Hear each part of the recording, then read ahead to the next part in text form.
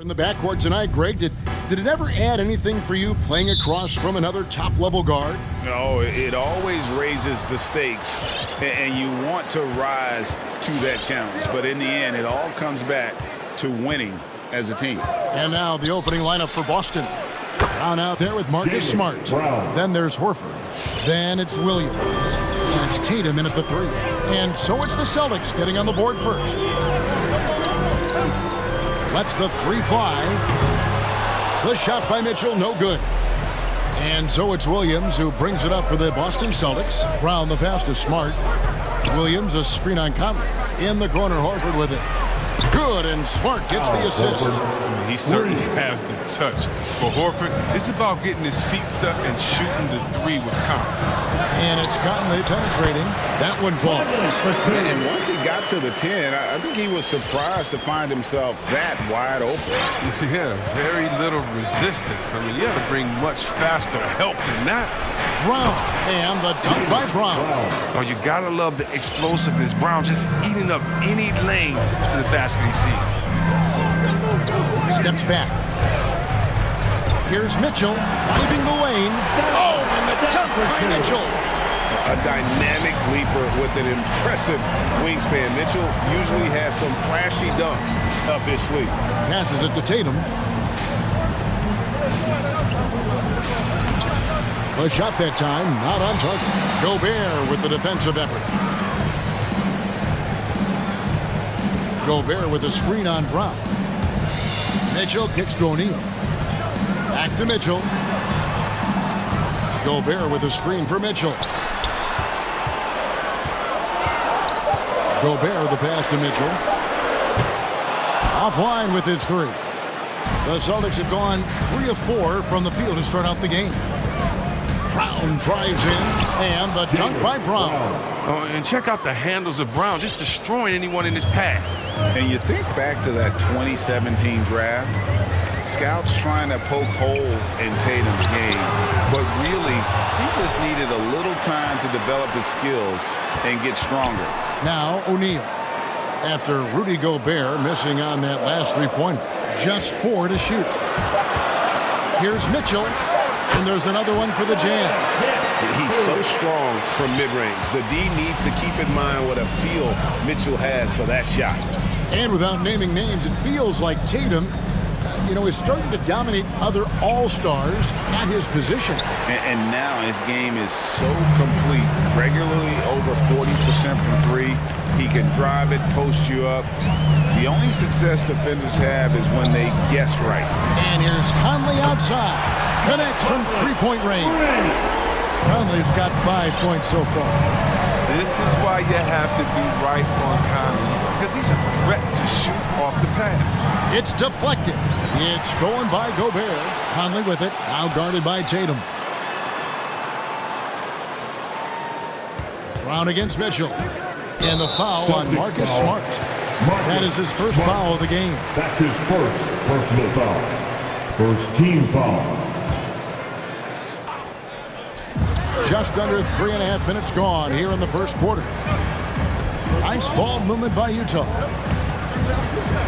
Shot clock at 6. Here's Gay. You love the heart that Brown plays with on D, always doing his best to catch. Now, with all the intensity he plays with, boxing him out is a chore. A tough one. Now, here's Brown. He's got 6. There's the pass to Tatum, looking to end the run, and he's good on the three ball. And that's exactly what he's looking for, draining the triple. Gobert with a screen on Smart. Celtics foul.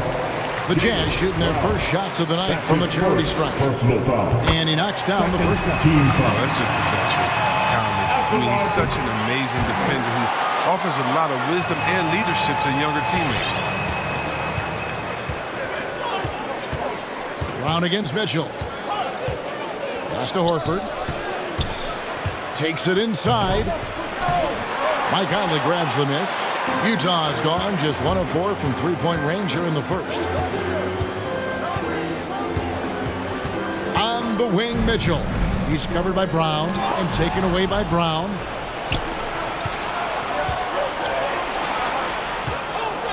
Pass to Smart. Back to Brown. Outside, Smart. Got a piece of it. And so it's Conley bringing up the ball for the Jazz. In the corner, O'Neal with it. Gobert with the screen on Williams. O'Neal from long range. Horford with the rebound. Williams for three. And the last shot before the buzzer is off. At the end of one, a closely contested game so far. Jazz lead. Fans, your Jazz dancers. Fans, your Jazz dancers. And we hope you're enjoying the game. Both teams tonight keeping things pretty even so far on the scoreboard. And guys, what's your take on Utah so far? Well, when you control the glass, you control the second chance opportunities on both ends.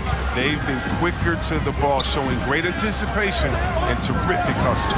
All fueled up and ready to go. Let's reset the lineups courtesy of Gatorade as the second quarter gets going. Taking a look at the Jazz.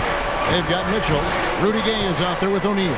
And it's Conley, and it's Gobert in at the 5 spot. It's good, and the Jazz lead is cut to just 1 point on the basket from Tatum.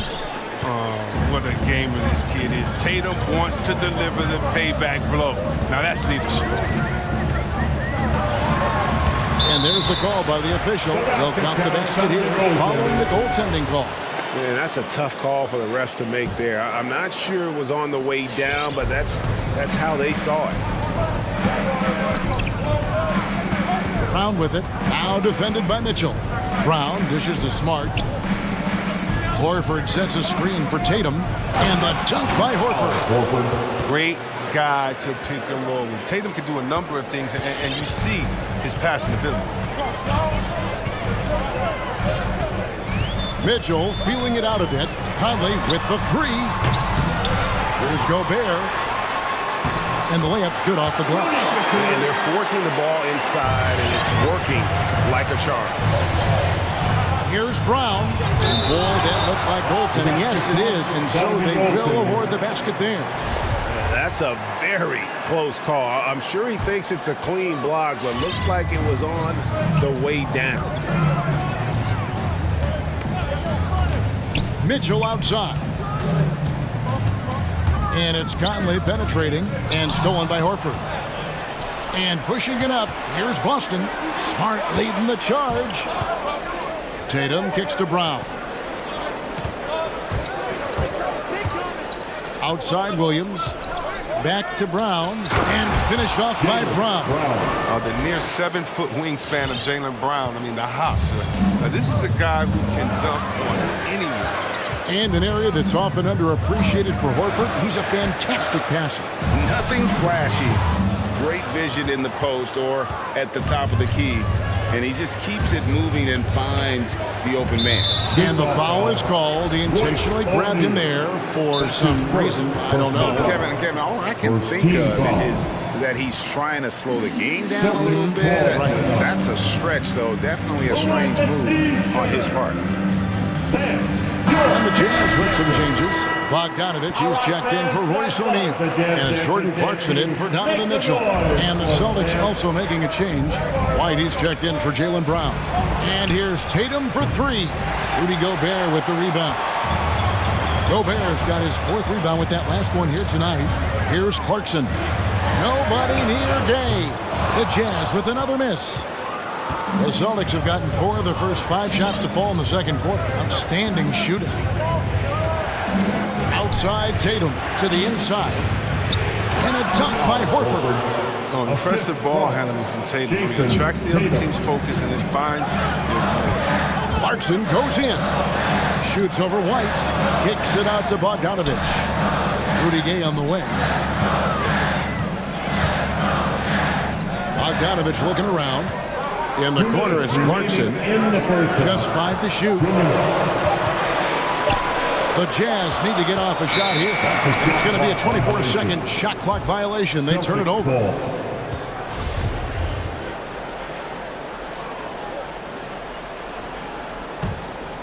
Boston leading by 3. Outside, White. Tatum with a screen on Clarkson. Here's White. Dishes it to Horford. Up and in for the basket. Number 4. That makes him 4 for 5 now. And so many teams looking to space the floor. Greg, how many non-shooters can you play and still have a good offense? Well, I think most teams go 4 out, meaning you got to have at least 4 guys that are a threat on the perimeter, keeping a vertical spacer at that dunker spot. But if your dunker can also shoot, man, that puts even more pressure on the defense. Now here's Horford. And the dunk by Horford. With a huge frame and outstanding wingspan, there's no surprise to see Horford throw it down. Clarkson gets to Conley. Traps in the tray. Conley's got 6 here in this quarter. He's got 6 points from beyond the arc in this quarter. I mean, for the game, he's got 9 points from deep.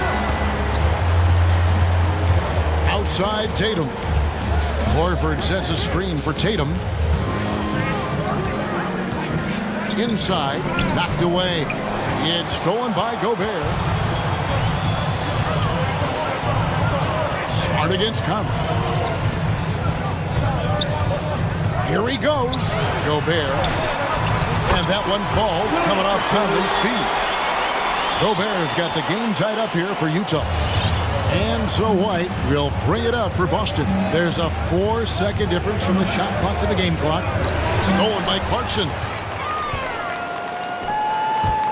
Conley into the lane, and you know that's going to be goaltending, guys, so that's a free basket right there. So close to getting the block there. You can live with those calls because you'd rather have a guy playing aggressive instead of playing it safe.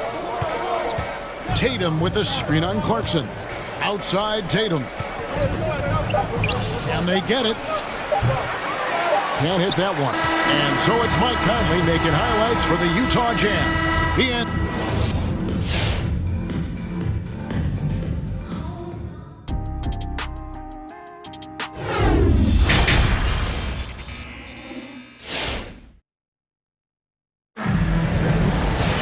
Second half of basketball upon us.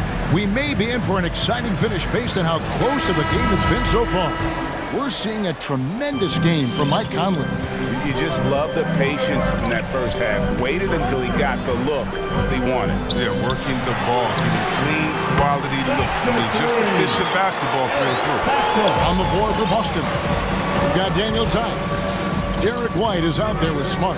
Then there's Jason Tatum, and it's Williams at the 5 down low.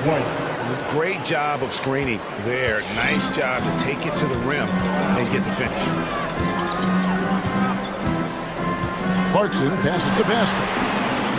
Kept alive. Here's Whiteside, and the layup falls. Whiteside's got the lead up to 5 now for Utah. And they haven't been able to turn it into a big lead, but their rebounding advantage is starting to add up. White the pass to Williams.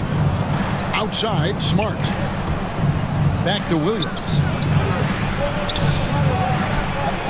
Hits the layup after the sweet pump fake to freeze the D. Williams has got his first bucket in this one. Jazz leading by 3. Whiteside a screen on White. Here's Clarkson. Here's Whiteside. What a terrific move that was. Whiteside's got 4 points now in the quarter. And that meant the Whiteside really coming into play. I mean, that's a good look for him. White against Pascal. And White kicks to Tatum. Nailed from three-point land. Tatum's got his 3rd basket of the night. His offensive skill set is off the charts. He has more than a few ways to punish. Here's Clarkson. Here's Whiteside. And another shot. Williams with the block. The amazing thing about Williams, yeah, he can block shots inside, but he can also block shots out on the perimeter. His ability to play in space means he's more than just a rim protector. Doesn't care where you're shooting from. And here's Clarkson following the three-pointer by Derek White. Bogdanovich, no luck. That would have been a big 3 if he drained it, answering back for the triple at the other end. Tatum, that's for 2. This ball movement by Boston. Going inside. 5 to shoot. White the pass to Williams. Well-timed pass, and he goes straight to the bucket for the layup. Assist goes to And now a three-point Boston lead. Whiteside, a screen on White. Passes to Whiteside. And it's slammed in by Whiteside. This is the 7-foot difference from Whiteside. Able to reach up and go to work right over the defense. Williams, a screen on Clarkson. White the pass to Williams. And finished off by Williams. Oh, and he went for the two-hander on the slam, using Some urgency from him there. Sure. Here's Whiteside. Kicks it out to Bogdanovich. Whiteside sets the pick for Bogdanovich. Sinks the triple. Bogdanovich has got it all tied up now for the Jazz.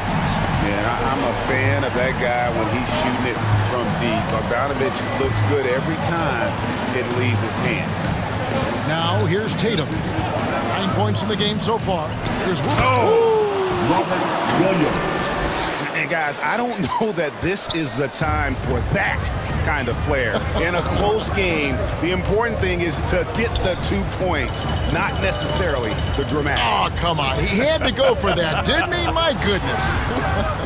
And stolen by Williams. Now here's Tatum. Defense right on him. And there's the pass to Tice. And a miss there on the triple. For Utah, they've gone even 5 of 10 on shot attempts in the third. Clarkson dishes to Whiteside. Pass to Pascal. There's 48 seconds left in the third quarter of the game. Shot clock at 5. Pascal with a screen on White. A shot by Clarkson, no good.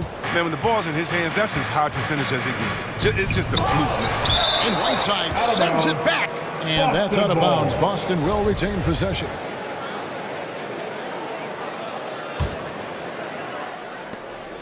There's 31 seconds left in the third quarter.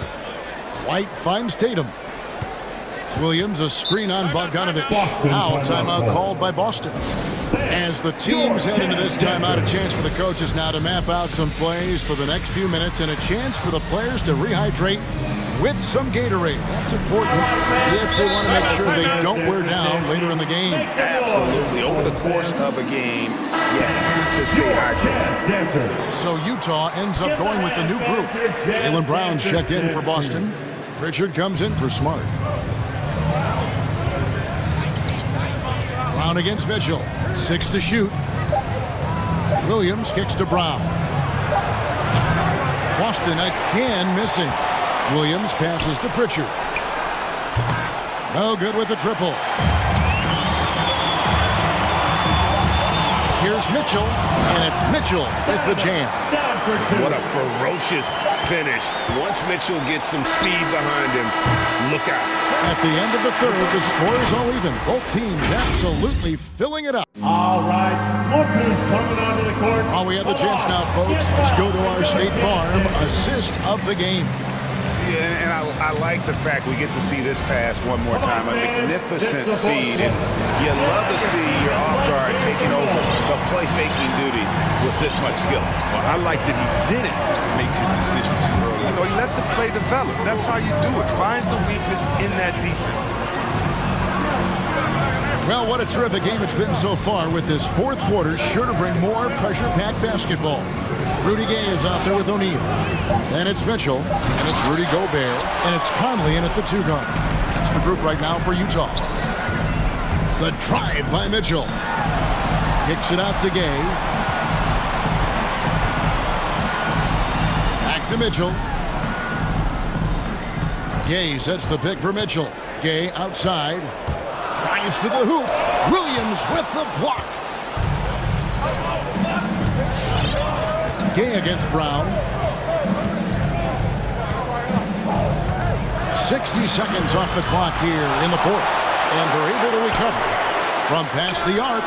And it's good. Assisting on the play was Williams. Brown's got the first field goal of the fourth quarter here for Boston. Mitchell against White. Conley scanning the floor. Gay outside. And taken away by Brown. White down low. O'Neal's there. Right the pass to Williams. Outside, White. Driving in. Gobert with the block. And that's why you want Gobert on the floor. He's as good defensively as any big you will ever see. Mitchell outside. Oh, and the dunk by Mitchell. And I think Mitchell's focus increases when it's clutch time. The bigger the moment, the better he is. And a new group in for the Celtics. Al Horford is checked in for Robert Williams. Williams comes in for Daniel Tice. Tatum, he's checked in for Pritchard. And Marcus Smart is subbed in for White. And we've got an update here, so let's catch up with David Aldridge. Thank you, Kevin. During the last break, got to listen in on Ime Udoka's huddle with his team. He wants them to maintain their balanced attack, and he told them they're doing a great job of finding space out on the perimeter, which has led to all those good shots. He likes the rhythm and the flow of this offense and just told them, keep shooting it with confidence. Kevin? Thanks so much, David. Outside Tatum. Back to Brown. Good, and it's Tatum picking up the assist. Tatum's got 6 assists here tonight. And guys, let's get your take on the hustle stats for Boston. They played a heads-up brand of basketball this entire game, and they got the skill to prove it. And also, I've been extremely impressed with their interior D. Their rim protection has been as good as it gets. Brown outside.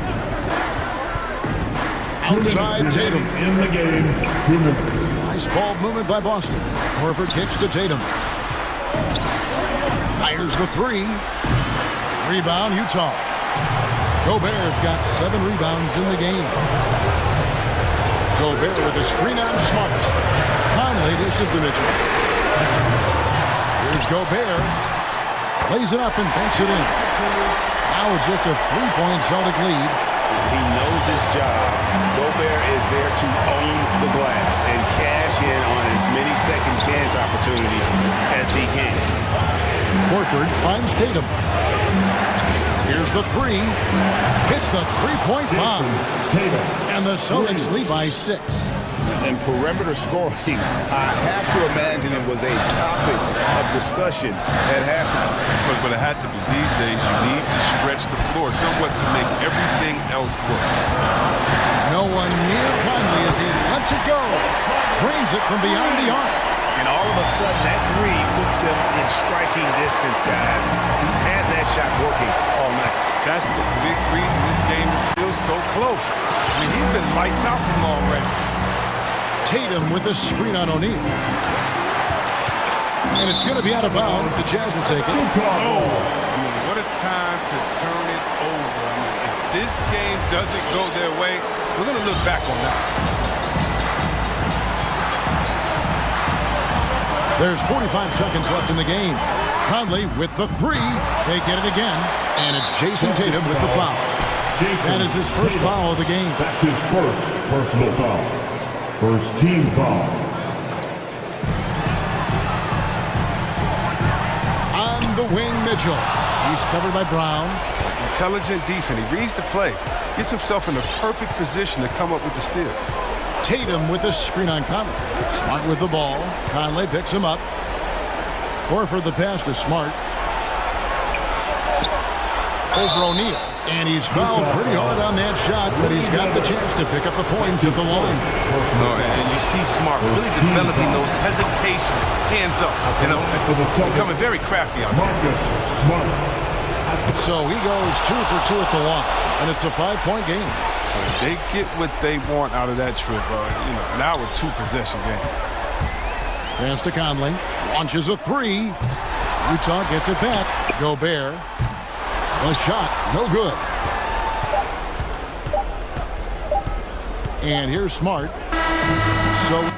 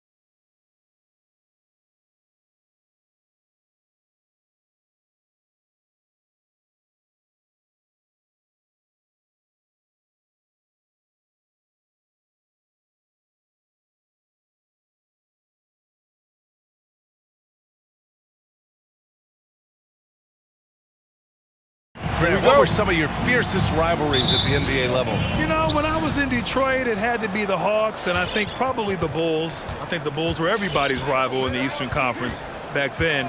And then, of course, in Phoenix, we had some real battles with the Lakers. All right, now the opening lineup for Phoenix. Paul and Booker, the talented backcourt. Crowder and Ayton, the bigs. And it's Bridges in at the 3, the small forward. Jackson gets the bucket. Anderson has great vision as a point forward. Exceptional court awareness. Ayton with a screen. It's Booker on the wing, pounded by Morant. Takes a 3. And Ayton gets it to go. You know, if Ayton continues to play with that kind of effort, possession by possession, he's a real tough cover. Clark with the screen. Here's Morant. Nice start for him, sinking his first shot. The defensive effort was lacking a bit, but hey, give him credit for finding a weakness there. Just really smart basketball and exploiting whatever holes that he's seeing right now in the defensive squad. Some people don't give Chris Paul enough credit for his outstanding shooting, but he can knock it down. You can't give him any room.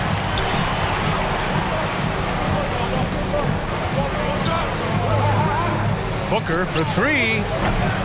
And Morant clears the board. Crafty move. And he lays it in.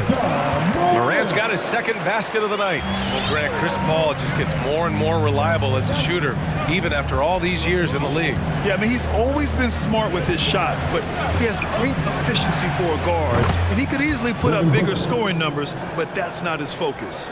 He's consistent from out there, especially when you give him that kind of room. And it's Morant off the drive. And then Morant with the dunk. The quick feed of Morant. He's so dangerous when he's cutting to the rim. The Suns have gone 2 for 5 to start today's game. Booker with it. Launches it. Another 3 for Phoenix. Starting to find his rhythm. He's cooking, and he knows it. Yeah, right now I don't see any let-up. I think he's going to just keep putting his foot on that gas pedal. I mean, just an agile move by Morant down low, working around the contact and getting it to go. Booker with a screen on Clark. Paul for 3. And a clear foul there as he shot the triple.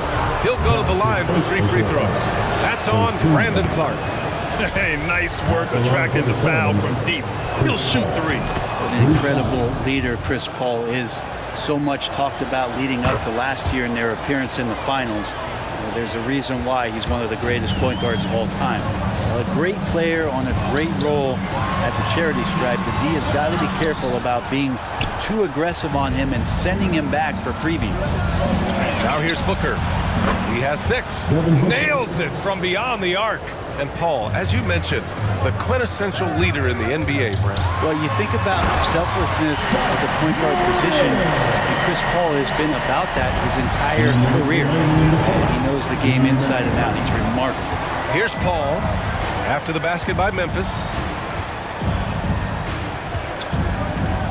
Over Clark. Pass to Ayton. Back to Paul. Nifty move. Oh, and Jackson with the block. The attention to detail on defense. Jackson reads shooters well and knows when to go for blocks. The Grizzlies have gone 6 of 7 and looking good. Here's Morant. Oh, and he got fouled on his way up. He'll head to the line to shoot 2. That's his first personal foul. Man, good whistle there. First team foul. And a moment now to quickly take a look at the offensive approach for the Suns. They definitely had a hot hand from three-point range to this point.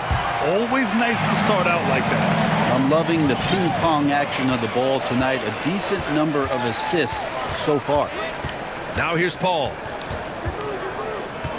Pass to Crowder. Uses the glass on the layup.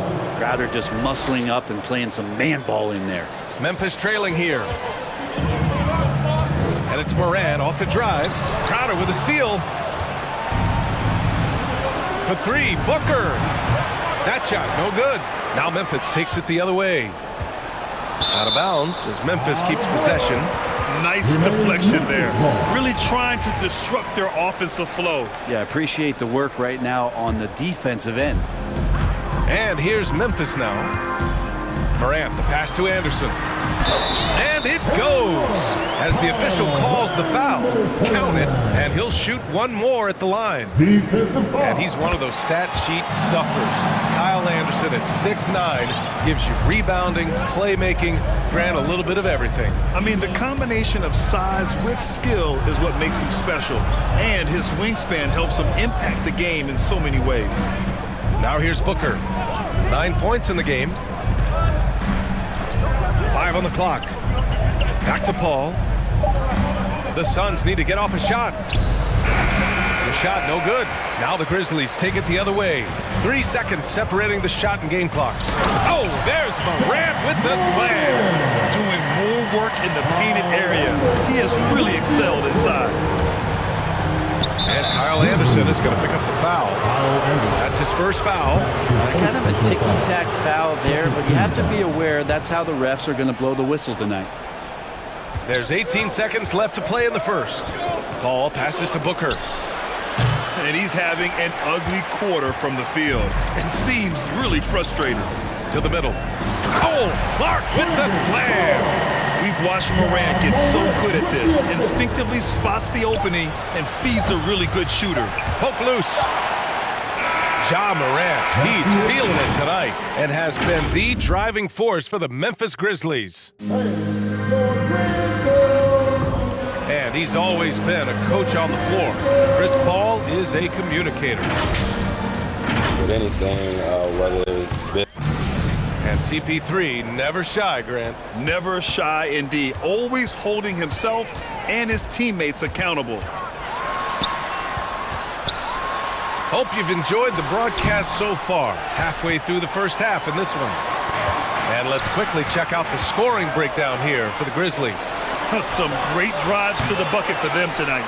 Another big aspect has to be the fast break and transition play, really looking to go up-tempo tonight. And so in the game for the Suns, Bridges and Crowder holding down the forward spots. Paul and Booker, the talented backcourt. And it's Ayton in at the center position, locking down the middle. Another triple for him. His 4th of the night after that monster first quarter where he hit 3 of them. Shot's good by Morant. Morant's got 16 points. They're finding ways to get the ball into the paint. 5 consecutive buckets. Paul for 3. It's rebounded by Memphis.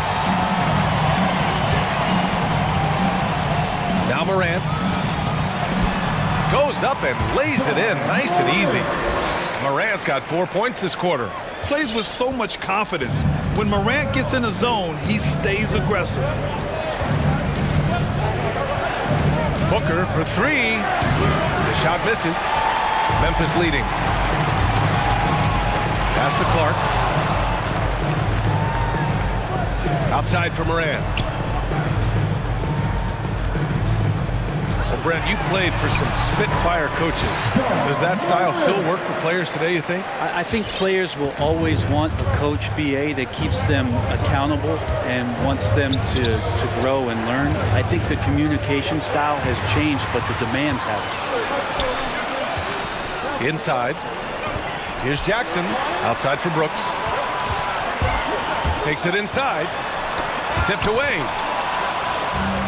Here we go, one-on-one. Booker for 3. Sinks the tray. 15 points in the game. Well, Booker's bringing some energy to this one. Always a threat to leak out and score in the open floor. Here's Morant. And he drains another one. He's now 10 of 11 from the field. That's 10 straight points they've given up in the painted area. Here's Paul. And there's the rejection. Their strong work ethic has been evident on the glass, really getting after it and being physical. And this kind of sick slam is just one of the reasons this team is in charge of this game right now, B.A. You know, there's an edge the way they play and a confidence they're not afraid to show. Outside Booker, 3-pointer. That shot off. Now the Grizzlies take it the other way. 2 minutes remaining in the first half. 2 minutes. Pass to Clark. Into the lane. Perfect night so far, 2 for 2. I really don't think there's any way to slow them down. They have the defense scrambling out there. Well, nothing that they're doing seems to be making an impact. And there are some nights where you just run out of options, whether it's by personnel or by tactic. Anderson against Crowder. Here's Morant. And then Morant with the dunk! Wow, that is awesome to see the small man challenge the big man. Sometimes when you jump, you can be taller than the big fella. Who wants a t-shirt? All right, look who's coming up to the court. Come on and get down from your Wednesday. So Memphis ends up going with a new group. And almost 4 minutes gone in the second quarter of play.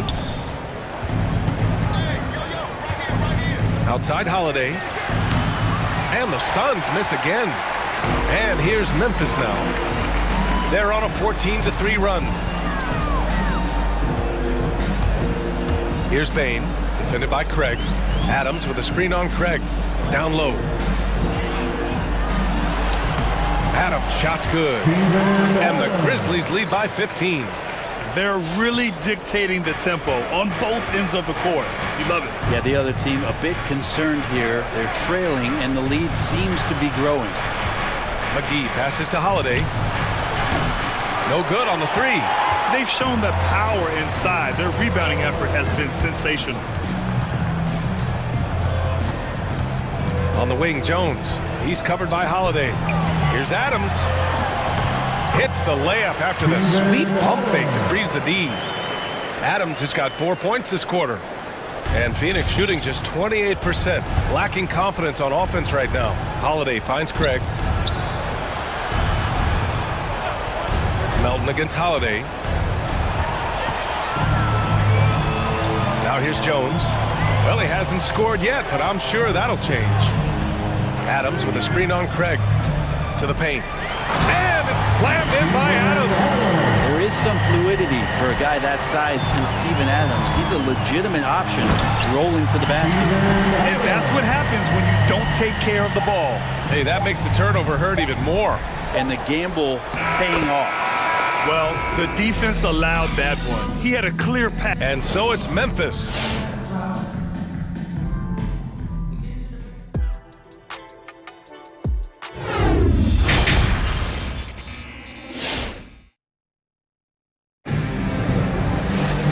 And with the second half upon us, we'll find out if this game becomes the rout that it's threatening to be. Oh, a fantastic game from Ja Morant in this one. Can they come up with an answer for him coming out of the half? They have to change something defensively. Yeah, just way too easy out there, and I'm sure coach is going to make that a priority at halftime. Tyus Jones is out there with DeAnthony Melton. Then it's Steven Adams. Then it's Desmond Bain. And it's Williams in at the 4. That's the lineup out there for the Grizzlies. And the basket by Bain. The assist numbers certainly stand out. They've really emphasized ball movement here today. Holiday from long range. Oh, it's stolen by Adams. To the inside. Williams passes to Melton. It's hauled in by the Suns. Not going to see that very often. The defense in the vicinity, but still, he's not one to blow layups. To the paint. Pass to McGee. Outside Johnson. Offline with a 3. From deep, Melton. And again, it's Memphis with a 3. Opportunistic basketball. Gets a great look at the 3 in transition. Outside Holiday. Craig with a screen on Williams. Knocked away. 6 to shoot. To the middle. Here's McGee. Oh, the swat by Adams. Well, the size of Steven Adams one thing, but persistence is another.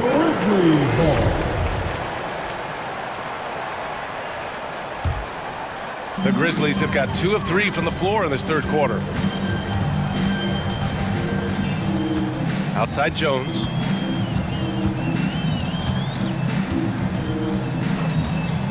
Let's go with a three.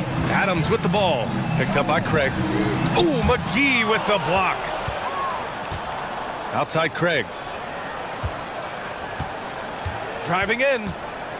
Back to McGee. Out to Craig. Pass to Shaman.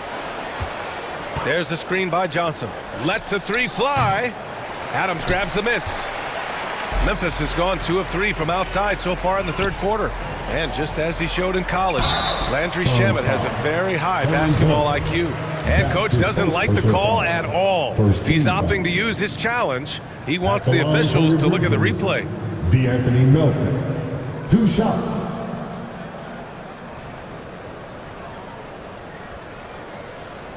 And even with the coach's challenge in place, we've seen so many of these personal foul calls still disputed even after.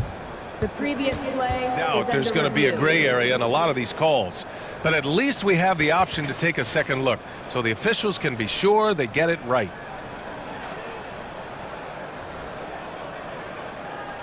The ruling on the floor is overturned. So they see clear evidence of a bad call, and they're going to overturn it. Probably the right decision. And give credit to the officials for recognizing the mistake and correcting it. Nobody likes to say they got it wrong, but they fixed it in a hurry. Back to Holiday. Lets it go from 14. Adams grabs the miss. Adams has got 4 rebounds now. And their physical dominance has been on display. A 10-rebound advantage is a good indicator of how this game is going. Rebounded by Johnson.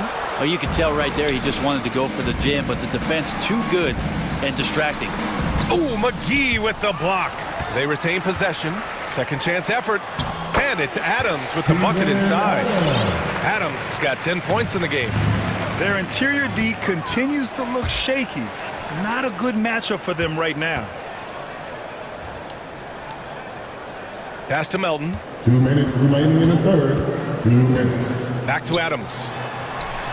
And the officials call goaltending, so they'll award the basket. I mean, he had the right idea, but his timing was just a little off, and it resulted in a goaltend. And it's a completely new group for the Suns. Booker against Melton. Ayton, a screen on Melton.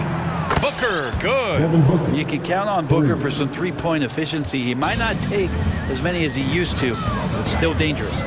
Pass to Bain.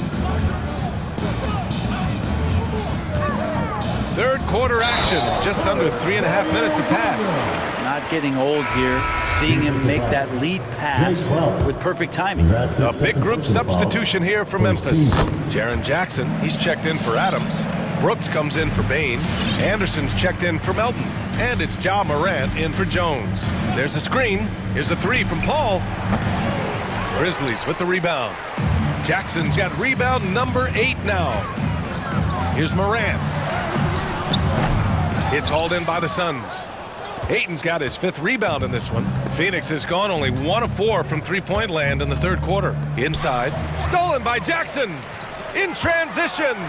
Three-pointer Brooks. And a great assist by Morant as that one goes. Morant's got 3 assists now in this one. And what's working here, each guy is willing to make the next pass. Crowder a screen on Morant. Booker for 3. The putback. Oh, he hangs in there and cashes in on the second chance points. And Crowder, one of those guys who's a protector both defensively, but also on the offensive rebound.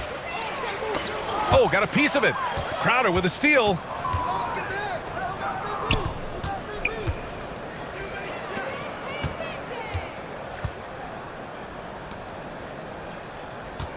Booker against Brooks. Outside Booker. The ball's knocked loose. Stolen by Anderson. Morant finds Jackson. Here's Booker. Offensive rebound. Ayton. Goes back up. Oh, and Jackson with the block. And 3 quarters of play in the books. This one's all but over already. Grizzlies out in front, delivering the blowout. And now we have a moment to reveal our State Farm assist of the game. And I'll tell you what, this was a no-brainer tonight. Take a look at the precision on this feed. Couldn't place it any better. Well, there's a way to break down the defense with the handle, but you can do it with the pass.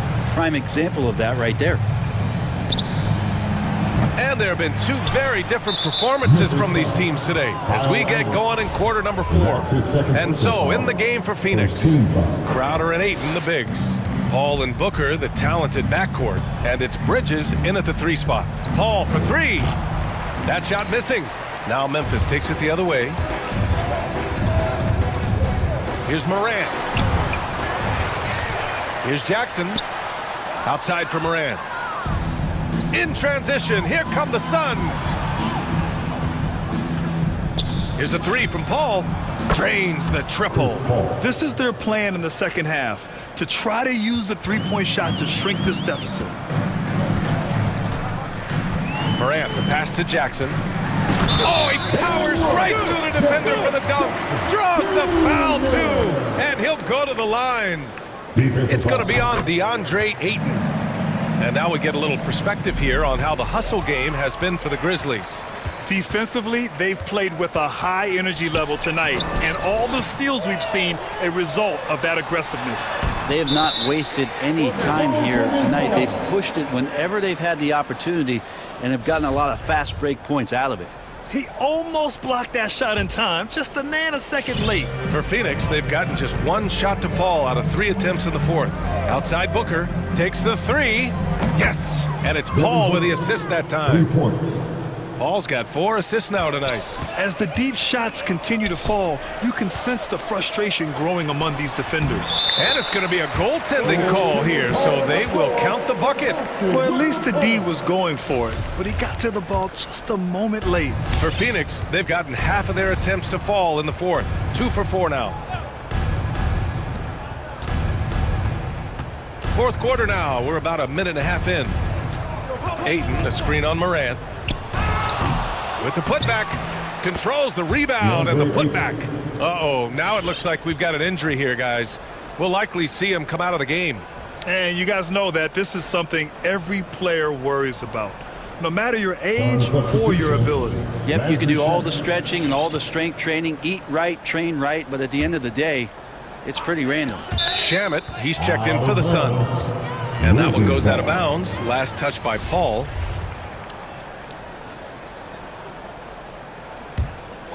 Here's Morant.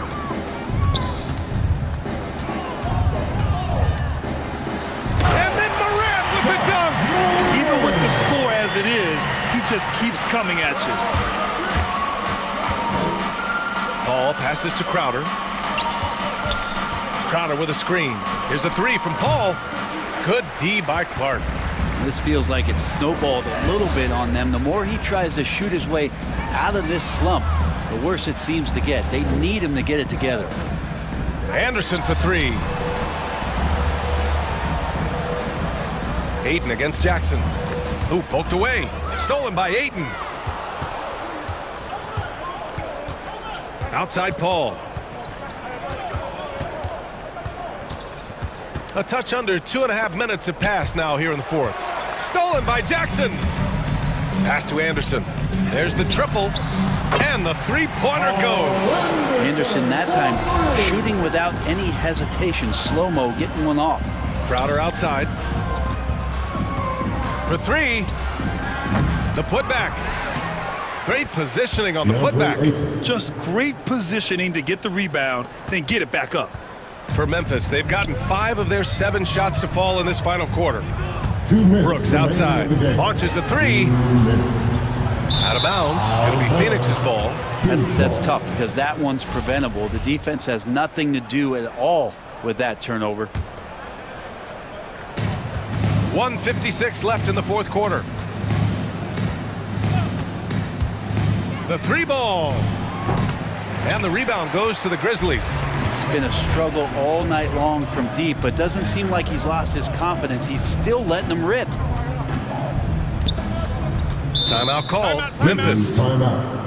They're ahead by 32. A minute 37 left in the final quarter. And now we present our New Balance Player of the Game, Ja Morant. And I'll tell you what, this was one easy pick for sure. From the start, he looked in total control for the entire game. It's incredible to see a player outperforming everyone else on the court. Hey, these fans love him so much, and when he gets it going, they respond. The crowd's energy fueled his performance. Bain, he's checked in for Memphis.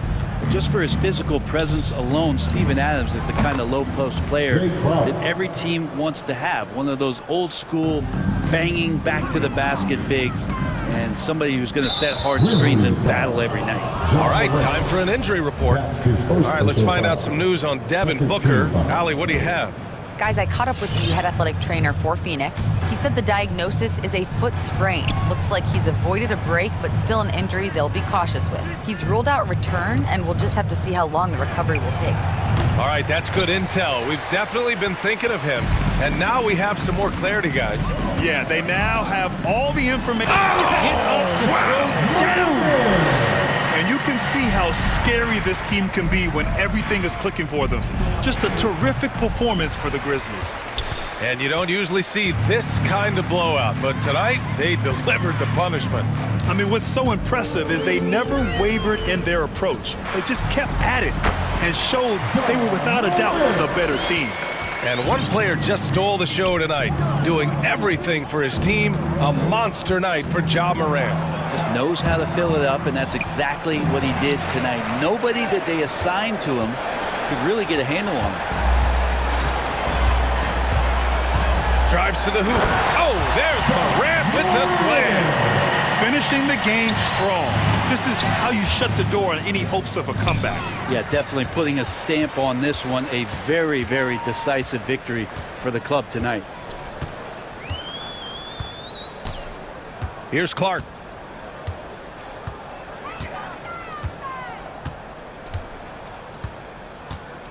Down to 5 on the shot clock. From deep. And they'll turn it over. Couldn't get the shot off. A shot clock violation.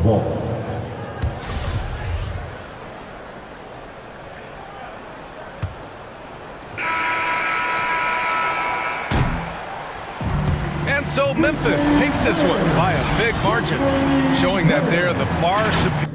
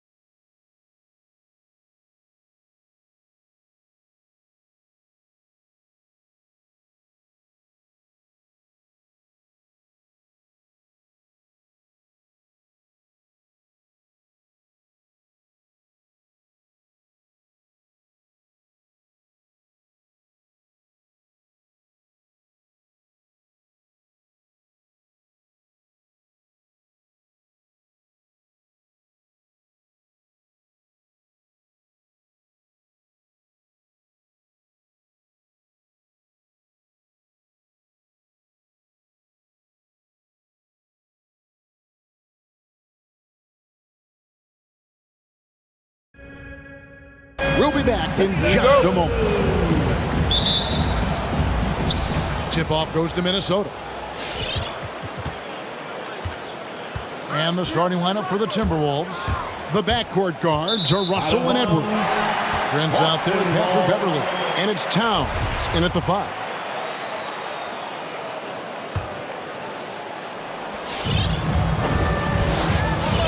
Now Brown. Stolen by Beverly.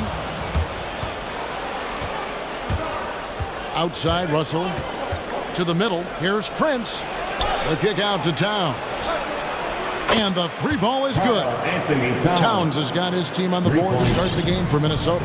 Well, this ability of Karl-Anthony Towns to knock down threes makes him even more dangerous on the post. He's got such a well-rounded offensive game. Now here's Tatum. And it's Russell with the rebound. And there's the foul. It's on Jaylen Brown. That is his first foul of the game. Personal foul. First team foul. And Doris, the last few years for Russell has seen a lot of turnover and change for that young man. And you know what? That can really slow down a player on the court more than you think. Last handful of years, Russell has changed teams and coaches several times, and yet he has still continued to be a factor on the floor. Well, it's just Patrick Beverly, despite the lack of size, competing on the glass and getting the putback. Tatum setting the pick for Brown, and there's the call on Patrick Beverly. That's his first foul. Personal foul. First team foul. And the Celtics with possession here. It's a 5-point game. Brown drives in. Brown jams it in. We've got to get this guy in the dunk contest. Jaylen Brown taking flight with that insane athleticism. Towns, the pass to Beverly. Timberwolves passing it around. Brown against Russell. Knocks it loose. It's stolen by Brown. Tatum on the wing. Takes a 3. The shot's good. Brown making the play. I think Brown demonstrating he's got a great understanding of the game. He keeps his head moving, his eyes open so he can spot the open man. Oh, here's Edwards. Towns, a screen on Brown. It's Russell with the drive. Off to a good start as he gets his first shot attempt. And giving up some inches inside, but makes up for it with an aggressive style. Well, he's attacking, he's forcing the issue. Well, this is the aspect of Tatum's game that is most improving, the ability to manipulate defenses and find an open teammate. And keeping us updated from the sideline, let's swing it over to David Aldridge. Thanks. I caught up with Chris Finch. We talked about which player was the biggest challenge tonight, and he quickly noted it was Jason Tatum. Coach said any clean look from outside and he'll drop it in. Mid-range, 3, it doesn't matter. Getting a hand in his face is a must-do for us. Tatum can't be allowed to slip away this time. Guys? Thank you, David. Brown against Beverly. Here's Tatum, and slam dunk by Tatum. Well, the incredible explosiveness, no fear from Jason Tatum. Ooh, lights out. And there's the foul. It's on Jaylen Brown. That's foul number 2 for him. That's already this guy's second foul now. He's either going to have to sit or play a bit more conservatively. There's the pick. A crossover. Here's Russell. Score the basket, his second of 2 attempts. Well, you like to see D'Angelo Russell work his way to the inside. Proves he has some touch in the paint. Brown with it. Guarded now by Prince. Outside Tatum. Latrey. Rebound Minnesota. 1:29 left to play in the first quarter. Edwards drives in. And he drops in the layup off the glass. Yeah, Anthony Edwards in the painted area is going to be a force. Size, strength, and hops. Look out. Tatum setting the pick for Brown. Passes it to Tatum.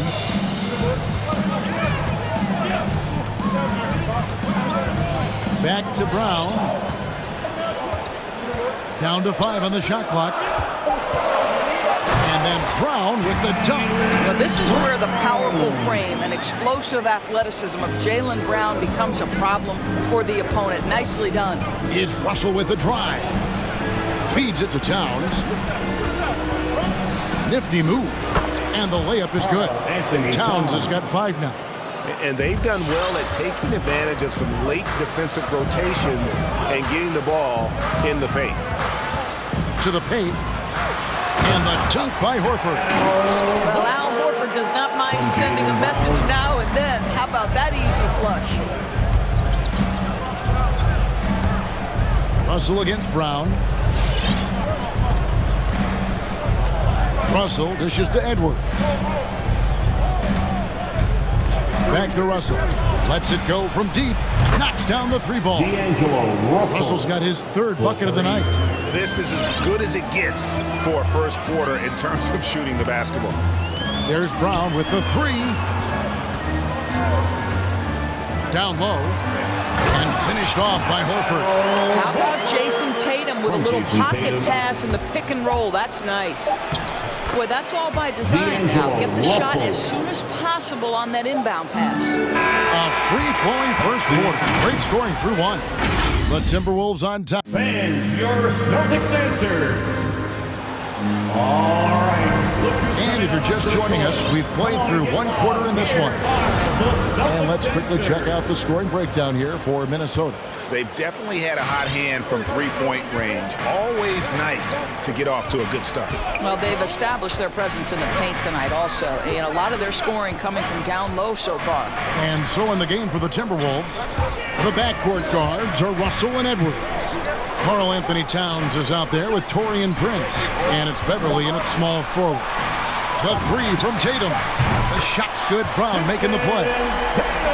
Brown's got 4 assists in the game. And competition is at the root of all sports. Certainly sometimes, things get chippy. As a player, Rick, how do you handle that aspect when emotions and physicality get going? Kevin, you're always taught to control your emotions, but easier said than done. And in reality, sometimes you have to man up. You have to let it be known that you're not going to accept things, and at the same time, you got to be smart. So the goal is to beat the other team, not literally. Brown the pass to Williams, and it's Williams throwing it down. But Jaylen Brown getting better and better in pick-and-roll situations. There's a real willingness to give up the basketball. It's Russell with the drive. Good for the 5th time in 5 shots. He remains perfect. I mean, it's just fun to sit back and enjoy watching him operate. And that's what it looked like the D was doing as well. They're just sitting back and watching. Tatum wide open, he fires one, and it's Boston with another. Boy, it's so clear that Jason Tatum is comfortable shooting from just about anywhere. Here's Edwards, and he elevates for the slam dunk. Jason Tatum did not like that one. Oh, give me a little sauce, Anthony Edwards. Rise high and finish over the defender. And Doris, we know that Anthony Edwards has given numerous head-turning quotes, but that's just who he is. That's right, one of the most candid players in the league. Caught some media off guard when he said he saw himself as a football player, but this guy's got big-time personality. Got him with the pump fake, but couldn't finish. Celtics trail by 6. Tatum down low, guarded by Prince. Horford no luck. Rare you'll see him miss such an open look. Russell against Smart. Edwards looking it over. Inside. Here's Beverly.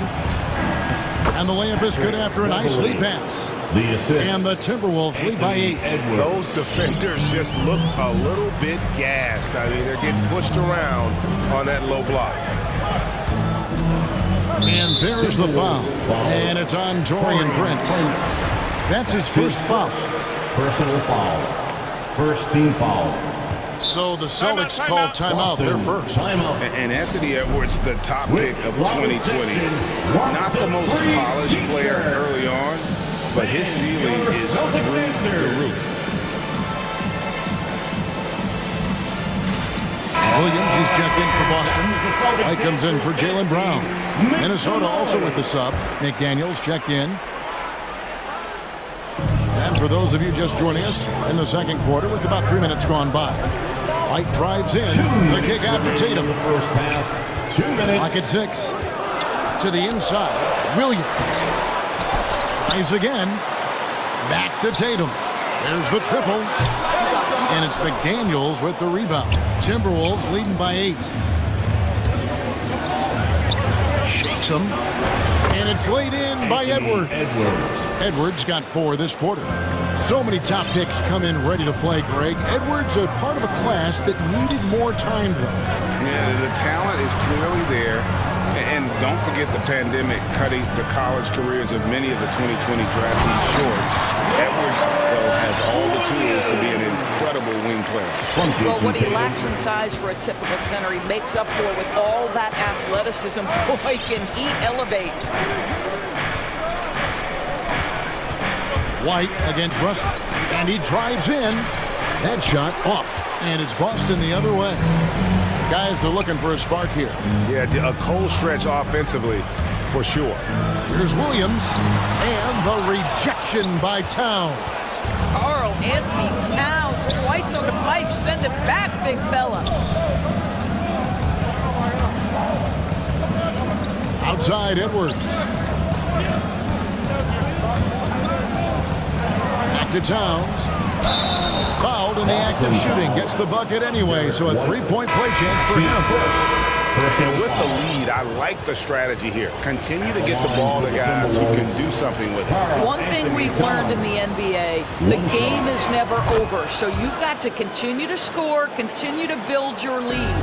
Minnesota making a switch here. Beasley's checked in. Well, Karl Anthony Towns has always had a burden on his shoulders offensively, and he has the skill set to be able to handle it gracefully. Beverly dishes to Towns. That one is good. He's only missed 1 shot of his 6 taken on the floor. And now you see them starting to really work the ball inside. Outside Tatum takes the 3. Williams kicks to Tatum. Fires the 3. No good on the last second attempt there. Wow, Patrick Beverly just so willing to close that airspace and put it.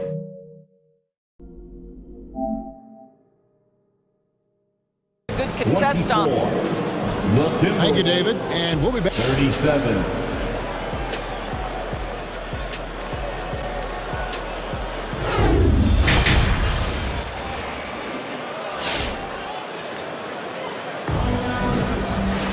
And with the second half upon us, we'll find out if this game becomes the route that it's threatening to be. And what can you say? Towns, an impressive effort here. He's been nothing short.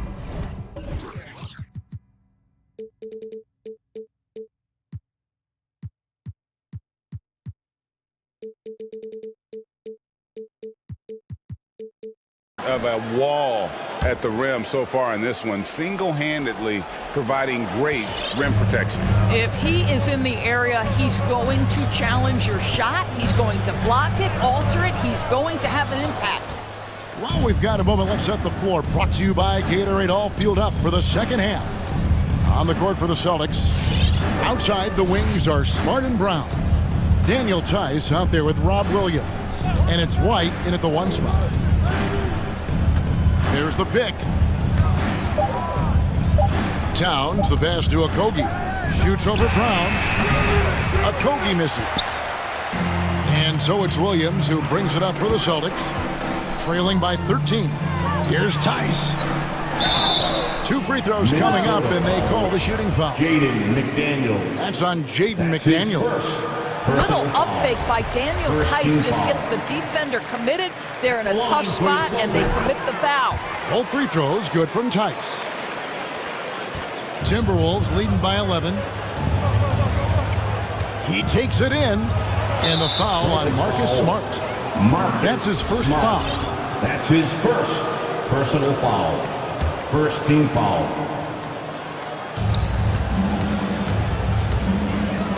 Here's Noel. White covering. Pass to Noel. 5 on the clock. With the drive, it's blocked. Always engaged on the defensive end. Daniel Tice with the excellent rejection. They get the rebound. The kick out to Brown. It's White on the wing. He feeds it to Williams. Second shot opportunity, and that's 2 points on the layup. Williams has got it back down to a single-digit deficit for Boston. Here's Noel. White covering, and the pass to McDaniels.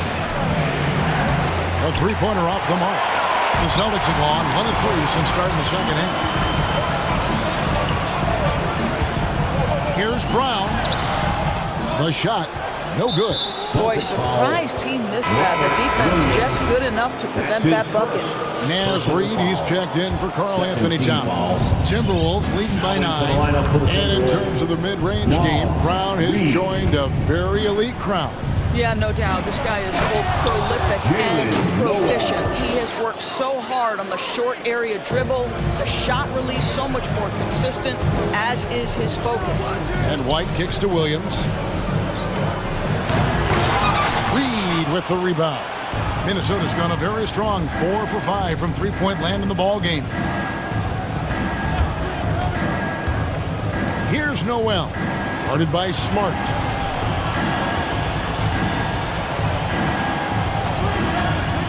And there's the drive. Noel passes to Reid, and the ball travels out of bounds. It was last touched by Smart. Jason Tatum, he's checked in for Boston. Jason Tatum. A little over 2.5 minutes off the clock in this final half of play. Reid gets the bucket. They're finding lanes to the hoop now with consistency. 5 buckets in a row from the paint. Here's White, and it's blocked. Boy, the raw athleticism and then the instincts of Josh Okogie to get up and send that shot back. Smart against Beasley. Celtics passing it around. Sweet move, and slam dunk by Tatum. And wait to finish and cut into that lead a little bit. Yeah, but look at the basket guy still shaking. Here's McDaniels. Here's Noel. White covering. So the Timberwolves called their first timeout. Timberwolves. All right, look who's coming on onto the court. Come on and get loud. Here are the Celtics dancers.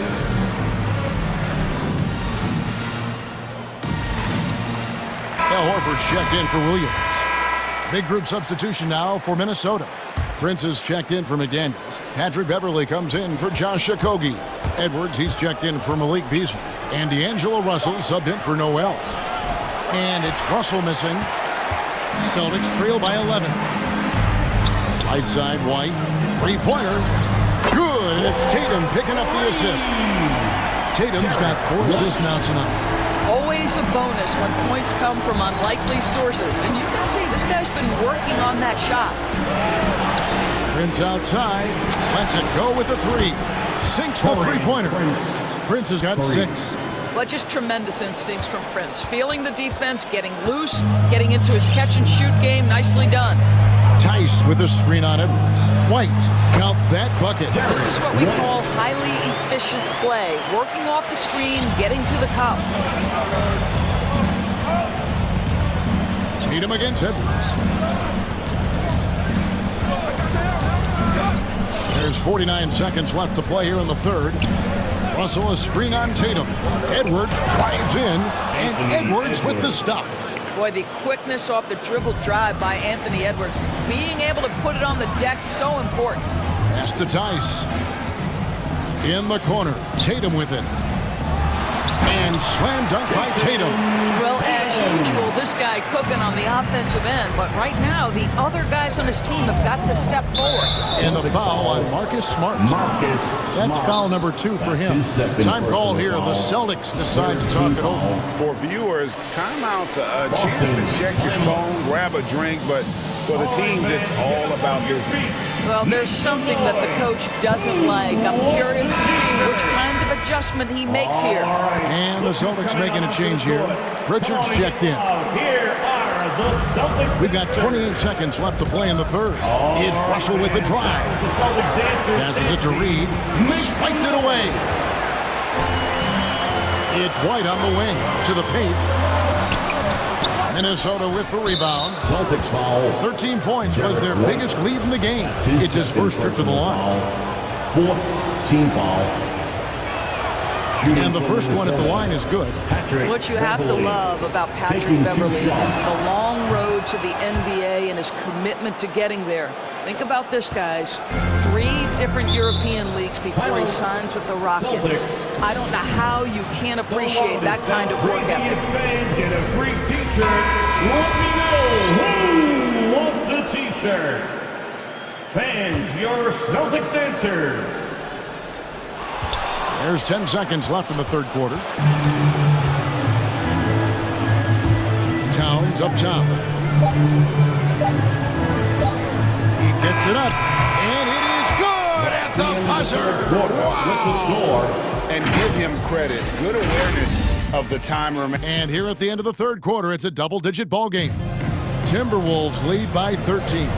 And time to step aside quickly, but we'll be back in no time with the start of the fourth quarter. And a worthy candidate tonight as we take a look at our State Farm assist of the game. And he sliced the D wide open with his speed. They had no chance to prevent that basket. Well, that's what a great pass will do, right? You'll love the unselfish play. And we reach the fourth quarter in a game that may be already out of hand. And so in the game for the Timberwolves, the backcourt guards are Russell and Edwards. Patrick Beverly out there with Prince, and it's Towns in at the pivot spot, manning the middle. And here's Brown. He'll bring it up for Boston. It's a 13-point game. Jacks up a 3. Gets it to go from beyond the arc. Brown's got the fourth quarter started here with a bucket for Boston. Russell with it. Outguarded by Smart. Russell against Smart. Russell a screen on Tatum. To the middle. Here's Beverly. Banked in off the glass. Patrick Beverly on the inside. Okay, we see you. Boston's gone 4 of 8 tonight from three-point land, shooting 50% on the 3-ball here. Brown dishes to Williams. And here's Tatum for 3. It's hauled in by Edwards. Minnesota leading by 12. And oh, here we go. Prince has got it. The fast break chance. Back to Towns. The shake. He lays it in.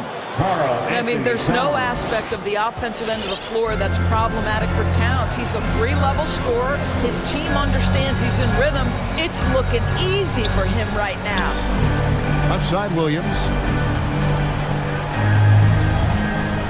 Prince against Tatum. And the call on the... And now, yep, this will be a coach's challenge. We thought that might happen, triggering a review of the personal foul. First team foul.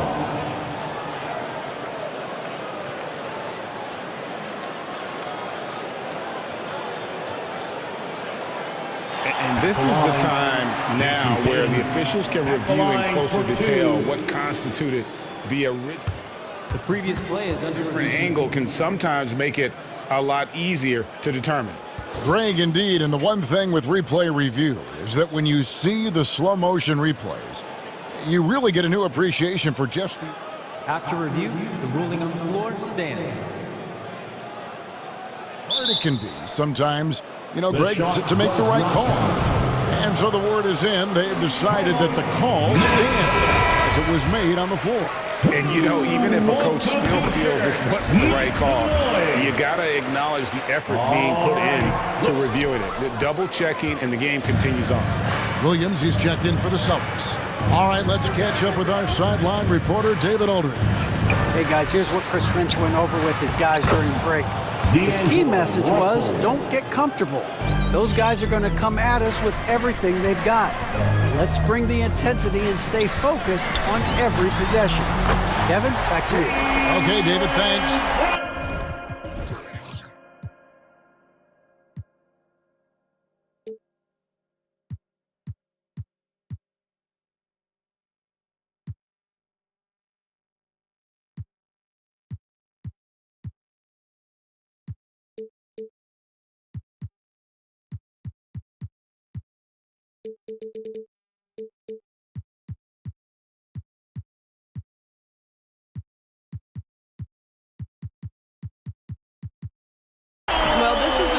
Jaylen Brown must make consistently. Nice seeing him start to look confident, stroking it from deep.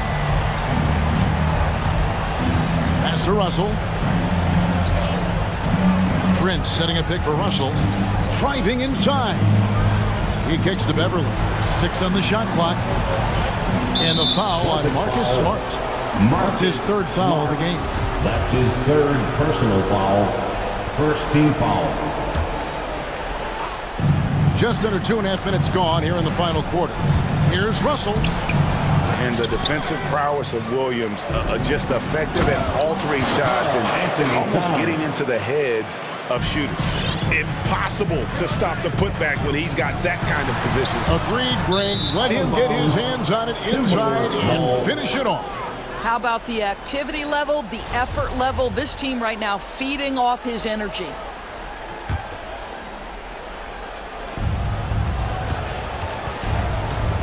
Russell against Brown. Outside Russell. He dishes it to Beverly. Into the lane. Back to Russell. And the foul on Marcus Smart. That's his fourth foul of the contest. That's his fourth personal foul. Second team foul. Third minute of action now gone here in the fourth. And Russell gets it to go. What pretty vision right there by Patrick Beverly. Wow. Celtics trail by 16. Brown kicks to Tatum.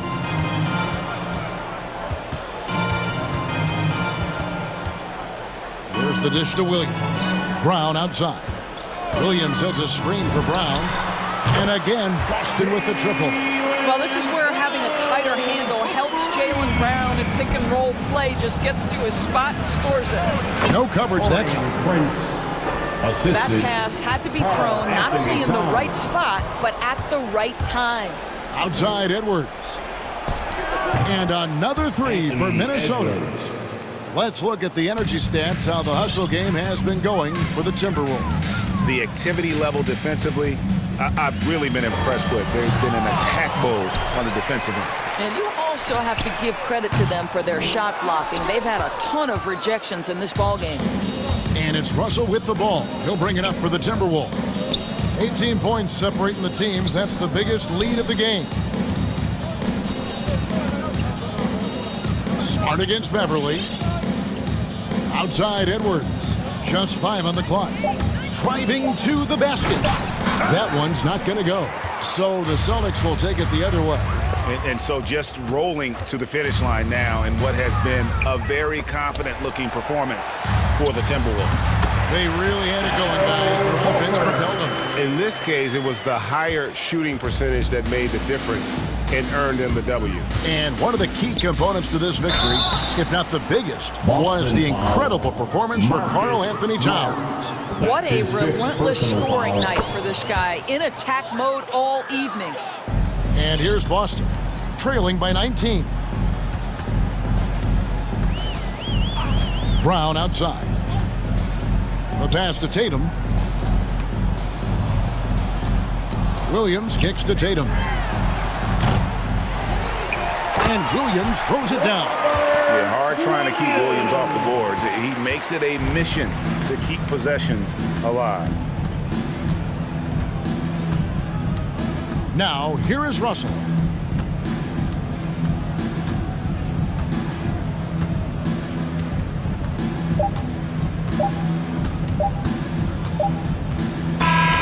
So it's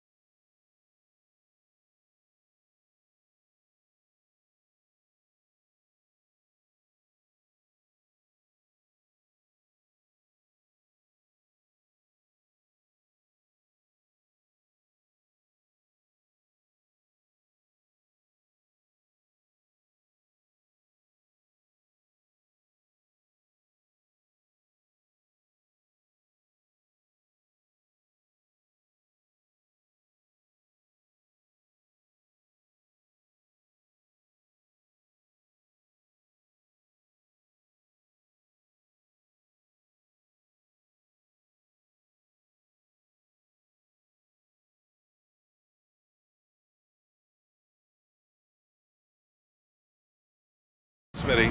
How do you think the center position has evolved over the last decade? I think shooting by the bigs being able to shoot to three, and also them creating more space leads to better offense and more flow. So let's take a look at the starters for the Utah Jazz. Mitchell out there with Mike Conley. Then it's Royce O'Neal. Then there's Rudy Gay. And it's Gobert in at center. Now here's Paul. Pass to Booker. And there's the drive. Oh, and makes it with the kiss. A creative finisher. Love seeing Booker attack the rim and convert like this. Mitchell against Bridges. Yep, count it. Just taking it right to the rim, and no one was there to greet him. Wow, that's a defensive breakdown. Can't do that against good scores. Now here's Paul. Pass to Aiden. Bridges outside. And he lobs it up. Booker, the pass to Aiden. That one's good. Give the assist to Booker. High offensive IQ. He makes great reads and adjustments on the fly. Out of bounds. It'll go to the Suns.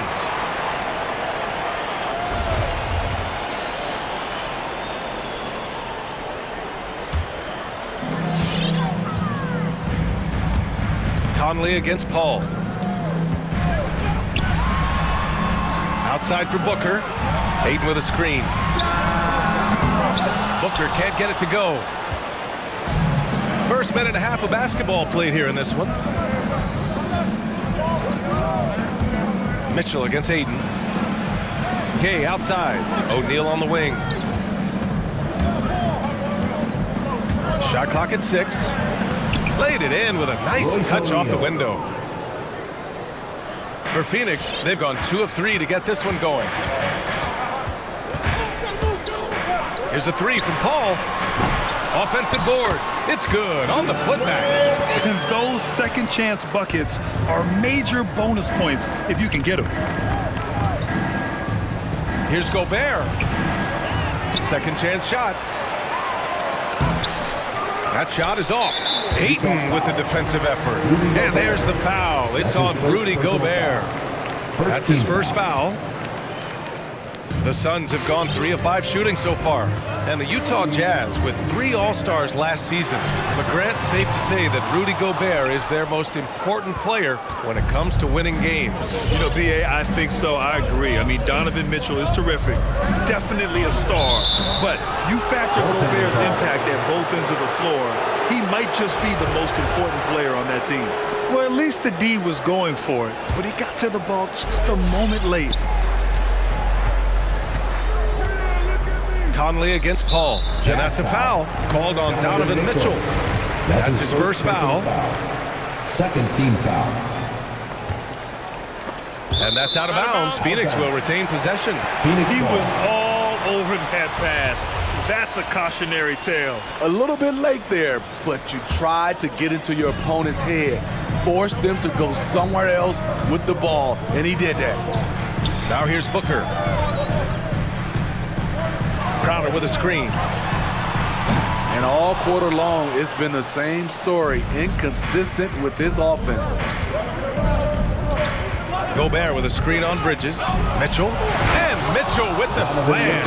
I like that Donovan Mitchell's not afraid to attack the rim. He finished strong. Paul drives in. Outside Booker. On the take. And Booker with the jam. Ooh, putting on a show for the fans. Going up for the graceful reverse. Oh, that had a little extra sauce on it, Grant. For 3, O'Neal. He buries it from 3. O'Neal's got 5 points. And that's what they want to do. Get him open looks early. Pass to Booker. It's good. The assist that time from Paul. And this is CP3's game. He's all about trying to get his teammates involved. Conley passes to Gobert. Stolen by Bridges. Outside Paul. 1:05 left in the first quarter of the game. Nope, another miss. 0 for 2 to start the game.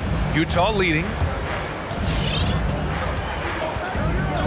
Now here's Mitchell. And Mikal Bridges picks up the foul. That's his first foul of the game. Yeah, he tried to gain position, but couldn't quite get there.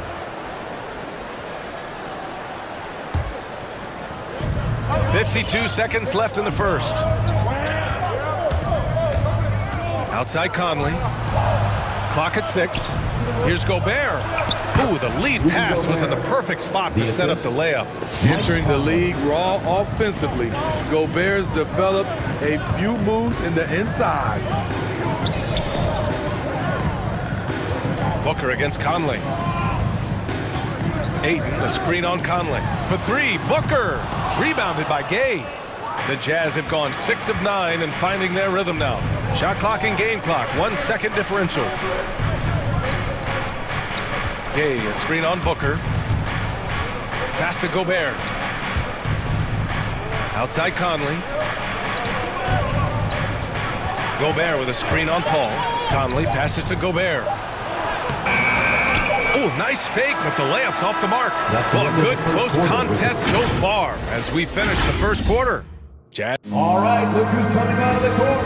Come on and get loud for your Suns dancers. And if you're just joining us, it's been a pretty even game through the first quarter. And from what we've seen from the Jazz, what's your take so far? Well, so far, they've got things rolling along nicely at the offensive end. This is exactly what you want to see if you're a coach. Your team starting fast and playing with confidence. Bridges and Crowder holding down the forward spots. Paul and Booker, the talented backcourt. And it's Ayton in at the center position. So that's the lineup on the floor for the Suns. Now here's Conley. Back to O'Neal. Gobert with a screen on Booker. Ayton against Mitchell. Gobert passes to Mitchell. Oh, and again, it's the Jazz from deep. Terrific job in the screen and roll. Mitchell creates, whether it be for others or for himself. Here's a 3 from Paul. Drops in the 3. Paul's got his first 3 points of the game. Exchanging buckets from downtown. That's been a staple of tonight's game. Hey, players love competition, and the fans love it as well. Now here's Gay. Boy, he's been patient so far. Nothing yet on the scoreboard. Conley goes in. The reverse. And it's good on the layup. Well, this is where Conley operates best naturally. In the paint, creating for others or himself. Mitchell against Bridges. Pass to Gay. Fires from deep. That one's good. Mitchell making the play. And taking a look at this first half, they've just shown better shot selection. What they have done is ran their plays all the way through until they get something they like. You had the chance to play under some terrific coaches, Smitty. How influential is good coaching on a team's success? They really go hand in hand, B.A. The coach sets the tone for the whole team, and strong leadership leads to strong play out on the floor and likely a lot of wins. The Suns trailing. Outside Paul. Up top Booker.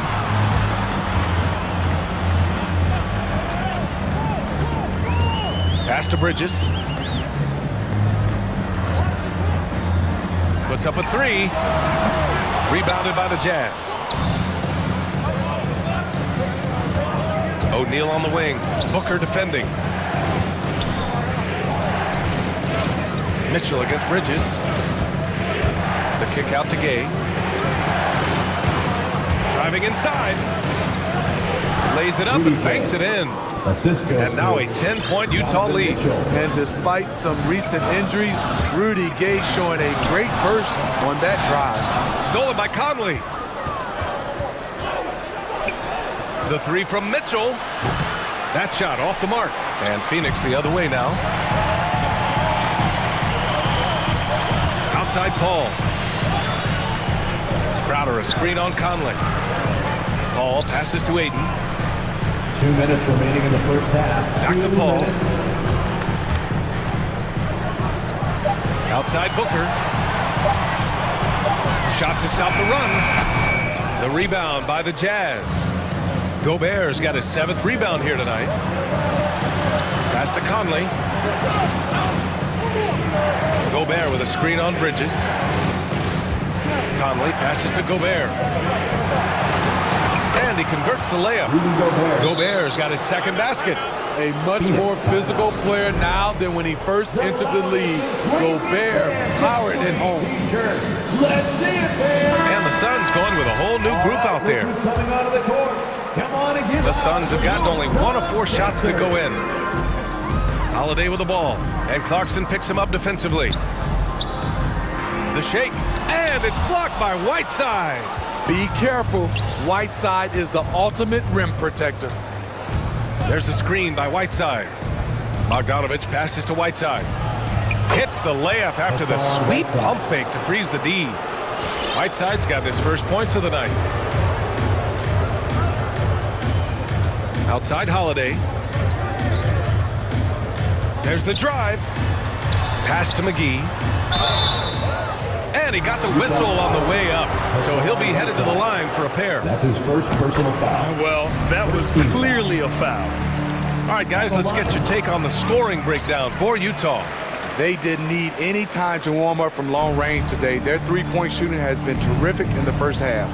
They're showing some muscle here in the first half as well and getting a lot of their points in the paint. Now here's Bogdanovich. That one's good for 2. Bogdanovich has got his first points in this one. Easy look when the defender isn't fighting over the screen. Reason why it takes extra energy to do it. You have to trust your defensive rotations, but it's worth it. Yeah, you never want to let shots at the rim go uncontested. That's his first. And he drops the first. 2nd team foul. That one falls, so he hits both of them. And they seem to have taken a more heads-on approach this quarter, and it's getting them to the free throw line. 8-second difference between the shot clock and game clock. They grab their own miss. Whiteside finds Bogdanovich. From outside the arc. Down low. Here's Whiteside. Hits the layup after the sweet pump fake to freeze the D. Whiteside's got 4 points this quarter. The D hasn't been quick enough to react to the ball inside. That's helped cause this run. Using his height and length there to prevent the second chance opportunity. And so we've reached the end of the first half of play. It's the Jazz.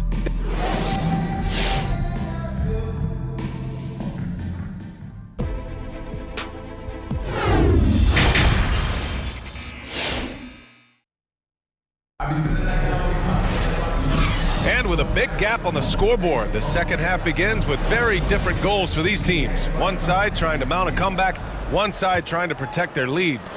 We've seen Donovan Mitchell really having a great game. The numbers say it all. He spent the first half playing efficient ball. And it's not like everything's been at the rim. There's been a number of jump shots along the way. Taking a look at the Jazz. Clarkson and Bogdanovich, the 2 and the 3. Eric Paschall is out there with Hassan Whiteside. And it's Alexander Walker in at the point. Now here's Clarkson. Well, he hasn't put up any points yet in this one. And it's Bogdanovich off the drive. And Whiteside with the bucket on the assist by Bogdanovich. And the Jazz lead by 13. He takes it in. Pass to McGee. Robbed. And the Jazz pushing it up now. Here's Clarkson. And that one's long. And for the Suns, they're shooting just 37% in the game. McGee, a screen on Bogdanovich. Shamet, no good. Utah has gone 3 of 5 from the perimeter in this game. Paschall, a screen on Holiday. Right side Paschall.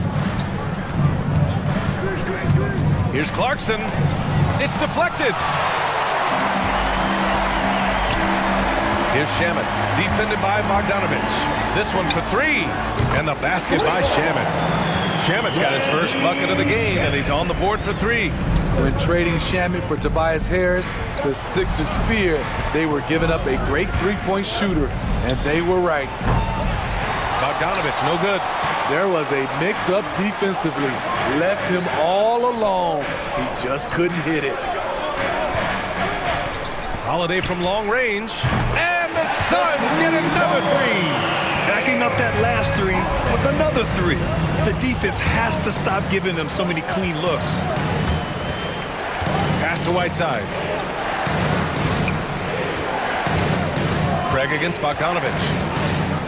There's the three. The shot off that time. The Suns go the other way with it. Here's Holiday. Rebounded by the Jazz. Whiteside's got his 4th rebound in this one. Bogdanovich down low. He's covered by Holiday. Now Whiteside. There's a screen by Whiteside. Oh, and there's the whistle on the shot. So 2 free throws for him coming up. That's his first personal foul. And that one falls for Clarkson. Shooting for Utah. And so Clarkson nails both of them. The Suns have gotten 3 of 6 shots to fall so far in the third.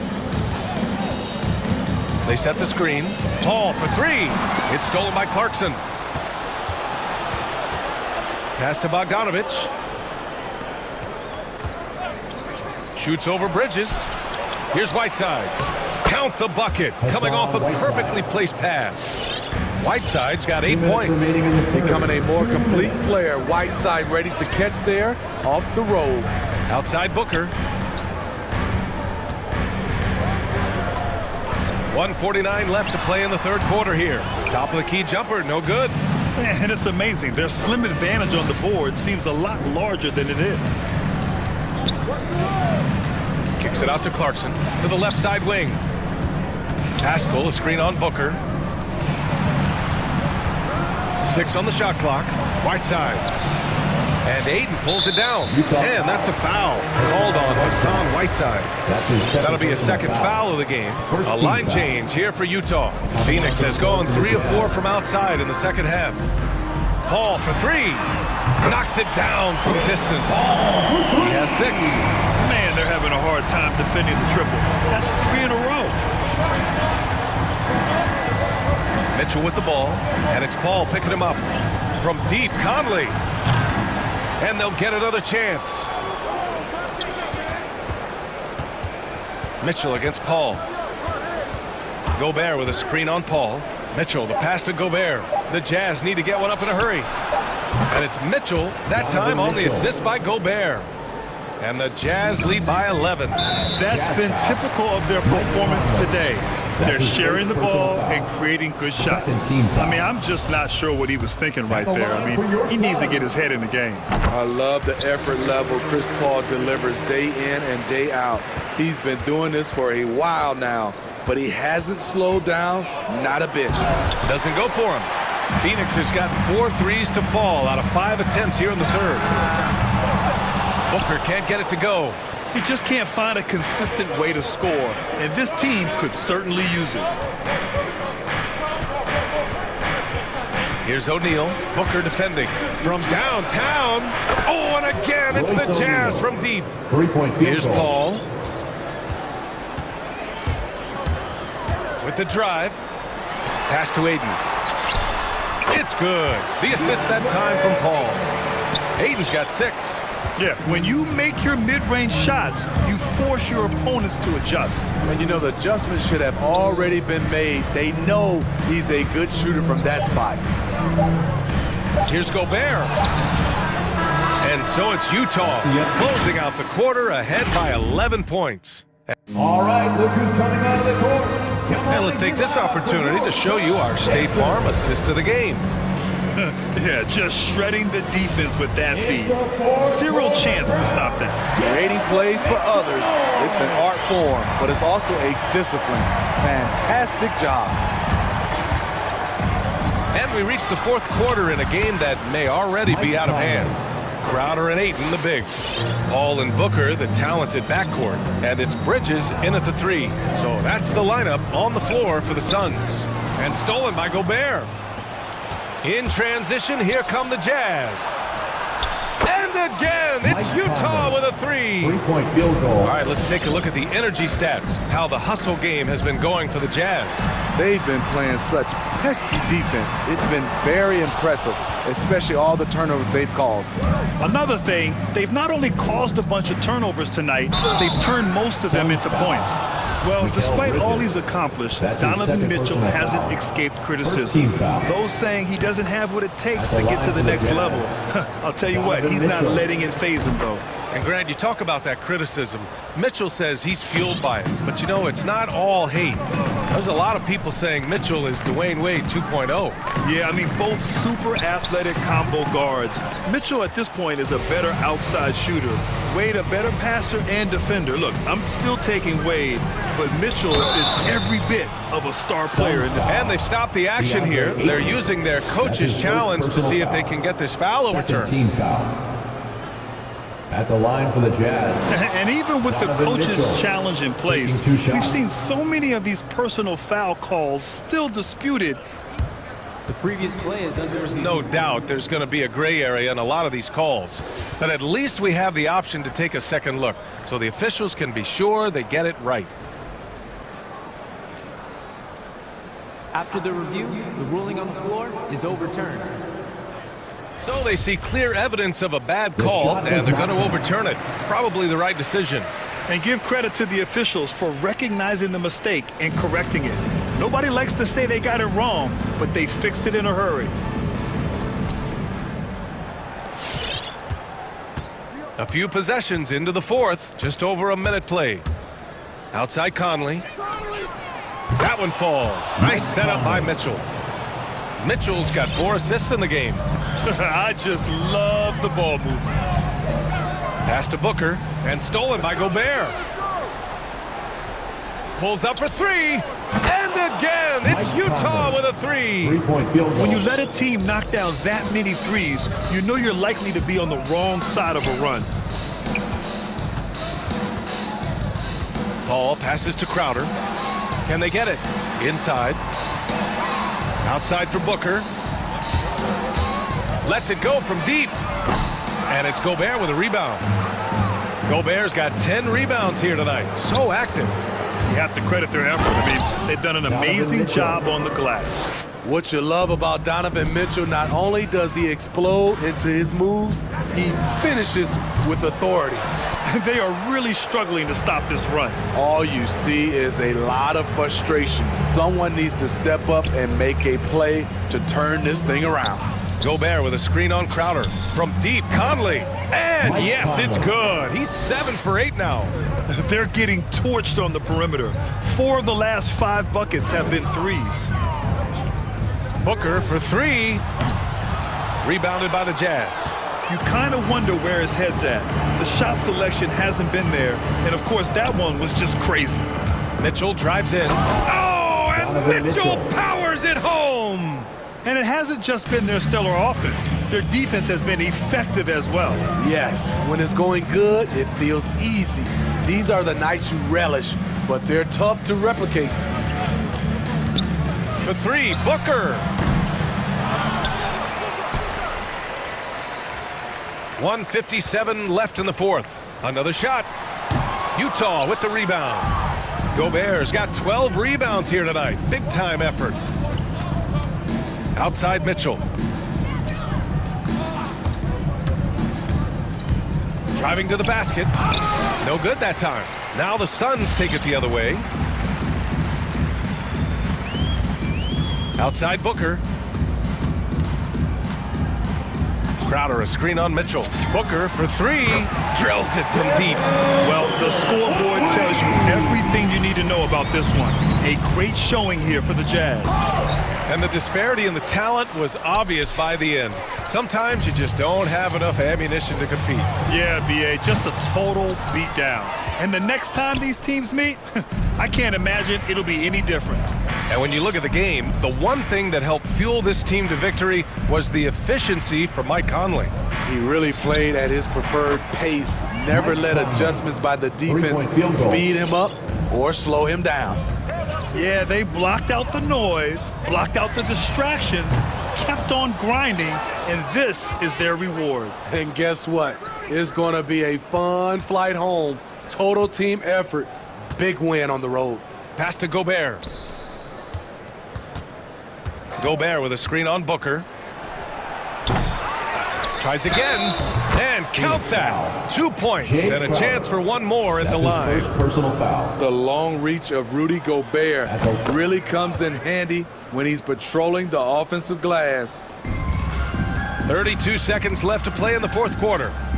For three, Booker. Booker missing again. And he just hasn't been able to get it going this period. And you've seen they've made numerous attempts to try to get him going. Shows how valuable he is to this offense. Bridges against Mitchell. Just 5 on the clock. From deep three-point range. No good on the shot. We all know he's a good shooter, but from that distance, I don't think so. You know, we're seeing players move further and further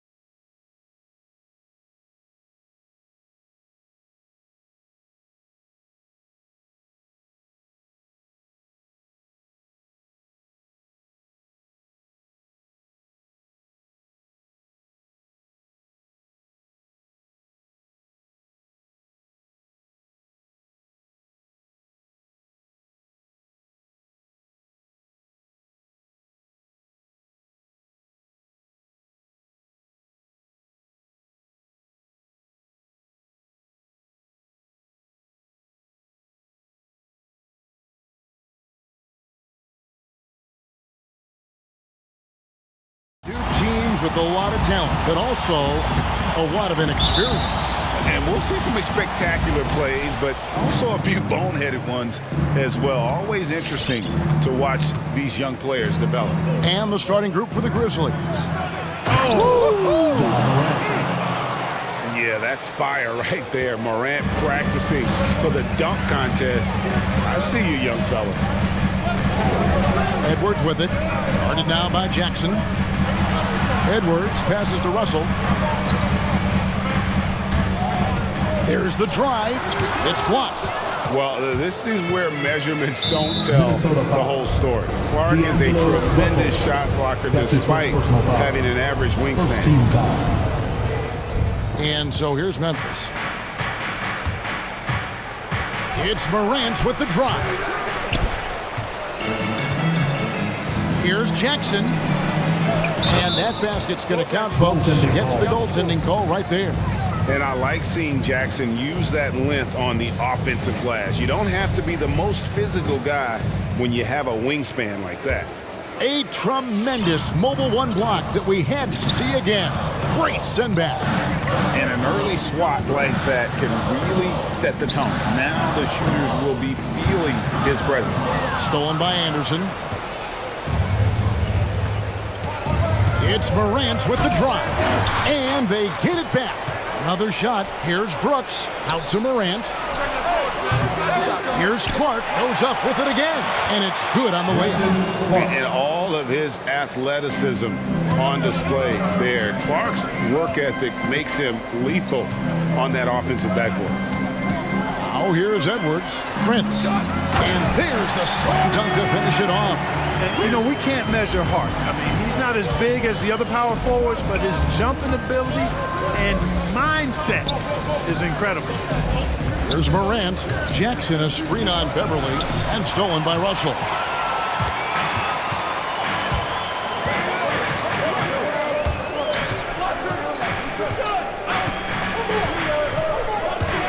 From downtown, they get it back.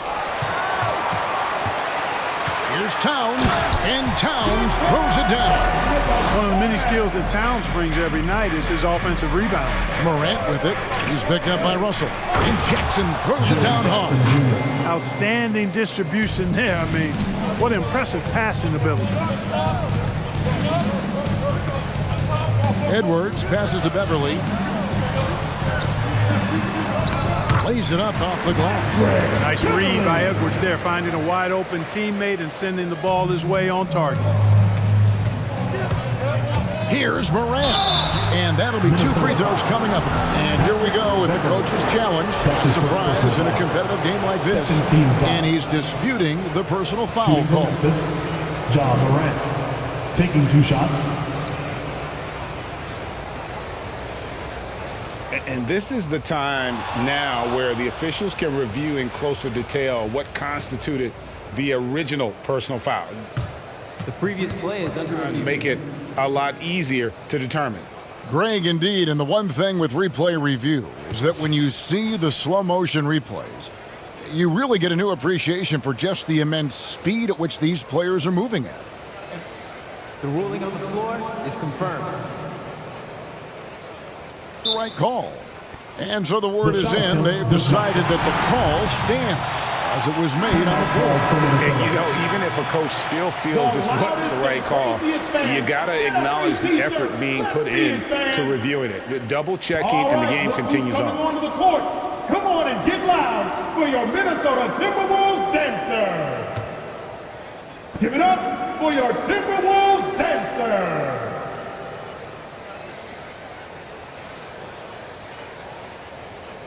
Take a break. Take a break. 2 shots.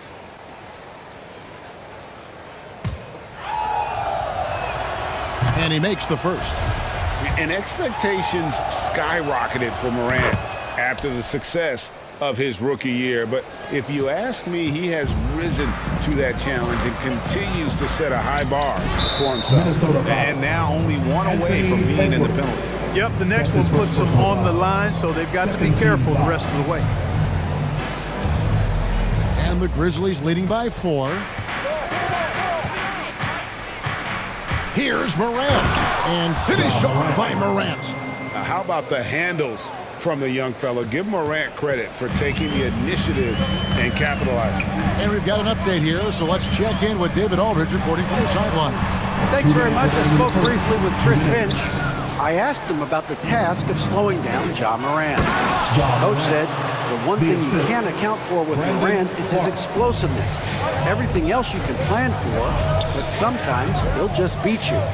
And Kevin, that's what they mean when they say, good defense, better offense. Back to you. Thank you, David. Now here's Morant. 8 points for him, and he gets the bucket. And this has been a great job of just getting into the middle of that defense and really scoring effectively from the paint. Here's Beverly. Takes it inside. Anderson with the block. And they get it back. Shot to stop the run. Here's Prince. Tough sequence there. They just couldn't get it to fall. And typically he has the touch to finish when he's in tight, but not sure on that possession. Clark sets a screen for Morant. It's stolen by Edwards. And the whistle blows. It's going to be on Ja Morant. That is his first foul of the game. First team foul. Timberwolves trail by 10. Some tough offensive sets. They want to turn it around. Yeah, right now you just need a bucket to get some momentum. And Russell gets it to go. Well, I think the more Russell looks to score from there, guys, the more dangerous he becomes. Morant with it. Guarded now by Prince. Puts the move on, and Jackson finishes inside. 6 points for Jaren Jackson. And they're passing the ball very crisply here.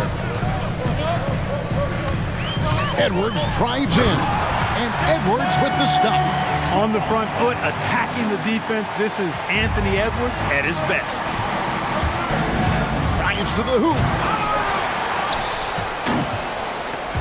And another turnover here by Memphis.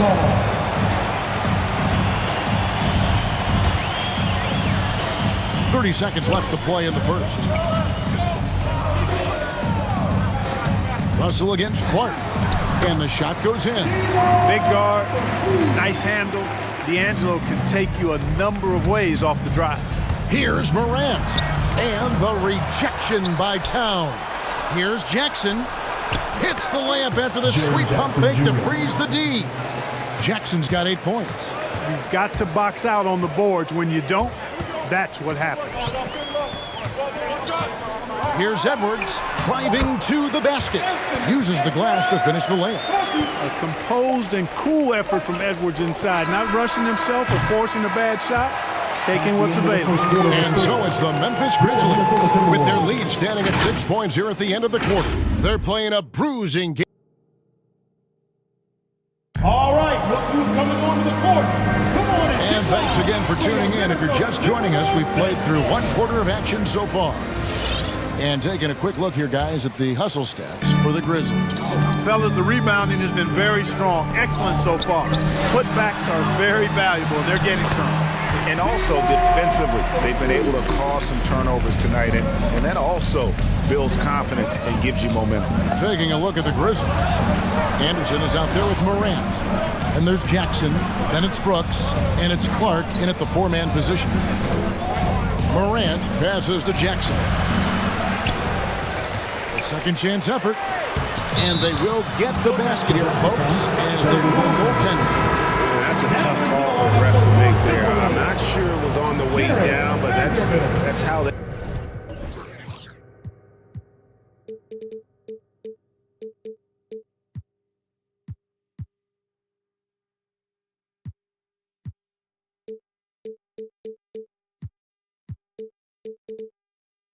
They saw it. Vanderbilt's checked in for Minnesota. Timberwolves trail by 6. Russell inside. He's against Clark. It's deflected. Left side Anderson. Off target from 3-point range. And it's Towns with the ball. He'll bring it up for the Minnesota Timberwolves. Beyond the arc. He doesn't hit that one. And it's Memphis the other way. Morant passes to Jackson. And the flush from Jackson Jr. Great wingspan, and at 6'11", he's got a little nasty nasty inning. Up top, Edwards. Brooks covering. Here's Vanderbilt. Second chance shot. He takes it up and lays it in. And the rebound and the follow show you what he is all about. Gritty and determined with a soft touch to match. Taking it to the rack with power. And hammering down the two-hand slam. Really piling on the lead with a dunk like that. Here's Edwards, and he uses the glass on the layup. Edwards got 6 points. And last season, the NBA adopting baseball scheduling. Teams play in town and play 2 games against the host. Don't you think that'll go away as the pandemic wanes? Well, you know, some of the things that have been instituted in light of the pandemic may hang around. I'm not sure where this is going to go. The concern is, does it hurt ticket sales having the same matchup back-to-back? Obviously, the business side comes into play always. Regardless, though, I do think cutting down on travel will continue to be a focus going forward, as will be minimizing the number of back-to-backs in the league. So close to getting the block there. You can live with those calls because you'd rather have a guy playing aggressive instead of playing it safe. Quarter 2 and just under 2.5 minutes gone by. Inside. And he converts the layup. He's got 14. And it just seems like Morant is always ready to outwork the defense. A big effort pays off for him there inside. Russell inside. He's covered by Clark. Got a piece of it. Yeah, just a solid job on the backboard. They are really controlling the inside. Well, they're working the glass, really battling in that area of the game. And that's helped them stake this lead. Oh, doctor. Oh, my goodness. Anthony Edwards throwing in town with force. Get this guy in the dunk contest. And giving up some inches inside, but makes up for it with an aggressive style. Yeah, you know, with that size difference, that's not an easy shot. I mean, I don't care how close to the rim he is, that's a tough shot.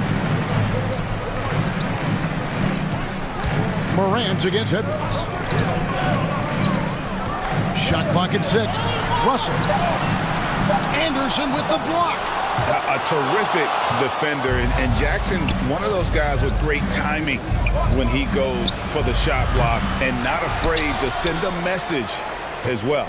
Clark, yes, that goes in. And now a 10-point Grizzly lead. The defense not putting up any fight on the inside. They've allowed 10 straight points in the paint. And that's not the kind of streak you want to be part of defensively. Tighten it up, fellas. 59 seconds left in the first half of basketball. Russell passes to Vanderbilt. Good, and it's Russell picking up the assist. Vanderbilt's got 6 points in the quarter. Yeah, you look at Russell, and one of the things I like most about his game is this guy has great vision and passing ability. Offensive rebound. Here's Jackson. Out to Morant. Back to Jackson. 5 on the clock.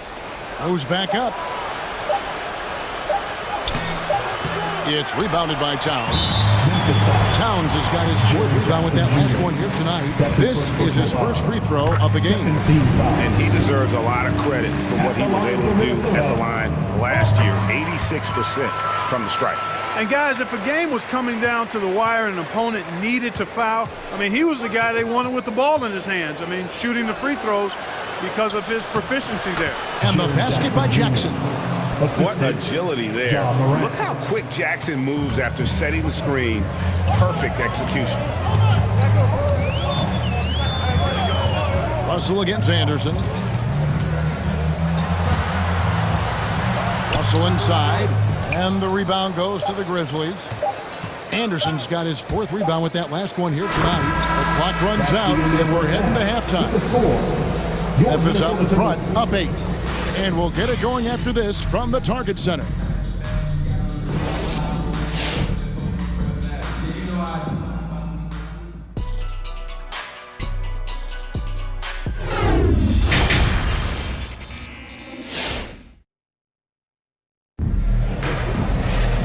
for those of you just tuning in, thanks for being with us. The second half of this game still to play. Guys, John Morant has been sensational. And the way that he has helped out with the ball movement has been a difference maker early on. And, you know, that's not a job they ask him to do very often, but in the first half, I thought he was in perfect sync.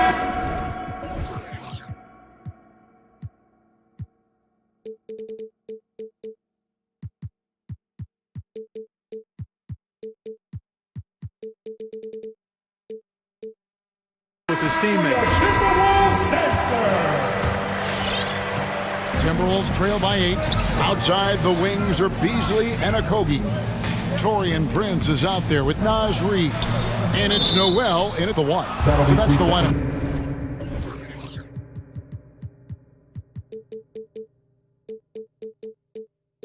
For Minnesota. We have got to see that sensational mobile 1 block again. Quick thinking pays off big. What a block.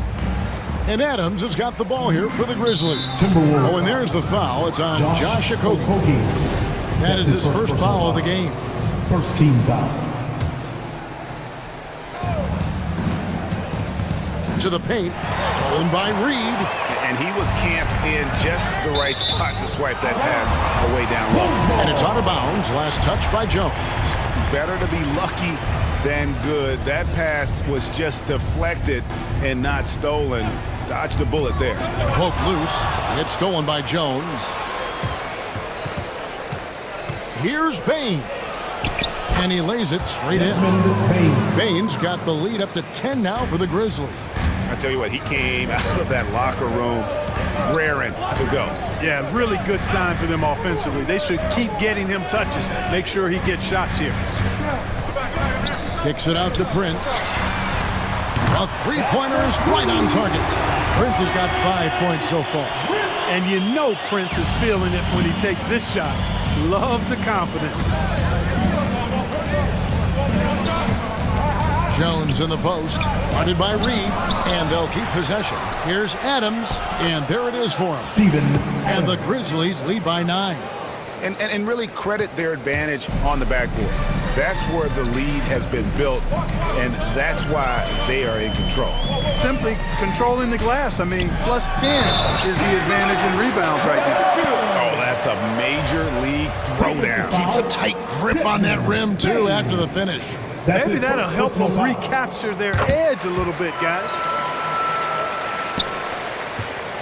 Memphis leading by 6. To the inside. Here's Bane. Lays it up and in off the pretty assist. Bane's got 4 points this quarter.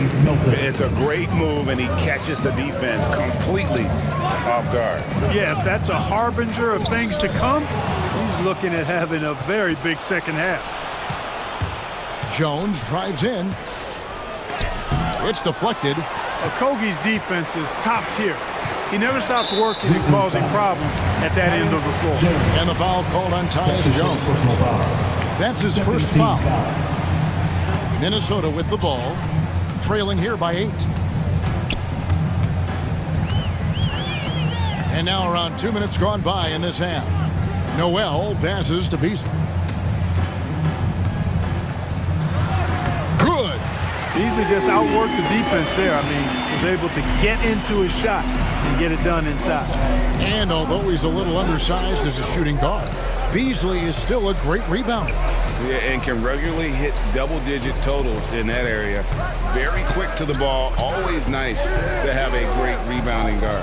Adams, the pass to Jones. Clock at 4. Reid with the block. Just over 2.5 minutes gone by here in the second half. Prince, the pass to Noel. Ball's knocked loose. Williams looking around. Pass to Bane. Buries it from three-point range. Bane's got 7 points in the game. I tell you what, it's almost like stealing to watch how he plays the game from this season. Noel, and good that time. And still perfect in the second half. 4 straight makes. Here's Bane. Okogie, the pass to Reed. Kicks it out to Beasley. And again, Minnesota with the triple. You know, with his ability to space the floor, Beasley adds a strong dimension to his team's offense. Here's Jones. And he banks in the layup. And the Grizzlies lead by 6. And you gotta love the big bucket in the paint in this sort of a grinded out game. Here's Beasley. And he gets the whistle. 2 free throws. And here we go. Coach's challenge happening right now. This one in regards to the personal foul. Seeing if that was the right call.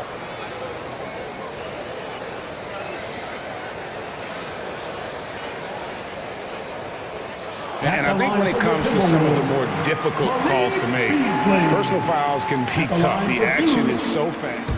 The previous play is under review. Everything in real time. The wonders of technology, Greg. We've seen replay reviews so effectively, and involving the coaches by being able now to challenge like this is something a lot of people have been hoping for. After the review, the ruling on the floor is overturned. And the announcement on the review is that the foul was called in error. So they have determined, Greg, to overrule the original call. And guys, this is what it's all about, getting the call right. And I think in this case, the video review showed that while it was a tough call to make on the floor, they got it right with the review. Double team on Williams. Here's Bain. 7 points in the game. The 3. And they recover it. And they get it back again. I mean, how many rebounds offensively have they had? Everything's going right for them today. Here's Reed. Boom, he jams it straight down. You know, of all the things Okogie does well, his passing tends to get overshadowed at times. I mean, easy to see how creative he is on this feat. Adams, the pass to Bain. Back to Adams. Stolen by Reed.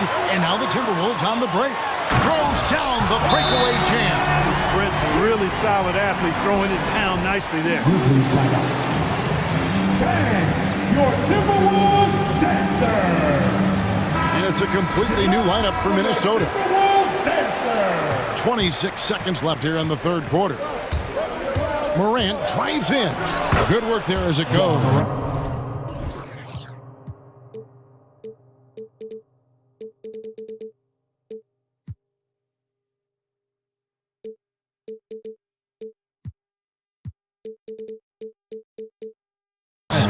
Morant's got 18 points. Just as quick as anyone in this league, Morant can seemingly get to the hole at will. Here's Edwards. The kick out to Towns. And again, Minnesota with the triple. It's important that you have big men who can shoot in this day and age, and this guy can really stretch the floor. Morant passes to Brooks. Trying to answer back, but that 3 is off the mark. And we've reached the end of the third quarter. Just a terrific game so far. Grizzlies lead. And it's time to bring up the State Farm assist of the game. And I'm glad this was the pick because I love this pass. Such a great dish. That's what I call court vision. Yeah, and with the accuracy to go along with that vision. I mean, he put the ball in the absolute perfect spot. That's how you orchestrate it. And with these teams locked in a very close contest, this fourth quarter promises to be a good one. So on the floor for Memphis, Clark is out there with Jackson. Then it's Morant. Then there's Anderson. And it's Brooks in at the 3 slot. And D'Angelo Russell picks up the foul. That'll be his second foul of the game. Here's Morant.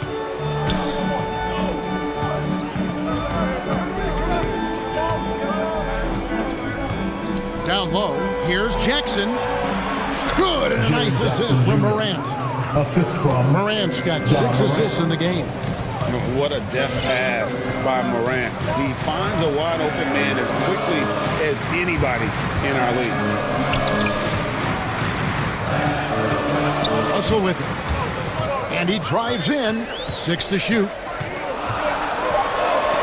Laid in with a nice touch off the glass. Boy, I tell you what, such a smooth, tight handle. I mean, especially for a guy with a 6'5" frame and 6'9" wingspan.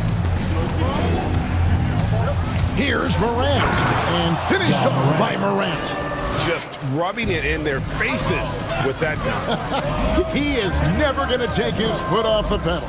And that's terribly demoralizing for a defense, guys. I mean, they know he's going to keep coming and coming and coming, and that they may not have an answer for it. Mark against Russell. The Timberwolves need to get a shot off here.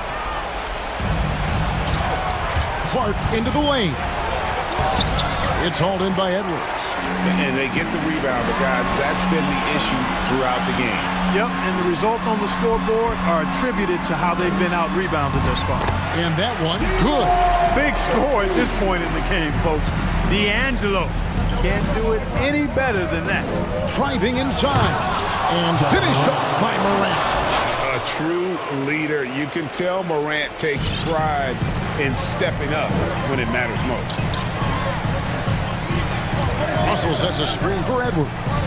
Out to Russell. Down goes basket number 6 for him this game. He's taken 12 shots and made half of them. And the D not really doing its job there. A little slow to react to the ball getting into the paint. And finished off by Morant. Hard trying to contain Morant. When he makes up his mind he's going to score, he goes full force. Beverly up top. And the whistle blows. It's going to be on John Morant. That's foul number 2 for him. Man, it's close, but, you know, didn't get on balance quick enough. Yeah, and as quick as players are at this level, in this day and age, I mean, you've got to be perfect in your anticipation to draw the charge. It's good. And you want him taking big shots for you in big moments. That one was as easy as it gets. Well, you don't want to give him any open shots at this stage. Never mind a layup. Come on now. My goodness. Clark kicks to Jackson. Now a timeout called by Memphis. They lead by 3. 1:44 left to play in the final quarter. And the Timberwolves making a change here. Prince is checked in. On the sideline, let's catch up with Hall of Famer David Aldridge. Thanks, Kevin. Well, Coach Taylor Jenkins talked to his team during the break. With this game in the balance, he really came after his guys. He said, this is our time. Right now, be in the moment with each other. Do your job, and I promise you we'll win this game. Back to you. Thank you, David. And you have to respect Jaren Jackson's toughness. This kid has had some early injury struggles, but he always returns to the floor determined to pick up right where he left off. The drive by Russell, and the slam dunk by Russell. How about that dunk? I mean, you don't see that every game, but Russell looks to flush when the chance is there. Morant reaches to Jackson. And the officials call over the back. A little too aggressive there. An occasional over-the-back call is fine with him. And that's just how he plays and how he attacks the glass. Yeah, you know what? They say you would always rather have a player that you need to turn down than to turn on. So being aggressive versus passive, I want the aggressive guy all the time, even if it means a few fouls. And it's good, 2 points. Now just a 1-point Grizzly lead. Taking the hit and still getting it to go down. Russell showing you some nice toughness there. Here's Morant. And you can't get a bigger bucket than that. Well, that was 1-2. He wanted the ball. Nobody else was taking that shot. Edwards with it. And now by Anderson. Edwards kicks to Prince. Beverly against Morant. Kicks it out to Prince. Back to Beverly. Top the key, Prince over Brooks. Misses off the right iron. And it's the Grizzlies with the ball. They've led by as much as 10. Jackson. The rebound by Prince. And it's all about the 3 right here. No doubt. I mean, the next shot has to be a 3. Beverly the pass to Towns. Beverly with a screen on Brooks. So a close game sees Memphis take this one. They break the heart. Thank you, David. Great interview once again. We'd like to thank Thank you for joining us. That'll do.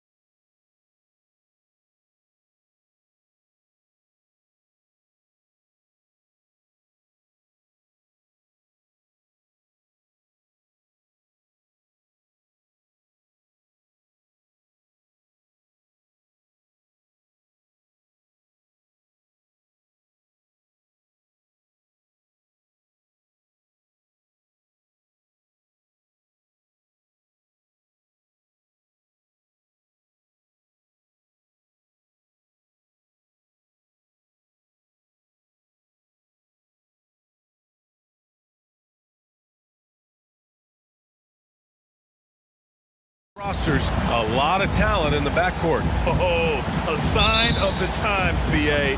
Agility and skill is in demand, and that is on display tonight. So let's take a look at the starters for the Utah Jazz. They've got Rudy Gobert. Royce O'Neal is out there with Rudy Gay. Then there's Mitchell, and it's Conley in at the 2. Now here's Tatum. Back to Brown. 5 to shoot. Late clock, the Celtics got to hurry here. Rebound, Utah. Brown with the steal. Pass to Horford. The 3 is up. And Brown gets a 3. Well, how about the quickness of that release? Brown just draining that catch-and-shoot jumper with ease. Mitchell against Brown. Conley up top.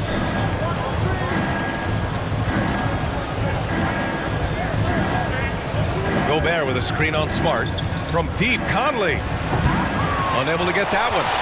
Defensive breakdown. They can't capitalize. He'll hit that shot almost every time. Outside Tatum. The 3. Good. And Brown gets the assist. Oh, what incredible precision. Brown cutting the D to pieces in his pass. Here's Mitchell. And Mitchell with the slam. So sick. The vertical ability. That was flat out awesome. He has that effortless knack for getting to the hoop. Now here's Brown going inside, and Brown with the stuff. You gotta love how Brown finishes strong, driving fast and hard to the cup for the rim rocking Shazam. The drive by Mitchell from deep. Gay on target from range. Defensively, you have to stay connected to him on the perimeter. Up top, Brown. Checked by Mitchell. Off target from outside. Utah has gone 1 for 2 from beyond the arc in this first quarter. 4-3. And again, it's Utah with a 3.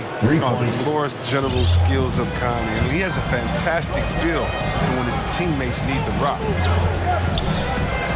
And it's Brown off the drive. Now that's how you use the screen right there. And it leads to a thunderous finish. That was nice. Yeah, coach is definitely pleased. That's the execution he loves to see. From deep, Conley counted from distance. Excellent at realizing when to pull the trigger. Conley's outside shot is so dangerous. Tatum, a screen on Mitchell. Outside Tatum.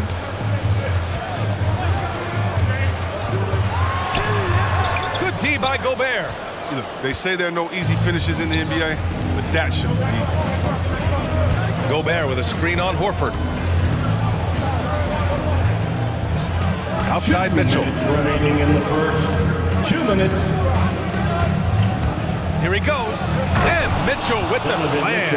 Putting his athleticism to great use. When Mitchell takes the initiative, he's hard to stop. With the step back. Brown passes to Horford. Now Tatum. Back to Horford. And Horford powers it home. Oh, great flow to that possession. Two players totally in sync with each other. Brown against Mitchell. To the middle. Oh, a clear foul there on the missed shot. And here comes the coach's challenge. He disagrees with the foul. He does not hesitate to ask for a second look. It's a pretty heated game. Every call matters. And even with the coach's challenge in place, we've seen so many of these personal foul calls still disputed. The previous play is under review. There's no doubt there's going to be a gray area in a lot of these calls. But at least we have the option to take a second look, so the officials can be sure they get it right.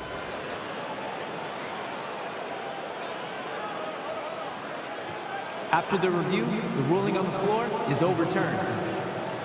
So they see clear evidence of a bad call, and they're going to overturn it. Probably the right decision. And give credit to the officials for recognizing the mistake and correcting it. Nobody likes to say they got it wrong, but they fixed it in a hurry.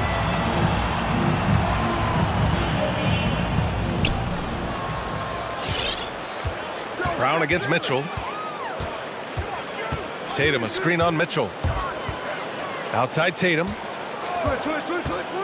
Pass to Horford. Mitchell against Tatum, and he drives in. Here's Horford. The kick to Tatum. Over Mitchell. And it's Tatum missing. He hasn't been able to find his touch this quarter. Oh, man. Awful display for him so far. But you know he's going to keep working to try to turn it around. It's tipped. Unbelievable rejection from Smart there. Really using his insane vertical to send that one back. And Horford gets it to go. A chance to go 2 for 1. And you really must play this just right. Conley, a screen on Brown. Pass to Conley. To the inside. Horford with a steal. 6-second difference between the shot clock and game clock. And Tatum, the bucket on the assist from Smart. Tatum's got 5. Oh, nice look there from Smart, finding the open man. Mitchell against Tatum. Mitchell, the pass to Conley. Back to Mitchell. Fires for 3. And Conley with the 3. Conley's got his second bucket on the night. This is why you have to be right on time, because it's a threat to shoot off the pass. Tie game. Fans, your Celtics answer. And this has been a fairly close game through the first quarter. We'll see what happens here in the second. All right, guys, what do you think about the Celtics here in this one? Oh, what I love was that first quarter was all about leaking out and capitalizing in transition. With the game being fast-paced these days, you can expect this from a lot of teams, but they did it very well.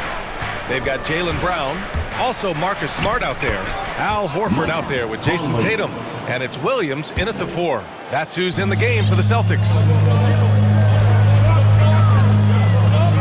Now here's Brown. Not a lot of room. Three-pointer, O'Neal. That one's good. Mitchell making the play. Mitchell's got his 4th assist in this one. That's great court awareness. Mitchell's just reliable at noticing when his guys are uncovered. Now here's Brown. He has 7. Outside Tatum. Just 5 to shoot. Horford finds Brown. Horford, a screen on Mitchell. And Horford powers it home. Calm under pressure. Horford coming through with the clock ticking down. Brown against Mitchell. Outside Conley. From outside, off the mark. He had 2 3-pointers in the opening quarter. It hasn't been able to connect yet here in the second. Pass to Horford. It's Smart on the wing. Back to Horford. Takes the assist and lays it in. Nice setup. Horford's got 8 points. Well, that's why you have to consider Horford as one of the game's best bigs. His ability to finish through contact like he does there is what makes him so special.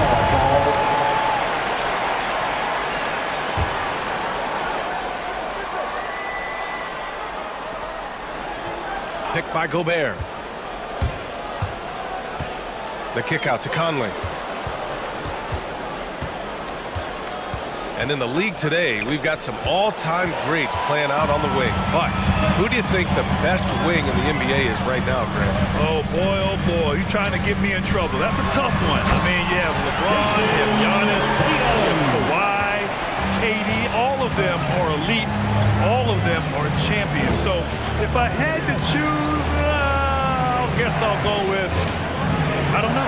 They're just all great. And that one drops. Trading the lead back and forth, neither side is willing to back down. It's a seesaw battle. Both teams are pretty evenly matched, and the score reflects that. Here's Tatum. Out to Horford. Williams in the post. Gay's there. 6 to shoot. Tatum with it. Now guarded by Gay. Pass to Horford. There's Tatum with the 3. And it's Gobert with a rebound. For Utah, they've gone 3 of 5 since the beginning of the second. The 3 from Mitchell. That one's good. And it's Conley who picks up the assist. Conley's got his 3rd assist of the night.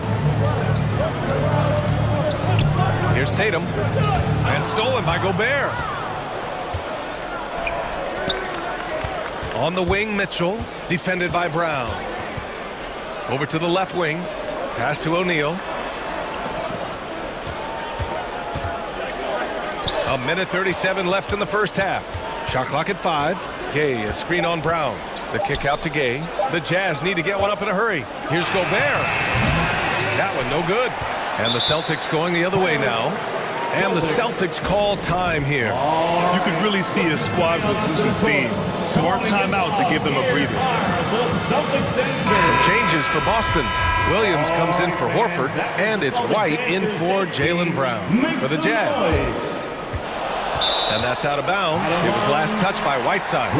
You know, if you put Marcus Smart in a power forward's body, it might be Grant Williams. Williams is physical. I mean, he's versatile, willing to make the sacrifice. He's got some Draymond and some PJ Tucker. Good ingredients for a successful career. Such incredible house for a center. Look, it allows him to hold his own against any other 5 in the league. Utah's gone 2 of 3 from the three-point line in the second. Clarkson passes to Bogdanovich. And again, it's Utah with a 3. This defense is getting spaced out. 3 of the last 5 buckets have come from way beyond the arc. And that's a foul called on Hassan Whiteside. That's his first foul. That was a good call. The defense wasn't established. And a chance there to look back at the stunning mobile 1 block a moment ago. Oh my, and that was textbook defense. Positioning himself well to send it back. The kick to Tatum.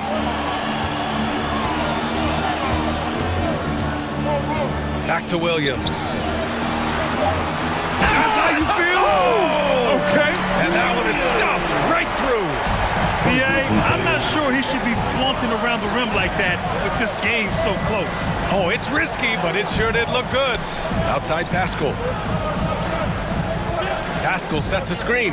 Bogdanovich from long range. Oh, and again, it's the Jazz from deep. Man, they're having a hard time defending the triple. That's 3 in a row. Outside White.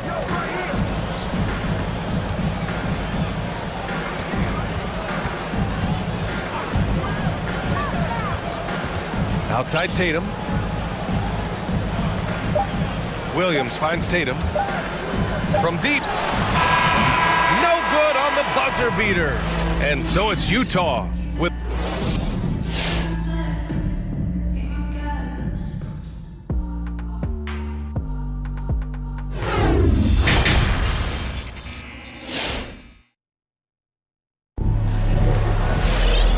As we get into this third quarter, as we've seen so far, neither team able to create much separation on the scoreboard.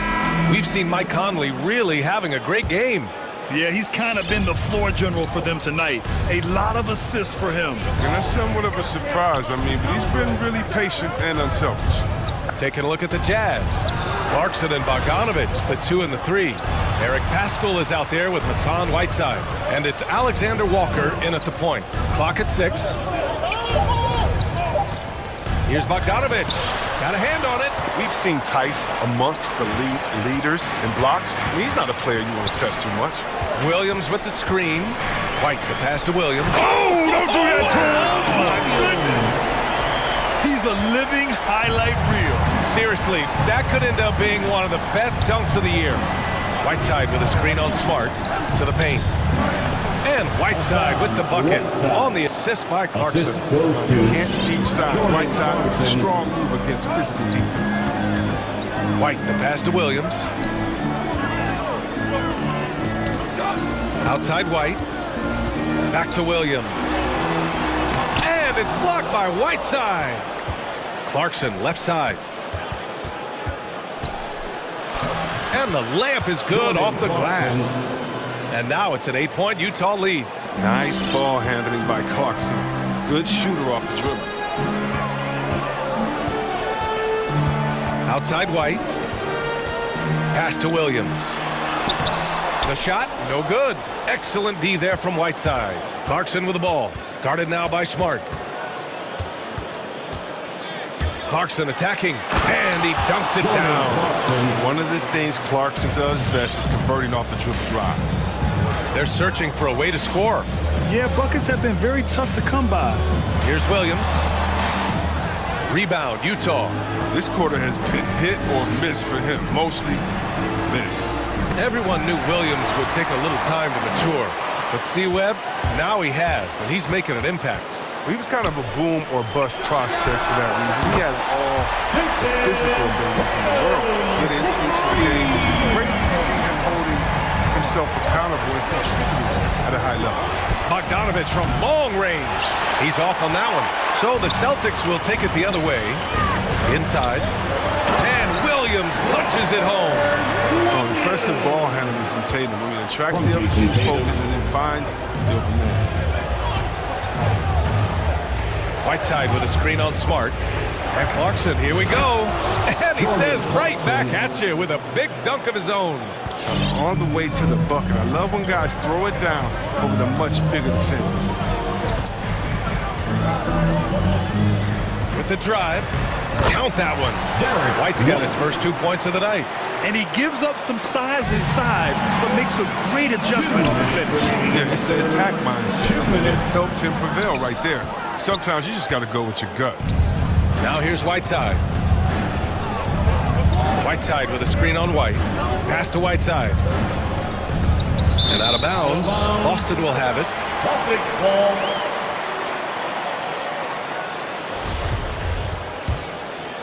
Here's White. And there's 1:45 left in the third quarter of the game. Down low. Here's Williams. Shakes him. And Williams punches it home. Making sure of it with the two-hand slam, B.A. Yeah, I don't blame him. With the score this tight, you cannot take a chance here. Whiteside finds Clarkson. And Marcus Smart picks up the foul. That's his first foul. That's his first personal foul. First team foul.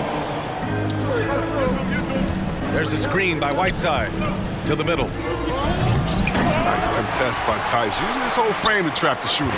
Oh, can't answer back with his own dunk. And finished off by Tatum. They're doing the job on both ends, getting stops and attacking offensively. Yeah, now that's how you mount a comeback. They're not all the way back, but they're getting close. Here's Whiteside. Ooh, good finish at the rack off the slick feed. Whiteside's got 4 points in the quarter. In a tight game, they wanted to make sure of that possession.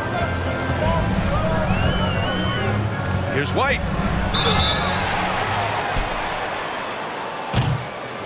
And a moment here to take a look at the scoring breakdown for Utah. They base their offense around the three-point shot today, and that was the right move. It's been a huge weapon for them all game.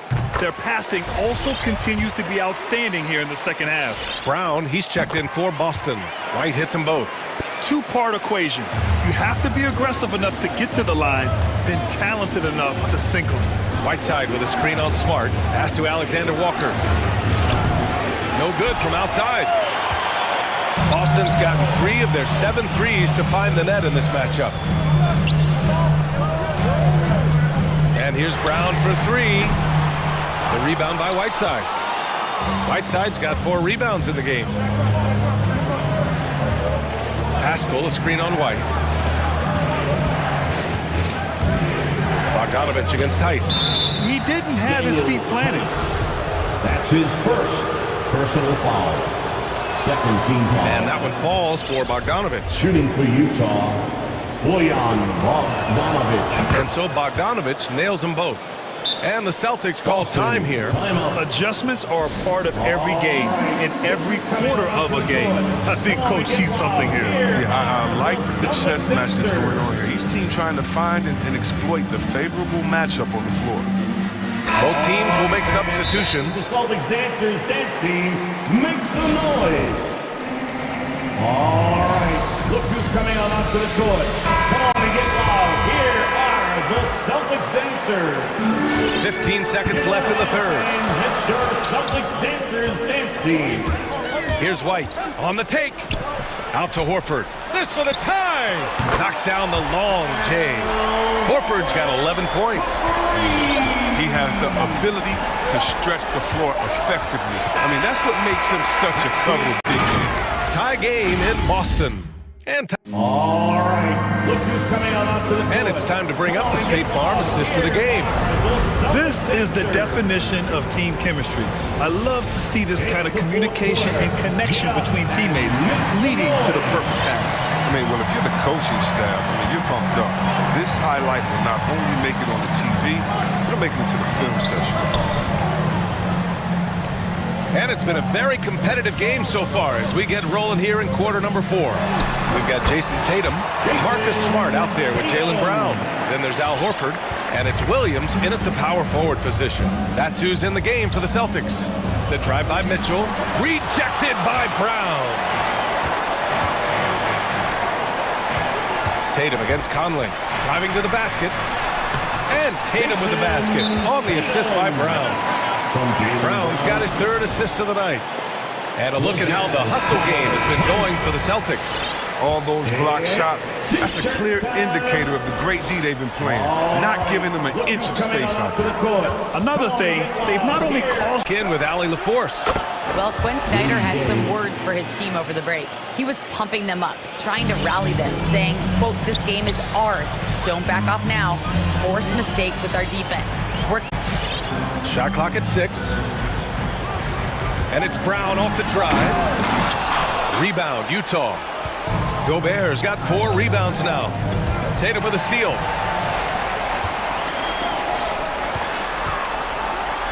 Oh, Tatum slams it home. This is how aggressive Tatum is. Excellent job right there. Get close to the rim and hammering it home.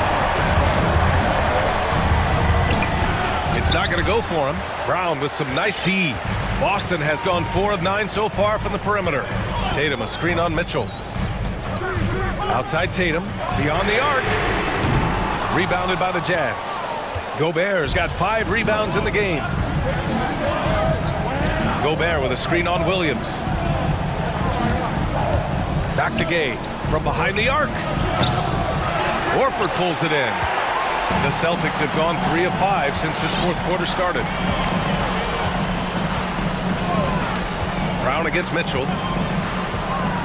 Brown passes to Horford. And a great assist by Brown as that one goes in. Brown's got 5 assists tonight. Oh, and that's what you expect from your star players. I mean, Horford turns it up, including coming through with the big key bucket. The defense there doing whatever they can to protect the rim. That free throw is good from Mitchell. Both free throws good from Mitchell. Selected 13th overall in the 2017 draft, Donovan Mitchell made an immediate impact for Utah as a rookie, leading the Jazz to a first-round upset of OKC in the playoffs. Three-pointer O'Neal. The Jazz with another miss. The Celtics with the lead. Outside, Brown. Around 3 minutes gone here in the 4th. Jacks up a 3. Tatum passes to Horford and stolen by Gobert. In transition, here come the Jazz. Outside Conley to tie it up. Hits the trifecta. Oh, the selflessness of Gay. Someone who is always looking to dish the rock to these guys. Tatum with a screen. Here's the 3. The rebound by the Jazz. Pass to Conley to the inside. Mitchell. Yes, they get the go-ahead bucket. Mitchell's got 4 points this quarter. If you're the D, don't let Mitchell beat you inside. You got to push him out further. Tatum a screen on Mitchell. Outside Tatum. A minute 20 left in the 4th. And Horford gets it to go. They're going at it on offense. Neither team backing down. Yeah, it seems like whenever one team scores, the other comes right back with a bucket of its own. From deep, Conley. And his 5th basket. Now 5 for 8. Looking comfortable out there. He's done so much damage from beyond the arc. And he's still hitting those big shots.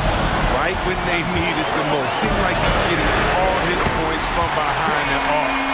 Oh, in pressure moments, he's a guy you trust to make big shots.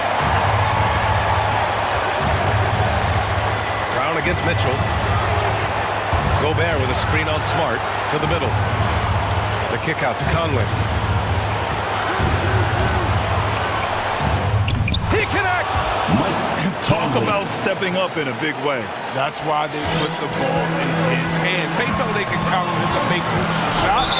And that's a foul called on Donovan Mitchell. That's his first foul. Tough break for the defense. I mean, he took the hit, but he didn't get the call. Oh, it's stolen by Gay. Outside for Mitchell. Pass to Gobert.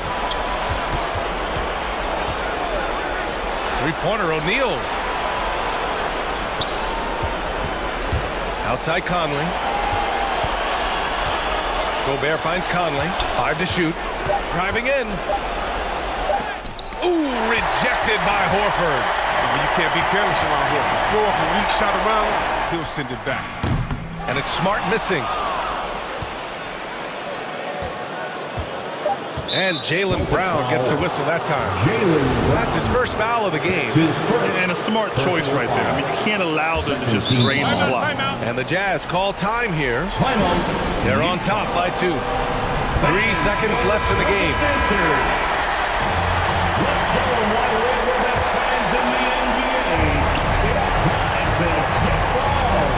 Here's O'Neal. And so it's Utah who scraped by with the win.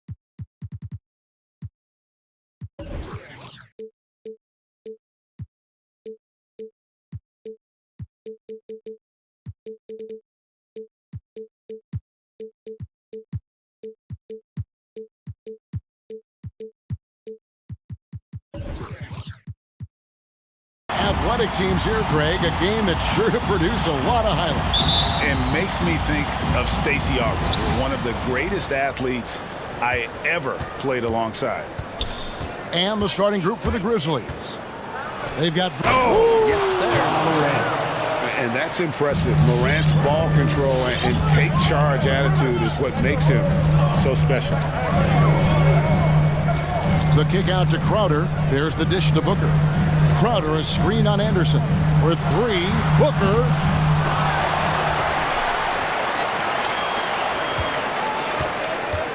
Crowder sets a screen for Booker. Buries the long-range jumper. You can count on Booker for some three-point efficiency. He might not take as many as he used to, but still dangerous. Morant, and finished off by Morant. How about the head of steam he's able to generate right there and just gets to the rack really easy. Here's Paul. Bridges outside. Phoenix keeping it alive with a new 14. For three, Booker. Tries it again. And that one's good, Ayton. If Ayton can get in that kind of position, he can be a bully on the inside. And it's out of bounds. The Grizzlies able to retain possession here. Ayton is a player who, Greg, occasionally shoots a three, but it's still a developing part of his game. Yeah, you know, not the best numbers from outside. Does it to keep teams honest, but it's a far-fetched to say he can stretch a defense. Yeah, that's fire right there. Morant practicing for the dunk contest. I see you, young fella. The Grizzlies have gotten their first three shots to go in for him to start off this game. Not going to go that time, and Phoenix will come the other way. Ball right side.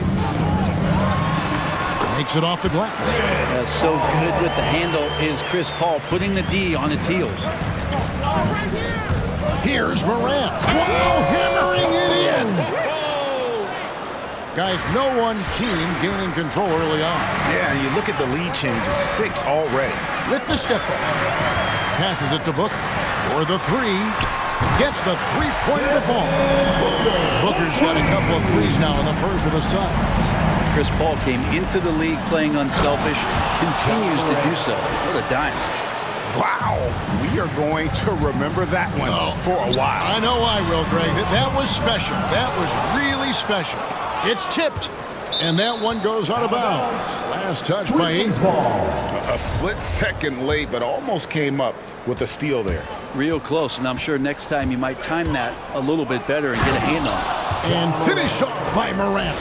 Hard trying to contain Morant. When he makes up his mind he's going to score, he goes full force. Paul with the three. It doesn't go for him. Now the Grizzlies take it the other way. Morant kicks to Brooks. 2 minutes remaining in the first. Going inside. Hits the layup after the sweet pump fake to freeze the D.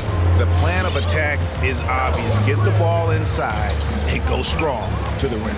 On the wing, Bridges. Over Jackson. It's Clark with the rebound. Well, he finds some space in that in-between gap there. Too bad he can't release that one on target. They've wasted no time settling into their offense. Here's Paul driving the lane. It's good. It's his second basket. He's shooting 2 for 4. Defense is not able to keep up with the speed and really the awareness of Chris Paul that time. It's Morant with the drive. And finished off by Morant. And he can do a lot more damage to the rim than that when he wants to. Oh, you're right. And with the lead they're enjoying, I'm surprised he didn't put a little something extra on that one. And I thought that was going to drop. It looked good from here. Here he goes. And finished off by Morant. Now, how about the handles from the young fellow? Give Morant credit for taking the initiative and capitalizing. And here's Booker from the arc. Offensive rebound. And Crowder stays with it. Just in a perfect position to grab that rebound and then get the putback. Morant against Paul. Basket is good. He'll get a chance for one more at the line.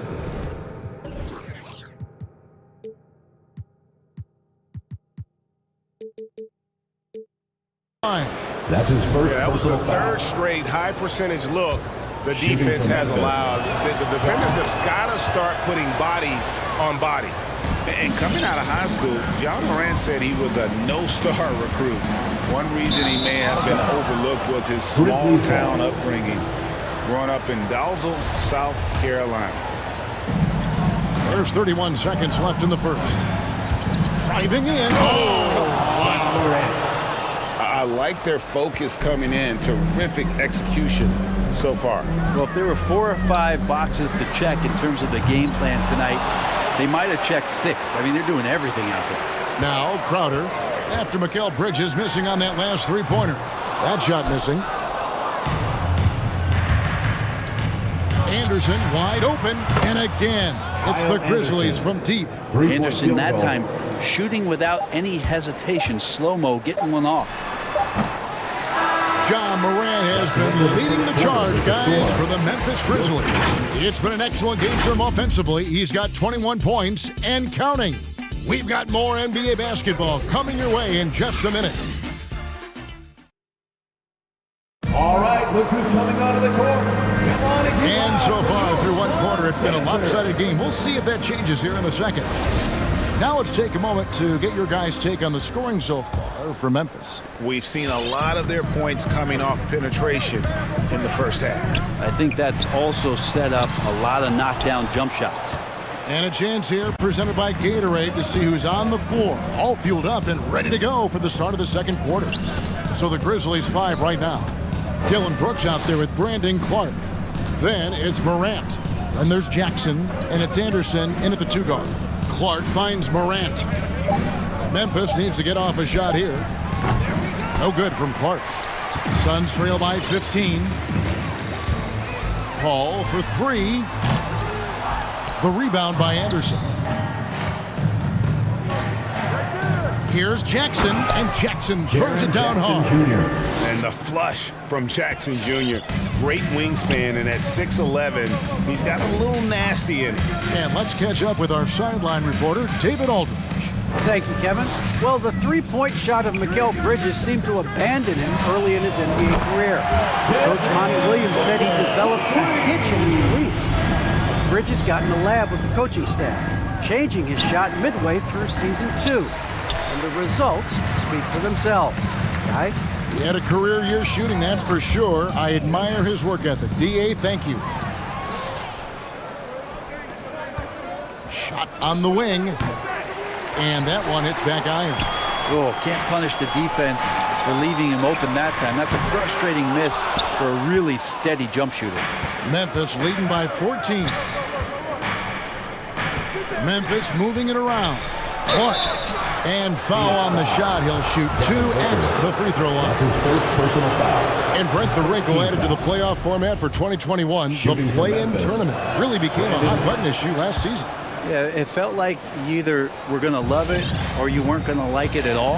And I think a lot of people really enjoyed the fact that the last month of the season provided games that had something at stake. And that positioning to get into the 10th slot with an opportunity to get into the playoffs drew the attention of NBA fans and players to keep competing until the very end of the season to take that shot at getting into the postseason. So I really like it. For him, it's harder to miss that shot than it is to make that shot. I think he was anticipating a bit of a bump there. Paul passes to Ayton, and Ayton throws it down. Does it feel good as a big man like Ayton to throw it down? You bet it does. The Grizzlies have gotten off to a rough start here in the second quarter, going just 1 for 5. And the rejection by Ayton. They retain possession. Paul surveying the floor. He dishes it to Crowder. Clark with it, out guarded by Crowder. Left side Jackson. Clark outside. And Brooks, here we go. Down it goes for his third basket in as many tries. Oh, nice play from Brooks down in the paint. Not afraid to get physical on the inside. And make some noise for teacher time. Ladies and gentlemen, your son's dancers.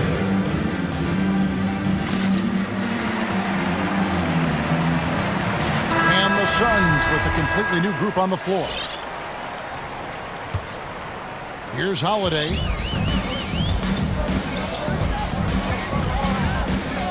Johnson sets the screen for Holiday. Johnson kicks to Craig. Johnson the screen. And there's the foul. It's on Torrey Craig. That's his first foul. Yeah, way to get there first and be willing to absorb the contact.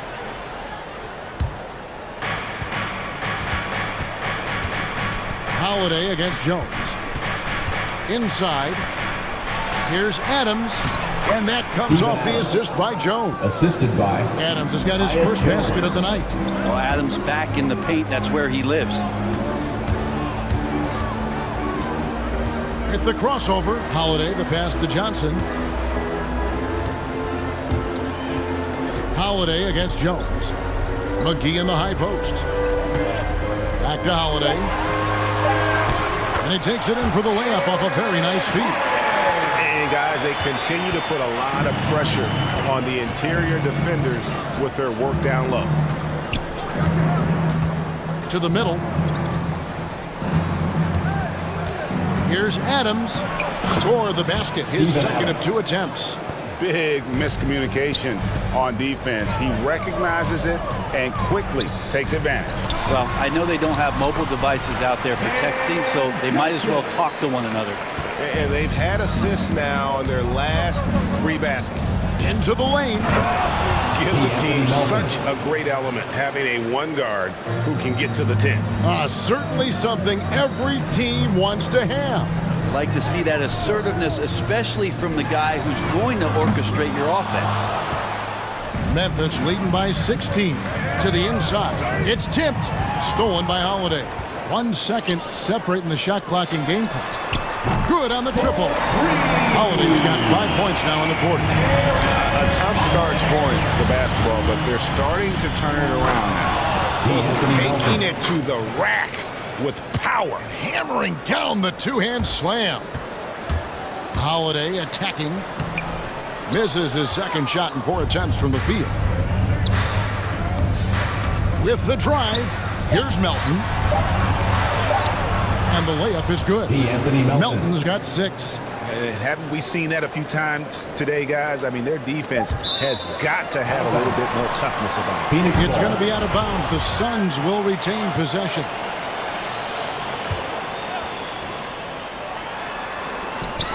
And so it's Memphis out in front by 17 points at the end. Thanks so much, David, and we'll Grizzlies 45.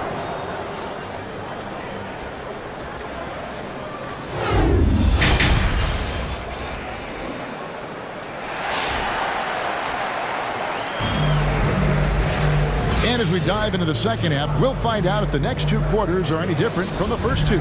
So far, it has been a runaway. Guys, Ja Morant has been sensational. The burst he's had when going at the rim has been fantastic. A lot of strong finishes through 2 quarters.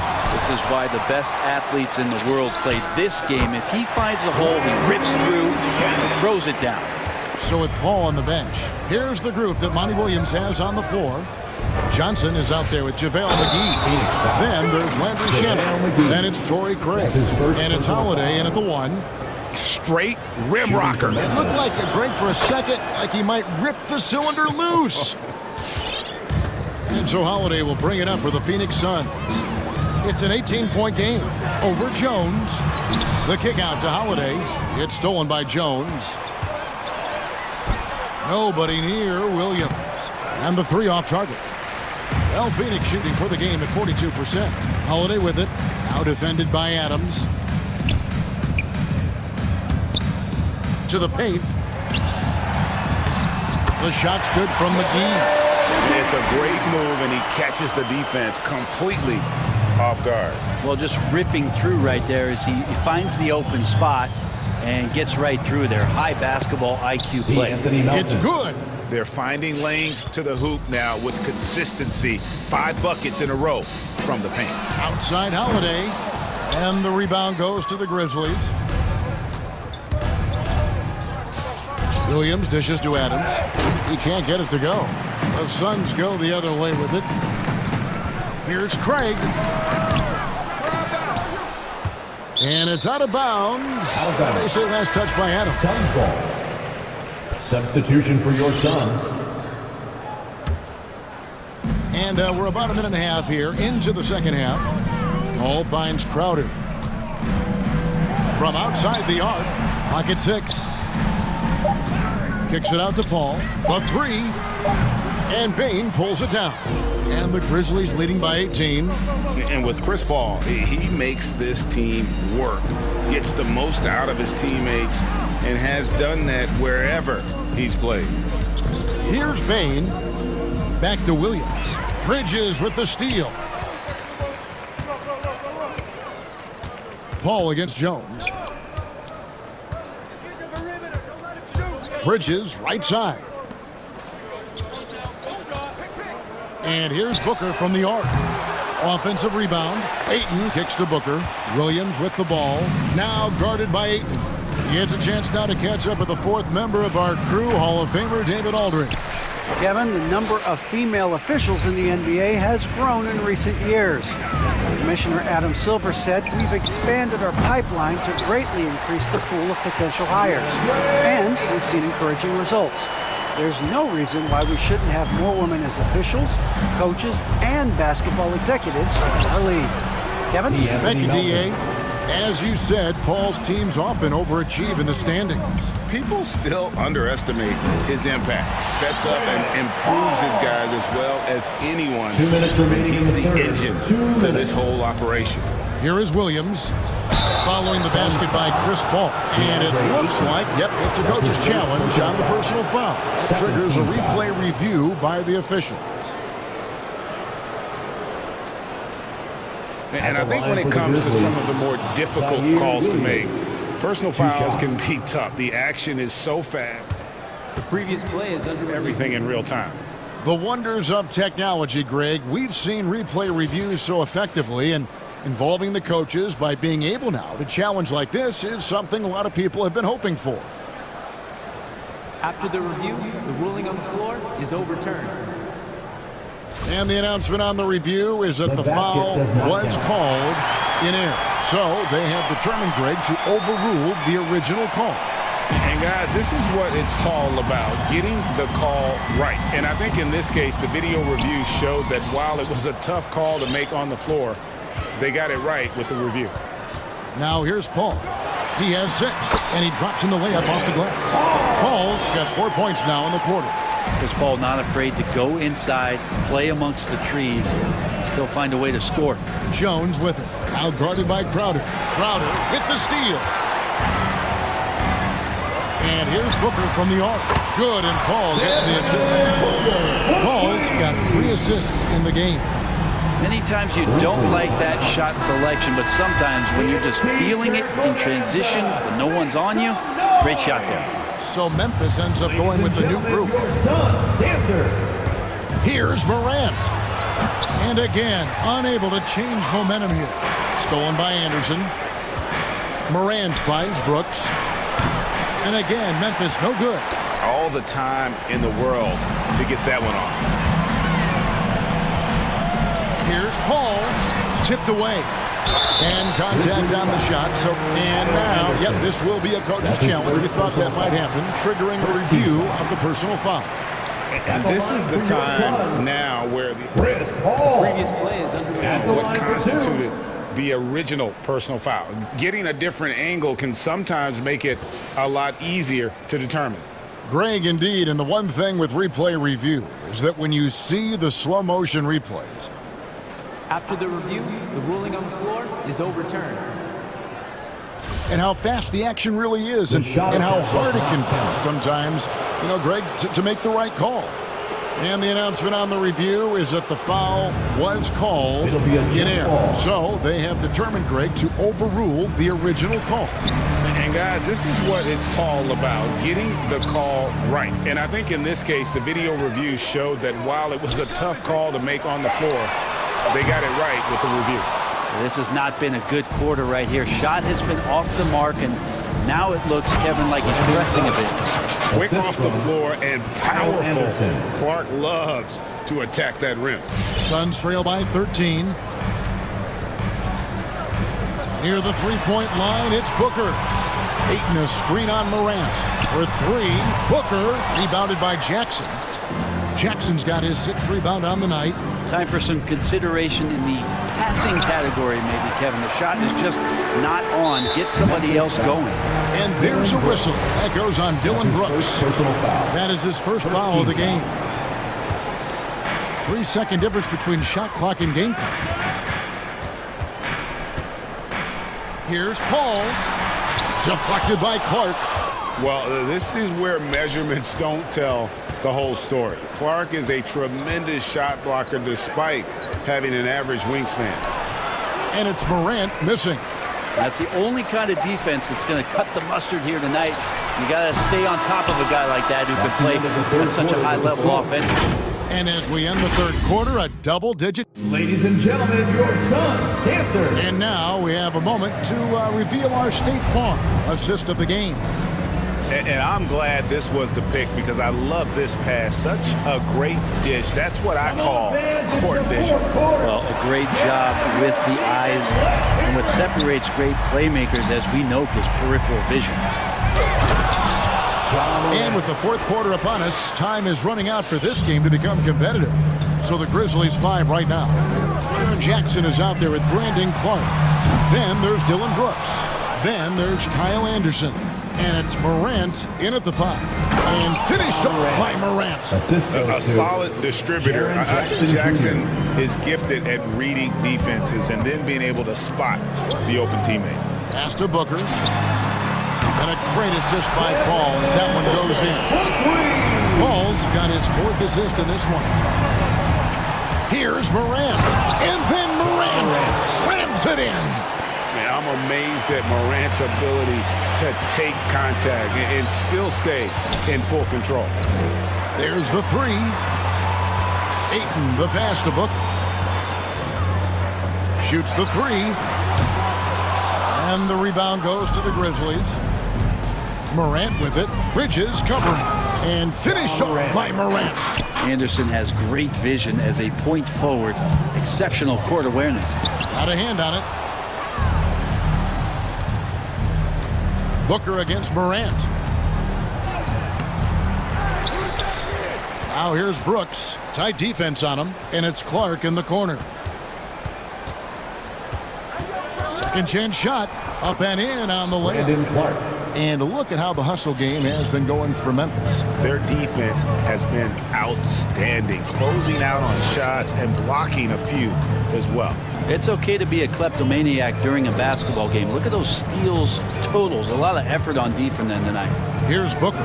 Brandon Clark picking up that last basket. A nice shot by Booker. And perimeter scoring, I have to imagine it was a topic of discussion at halftime.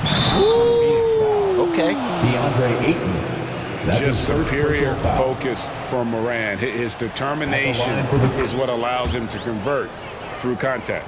Suns trail by 20. Here's Paul. That's tipped. Oof, rough game offensively. He's really struggled and really probably why they're trailing. Jackson a screen on Paul. Morant drives it. Look at that.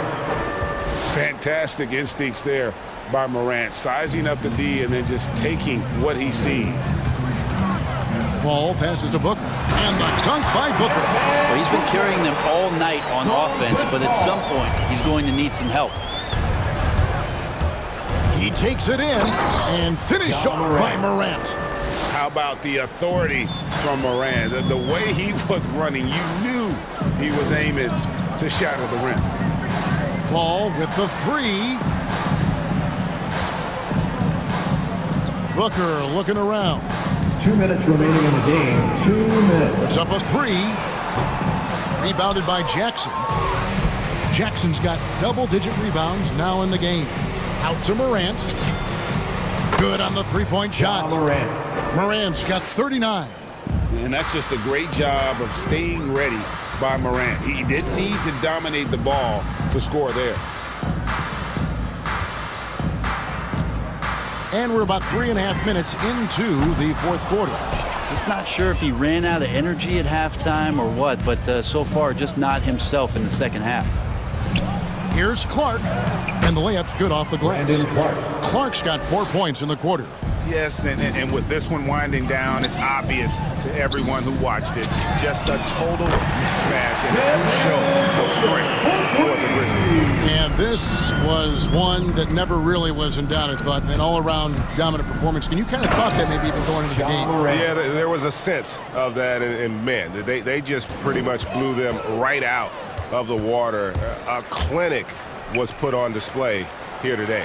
And you know, when you look at the huge impact he had, just a monster game for John Morant. It was tough to cover all game long. One of those nights when he felt like nobody could stop him, and they didn't. And both free throws good from Crowder. Crowder has done such a great job of carving out a career as being a tough and dependable defender. Here's Morant, and he goes big with the dunk right over DeAndre Ayton.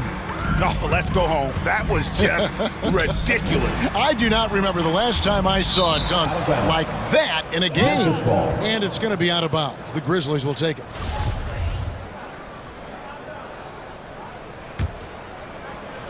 And so Brooks will bring it up for Memphis. Here's Morant. And there's the drive. Yep, that one goes. Morant's got 45 points. Making every effort to put this game on ice. Love that the guys are staying aggressive late in this ball game, just not wanting to let go of the rope.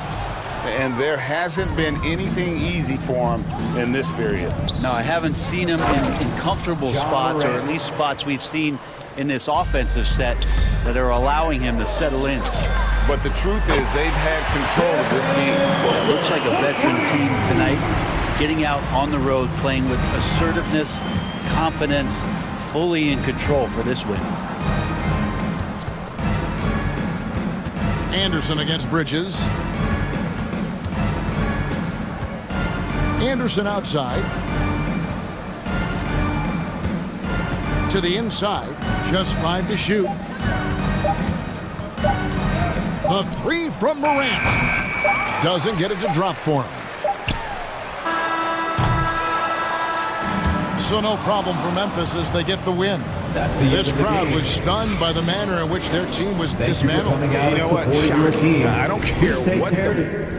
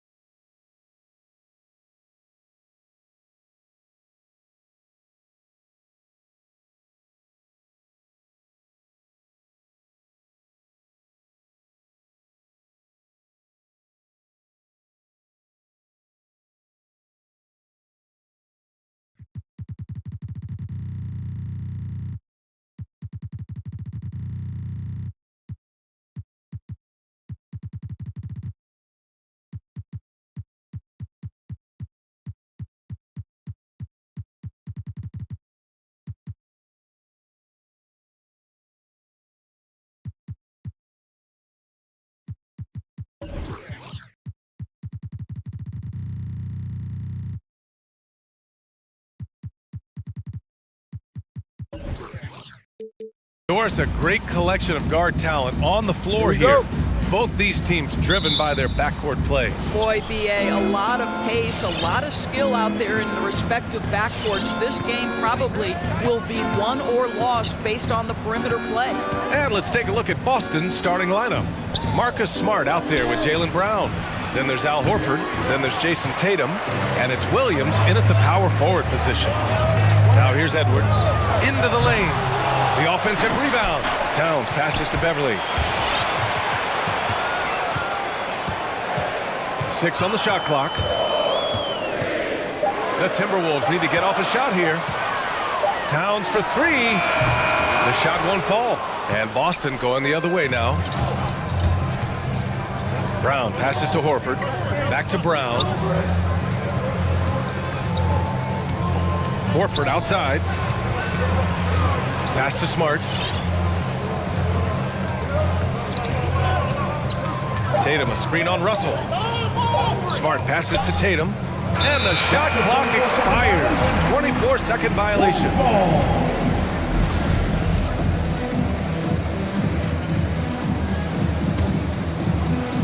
A little over a minute gone here in the first quarter.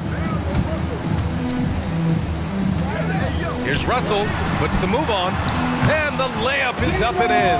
Okay, D'Angelo Russell mixing in a little interior work, not bashful. Boy, when you think about D'Angelo Russell, you get such incredible shot creation. This guy can attack from close or from range. He's got versatility in how he goes about producing points. Boy, when he's this deep, it's going to be tough to stop him, especially with a smaller defender. Brown against Beverly. Brown passes to Tatum. Rebound Minnesota. And with Russell, there is no easy answer for how to defend him, Doris. Yeah, you forget the size he brings to the guard position. 6'4" and faster than most players. Russell can do a lot of damage no matter who is checking him. A reverse slam? That was sweet. Ah, the finesse on full display. And here's Brown for 3. Here's Horford.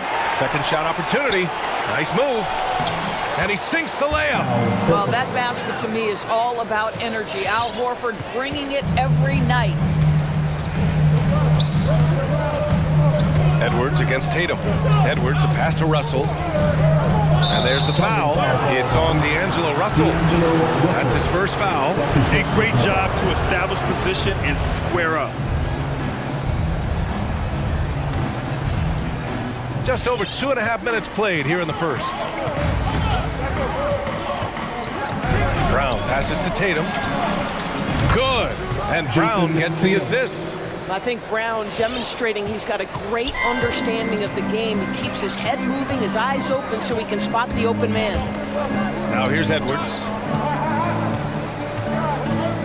Towns is screen on Brown. 2 minutes remaining in the first. 2 minutes. Outside Russell. Just 5 on the clock. And he's going for the oop here. Horford with a steal. Williams from long range. And the Celtics another 3. Don't want to let him get into a rhythm from out there. The Timberwolves trail. And it's Russell on the drive. Towns for 3. Pure from 3-point range. Towns has got 5 now. Boy, you like to see that kind of competitiveness from Karl Anthony Towns. You know this guy is going to settle the score with a 3 of his own. And Brown with the stuff. And a solid pick to free him up for the dunk. Boy, the timing there couldn't be any better. The execution was simply flawless. That, ladies and gentlemen, is how you run that play. Now here's Beverly. Now quiet so far offensively, searching for his first points of the game. Count it, 1 for 1 to start the game. This guy is such an intelligent guard. Patrick Beverly finding a driving lane and finishing. Here's Brown. Minnesota with a rebound. Towns has got 4 rebounds now. Russell with the ball, guarded now by Smart. Russell to pass to Towns. Here's Brent. The kick out to Edwards. Pass to Towns. Off the mark there with a 3. And he probably thought he was going to bury that one. Brown inside. Beverly defending. Nails it from 3. Williams has got his second basket of the game. Their ball movement on this run has been tremendous. It's led to a lot of good, clean, open looks. Outside Russell. Towns a screen on Tatum. Russell into the lane. And he makes it. Boy, the speed of Russell can take you aback. This guy's so good at using it to take the defense apart on the drive. Tie game in Minnesota. Let's take a quick break, and then it's on to the second. Your Timberwolves dancer. And getting it going again here in the second quarter. Fairly close game so far. And before we move on, what do you guys think about what we've seen from the Timberwolves? Well, coming into tonight, maybe you thought they were going to settle for perimeter jump shots. Nope, that's not the case. They've certainly made the commitment to pounding the basketball into the painted area, and boy, is it paying dividends. On the floor for Boston, Jaylen Brown is out there with Marcus Smart. Then there's Jason Tatum. Then there's Al Horford. And it's Williams in at the 4-man position. Russell, that's good. Another lead change. Give these teams credit. They're really fighting it out. Neither team willing to give an inch, and neither able to seize the momentum. This has been a fascinating one to watch. Brown, and it's blocked. Back to Beverly. Barely 6 feet. Send it back, young Patrick.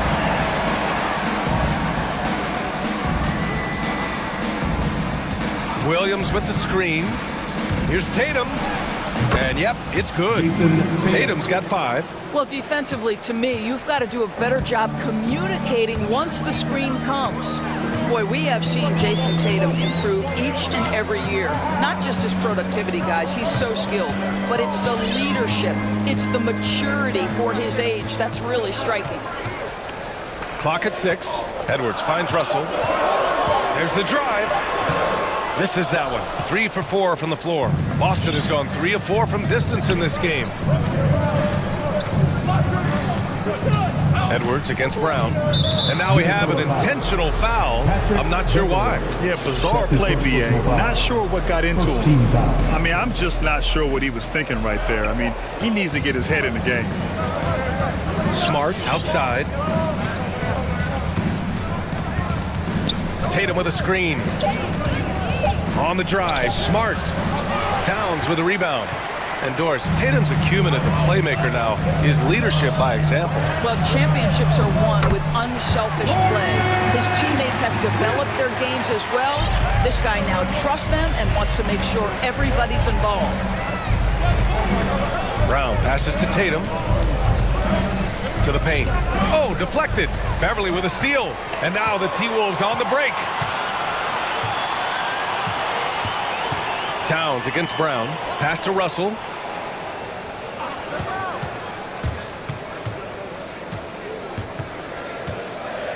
Six to shoot.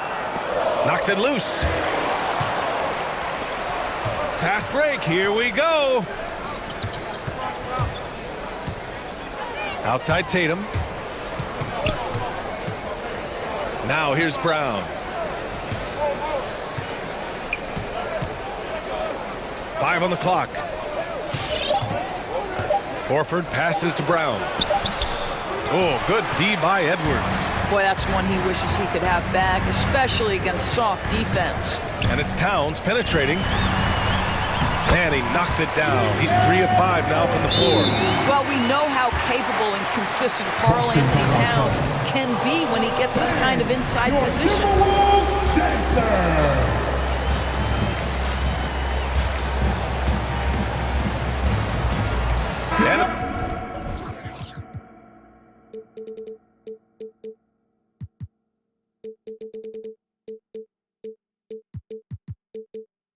It's a completely new group for the Timberwolves. Williams is checked in for Boston. White comes in for Brown. Well, with last season's MVP award going to a center in Nikola Jokic for the first time in over 20 years, how would you evaluate the place of that position in today's NBA doors? Well, PA, you make a great point because the top two candidates for MVP were actually in the center position, Nikola Jokic and Joel Embiid. To me, it's about how skilled is that 5 spot. If you have guys who can control the action, who can score inside and out, who are exceptional at making plays as a passer, don't underestimate the 5 position. As long as there's a highly skilled guy at the position, it will always be in vogue. There's Tatum with the 3. Here's Williams, and Williams punches it home.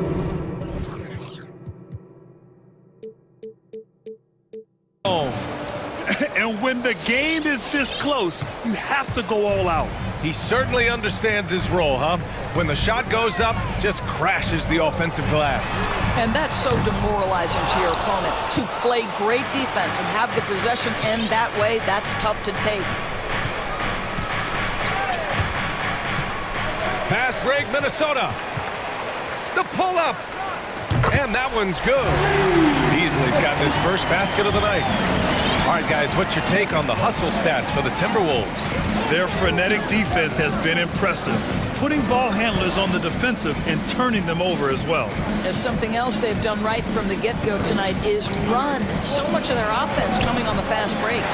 Aggressive mindset, but the defender just as determined to send them away empty-handed. Here's Noel. Williams defending. Noel drives in. Gets his second attempt to go. Now he's 1 for 2. Wow, they're really being taken advantage of defensively out there. No rim protection whatsoever. Outside Tatum.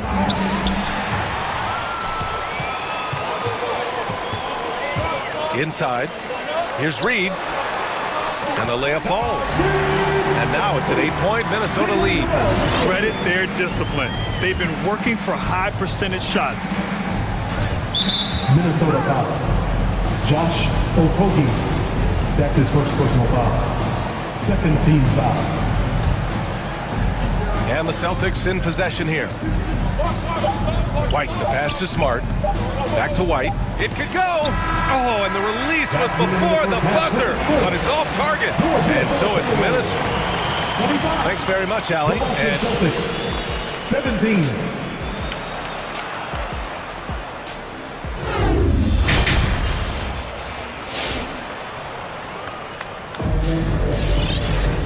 And if you're just joining in, 1 half is in the books, 1 half to go. You have to like what we're seeing from Karl Anthony Towns. The numbers say it all. He spent the first half playing efficient ball. I think they've taken their time. They've showed incredible patience. It's a sign of a well-coached ball club. Beasley and Okogie on the perimeter. Naz Reid out there with McDaniels. And it's Noel in at the 1. So that's the Timberwolves 5. White, the pass to Williams. Can't get it to drop. Now Minnesota takes it the other way. Here's Noel. Reed, a screen on White. Pass to McDaniels. Beasley with it. Here's Noel. Shot clock at 6. Down low. Releases. Reed, good. Reed's got his second basket on the night. They're not messing around. 5 of their last 6 buckets have come from the interior. Well, you look at the tools of Naz Reid, they are impressive. This guy can protect the rim and step outside. What more could you want from a developing big? Well, what he lacks in size for a typical center, he makes up for with all that athleticism. Boy, can he elevate. Beasley against Smart. Reed, a screen on Smart. Beasley into the lane. Pass to Reed.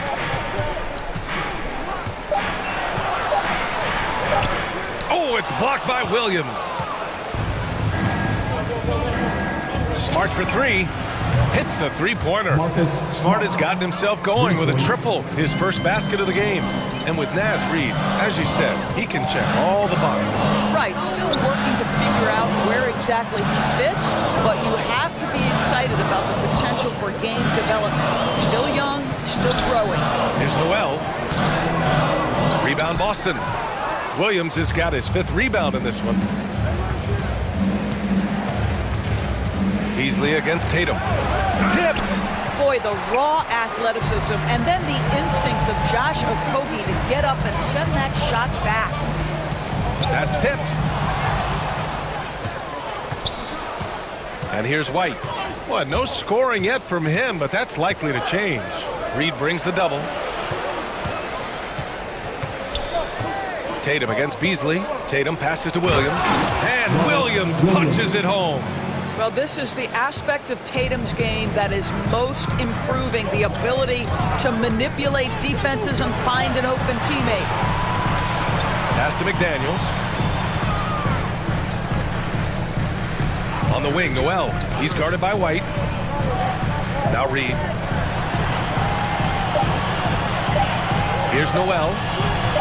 Fires the three. Tice grabs the miss. Trying to get it going. Only 1 for 5 to start the second half. Williams passes to White. Drives to the hoop.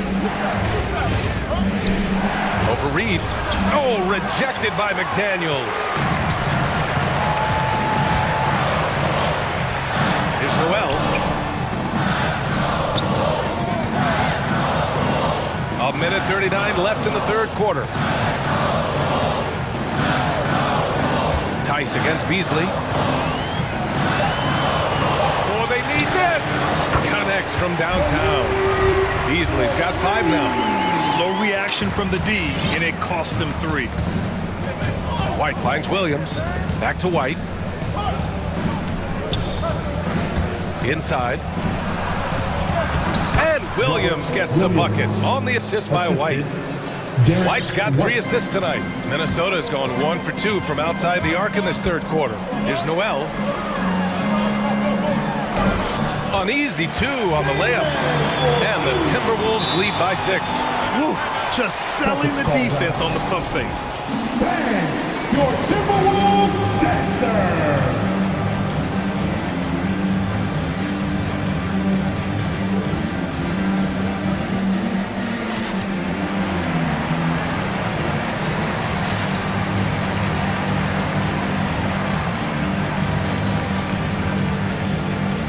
Changes for Boston. Horford, he's checked in for Williams. Williams comes in for Tatum. And it's Brown in for Smart. Horford, a screen on Beverly. To the paint. And Horford gets it to go. Horford's gotten his 2nd bucket on the night. That's 3 buckets in a row off assist. Outside Russell. The 3 is up.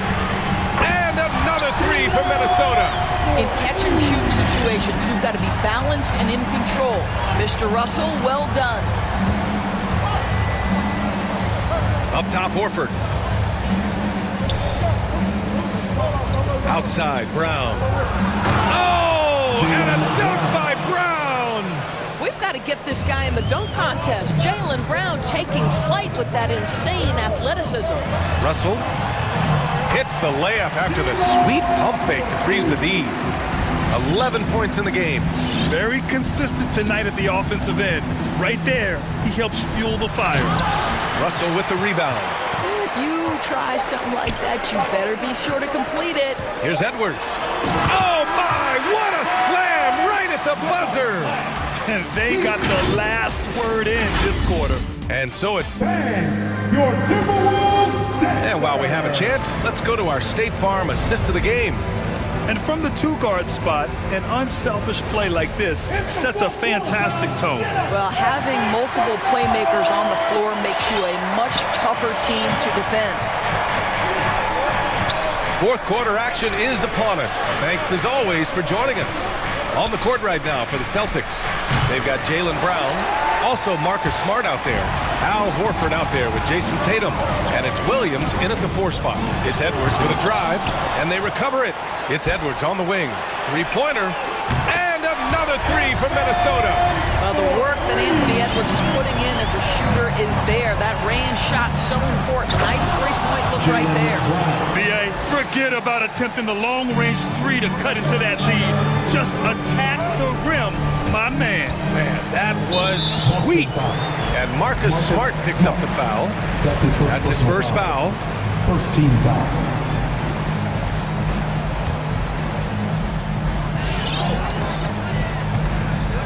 Edwards against Tatum. Now here's Edwards. Tightly guarded. Clock at 6. Russell a screen on Tatum. Outside Russell from the arc. Another basket. He's now 6 for 7 in the contest. This defense just can't stay connected to shooters. Here's Brown. And so he draws the foul, headed to the line to shoot a pair. Boy, it is really hard not to root for Jaylen Brown. This guy is so incredibly smart. He's a champion for social justice. Not a stretch to imagine him as the head of the Players Union someday, guys. And honestly, even beyond that, this guy has got tremendous leadership.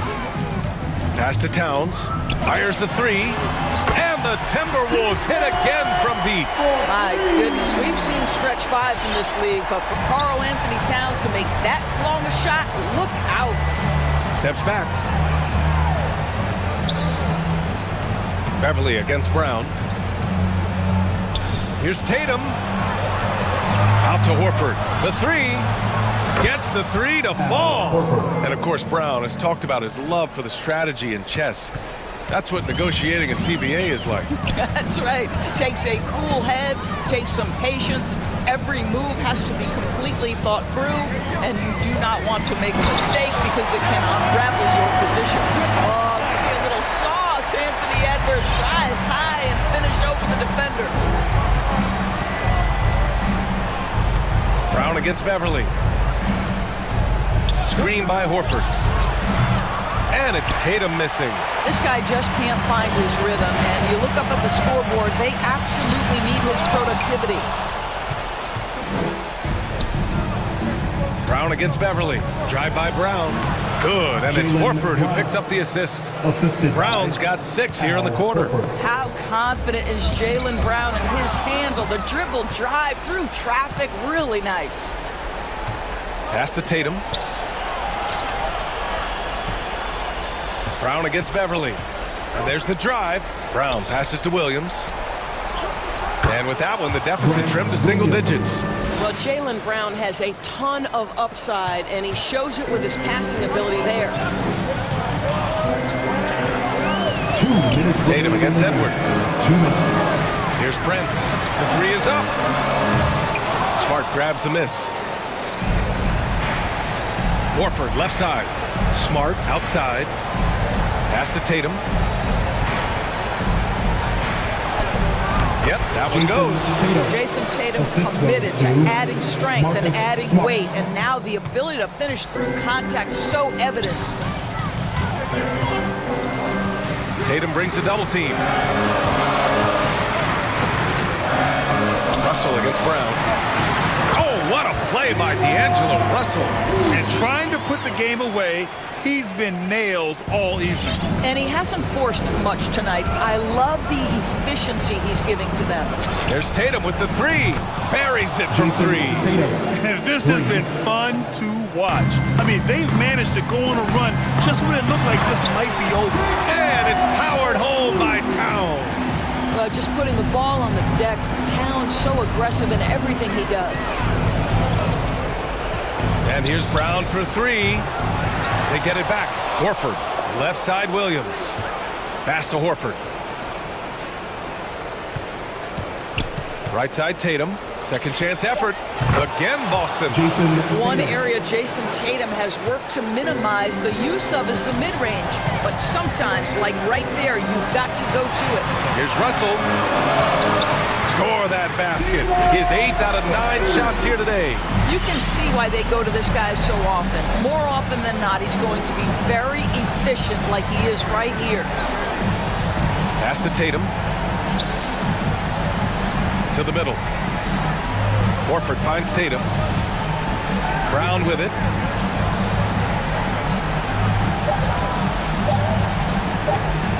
Late clock. The Celtics got to hurry here. Horford can't hit. And here's Minnesota now. And here's Edwards outside. Can't hit that one. And just not enough time for them to get back in this game. I'll tell you, it's never an easy point in the game, knowing whatever you do, you're still coming away with the L. There's no quitting this guy. He just gives you great effort, and he continues to give you great production. Now Beverly. So we see the Timberwolves get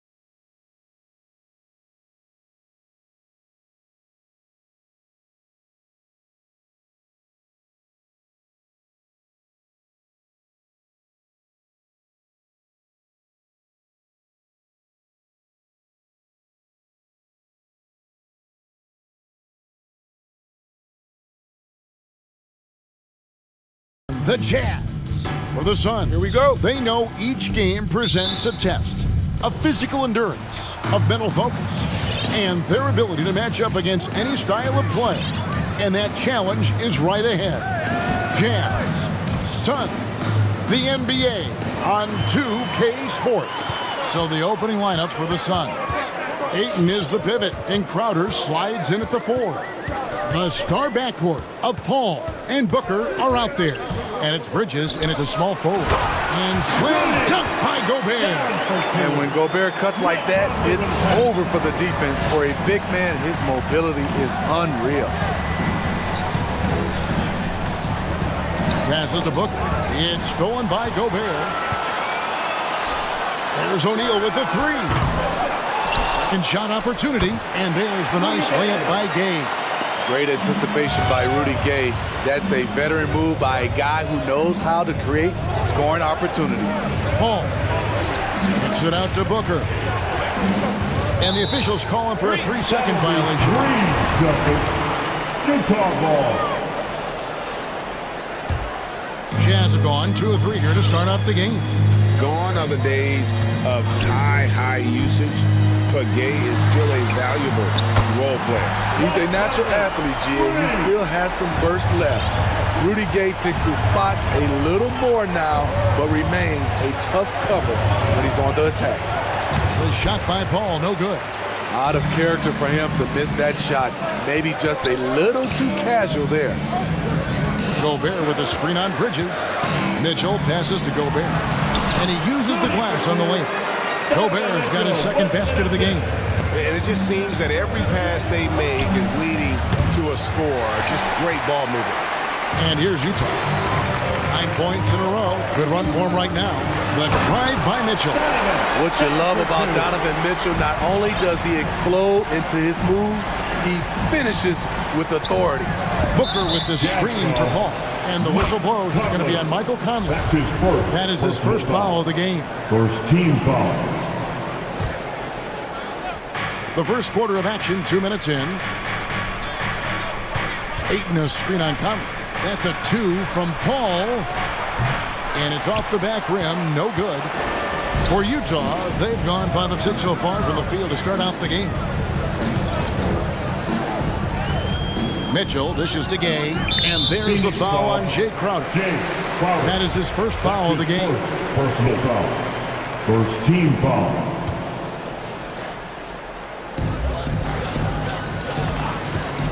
Conley scanning the floor. Gobert, and slam dunk by Gobert. They've been excellent so far, coming in with a well-balanced attack. And it's helped them build an early lead. They just need to stay aggressive. Now here's Paul. Crowder is screen on Conley. A drive by Paul.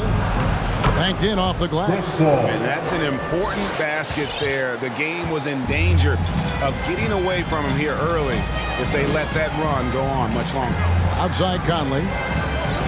Gobert with a screen for Conley. On deep. The offensive rebound. And there's Gobert putting it right back in. And not hard to see why they are giving up points on this run. Just too many good looks from in close. Paul passes to Booker.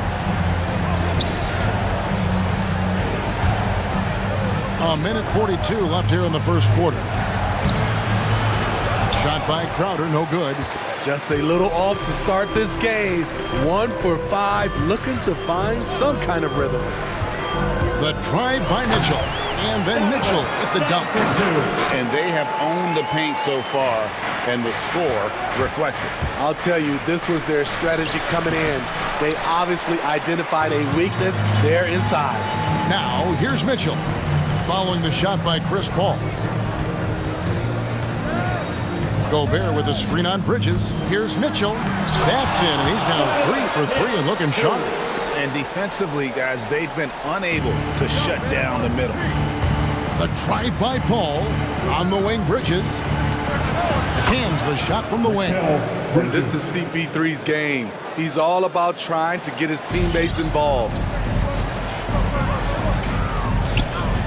Mitchell against Bridges. 3-pointer. It's hauled in by the Suns. And they had some botched coverage that turned into no coverage. Pass to Ayton. Launches it. And a great assist by Paul as that one goes in. I love the confidence. Ayton knows he must continue to hone his jumper, especially shooting it off the catch. 3 consecutive field goals have come right at the rim. The D had better start buckling down. It's a 4-second differential between the shot clock and game clock. Off the mark once again. Terrible quarter for him thus far. No problems knocking that one down. Conley's got 8 points. And you can't help but pick their defense apart. They're completely in disarray. And here's Booker from the arc. Gobert pulls it in. It's Gay on the way. Kicks it out to Mitchell. And so it's Mike Conley making highlights for Utah. He notched 8 points in the quarter. Fans, your jazz dancers. Fans, your jazz dancers. And if you're just tuning in, we've got a wide margin on the scoreboard, but plenty of time left for a comeback. And some stats here, guys. The scoring breakdown for Utah. They've gotten a lot of high-quality shots in the paint early on. That was clearly part of their game plan coming in. Yeah, and one thing, Clark, I've noticed is how quick their hands have been. Thanks to that, they've gotten a lot of points off of turnovers. And now let's check out the lineups courtesy of Gatorade, all fueled up and ready to go. Here's the second quarter to play. On the court for the Suns.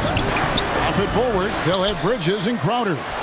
The star backcourt of Paul and Booker are out there. And it's Ayton in at the 5, roaming the paint. Gobert with a screen on Crowder. It's Gay with the drive. And the jam by Rudy Gay. And they're getting points. They're getting stops. And this is how they'd like to play all the time. Yes, when it's going good, it feels easy. These are the nights you relish, but they're tough to replicate. Alexander Walker. And using that wide reach to reject shots. Ayton can't afford to throw up weak stuff around the big fella. Here's Gobert. Hits the layup after the sweet pump fake to freeze the D. 10 points for him. And Greg, some star big men have complained that they get hacked all game long. But they're not getting the foul calls these guards do on the perimeter. I have to agree. I mean, and on a lot of those fouls, the guards get 3 free throws. So something the league might want to take a look at trying to balance things out. I mean, that's a tough break for the D. I mean, he took the hit and drew the whistle. Conley against Paul. And it's Conley penetrating. Got it for his 4th field goal of the game on just 5 shots. They are just killing him on the interior. Pass to Ayton.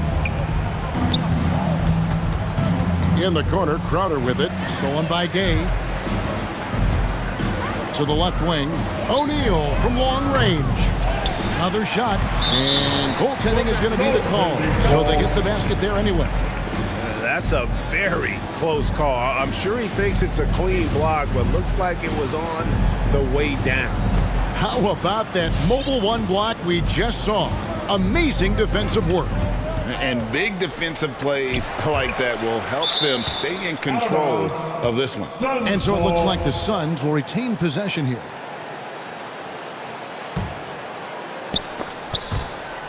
Here's Booker. The kick out to Crowder.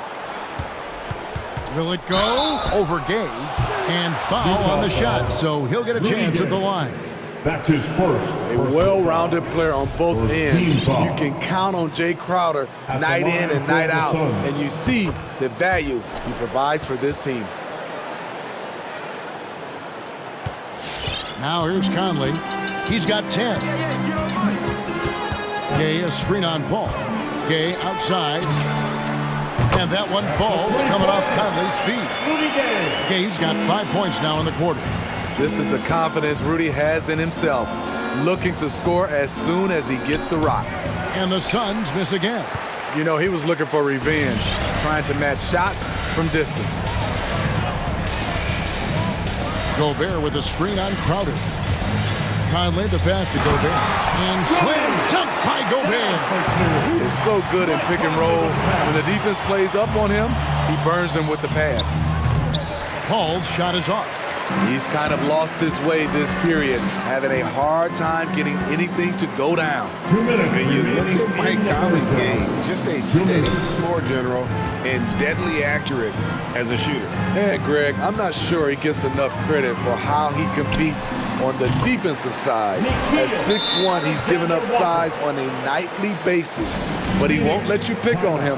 He gets after you. It's T-shirt bonanza. Make So Utah going with an almost entirely new group here. Whiteside's checked in for Gobert. Eric Vasco comes in for Rudy Gay. Bogdanovich is checked in for Royce O'Neal. And it's Jordan Clarkson in for Mike Conley. The shot by Holiday, no good. And here are the Jazz now. What a stretch they've got going here. 17-2. Back to Clarkson. Pascal with a screen for Clarkson. Nobody near Pascal. No good. Shot missing. And Phoenix the other way now. Here's Shamet. First shot, first basket. He's out of the blocks fast. That's just good basketball. Can't ask for a better look. Here's Clarkson.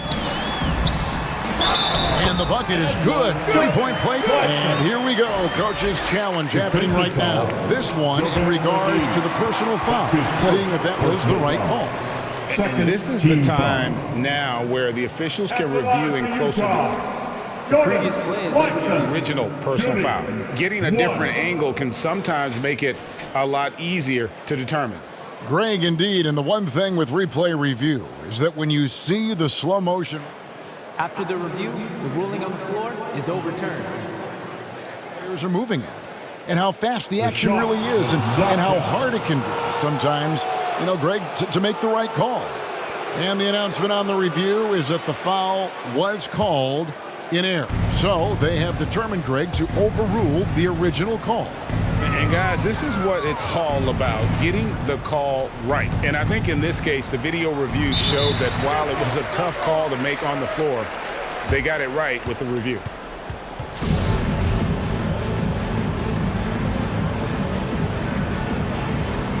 Stolen. And here's the fast break. Clarkson leading the way. The pass to Alexander Walker. The shot's good. Alexander Walker's got 6 points in the quarter.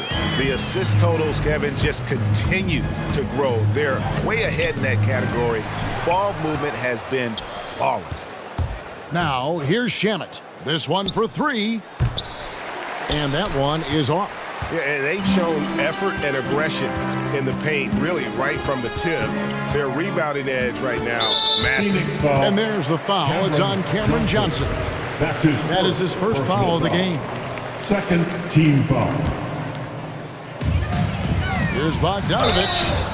Shooting foul as the whistle blows. He'll shoot 2 free throws. That's his first personal Look at Bogdanovich getting physical. Works hard to get the shot off and the foul. And so Bogdanovich nails both of them. And here's Holiday, who will bring it up for the Phoenix Suns. For three. The rebound by the Jazz. It's stolen by Johnson. A wide open look here for Craig. And that shot was up in time, but doesn't go in. And so it's... Thanks for the great interview, David. The Suns, 11.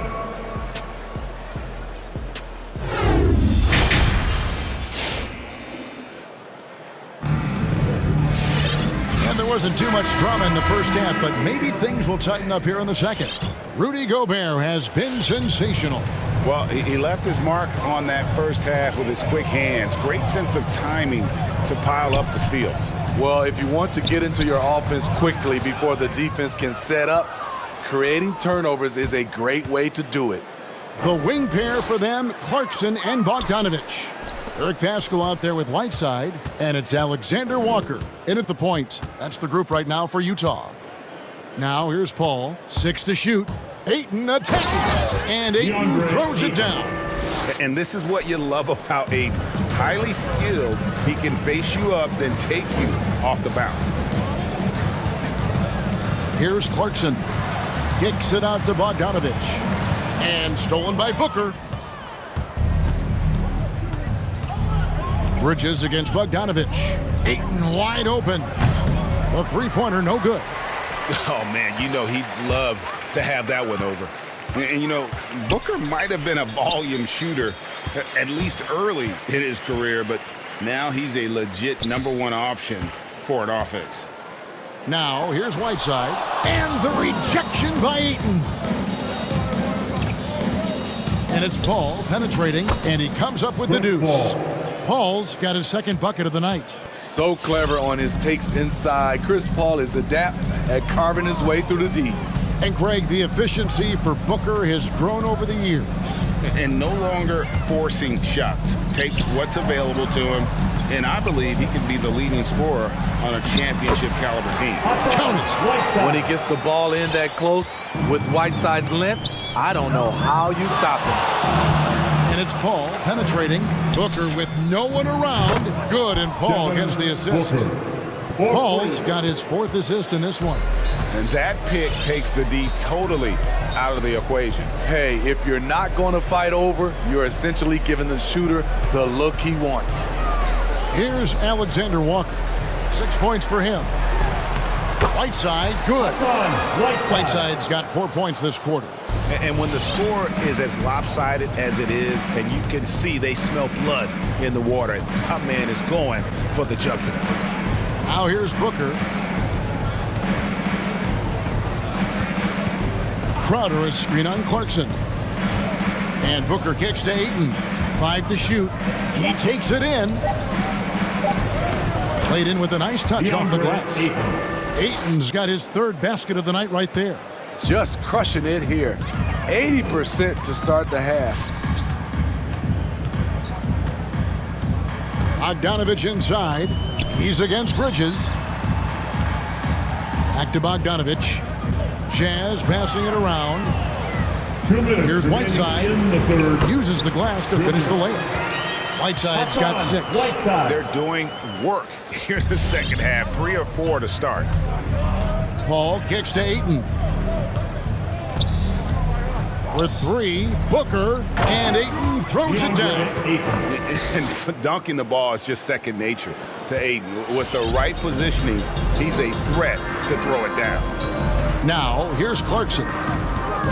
Here's Bogdanovich, and a lot of contact on that one, so he'll shoot 2 here. It's going to be on Jay Crowder. And the 6'8" Bojan Bogdanovich consistently among the league's top 3-point marksmen. You're right, Kevin. Consistent is the right word. Listen to this. Since his 4th season in the NBA, he's never averaged below 38% from distance. That shot must be honored. Well, he started out as a pure shooter. Bogdanovich has worked hard to become a threat off the bounce and a strong finisher. Okay, well, let's check in with David Aldridge, who's reporting from the sidelines. Good evening, Kevin. Now, the NBA does get high marks for its diversity, but there is some frustration on that front when you look at head coaches and front office positions. All-star Karl Anthony Towns said, men of color deserve a chance to lead a team, run an organization, and make their mark. Not just with a jersey on, but with a suit on. Guys? Thank you, David. Now here's Booker. Bogdanovich missing his last shot. Booker dishes to Ayton. Kicks it out to Booker. With the drive. Nice move. And it's good on the way in. Booker's got 5 points now this quarter. Not just an outside shooter. Booker is also skilled at getting it done from that area as well. Here's Whiteside. Goes up and lays it nice and easy. And so Ayton will bring it up for the Phoenix Suns. The loudest and craziest fans get a free t-shirt. Let's see it there. Fans, your Jazz dancer. And the Jazz with some changes as Abuki's checked in and Rudy Gay is subbed in for Eric Paschall. Some changes for Phoenix. Your Jazz dancer.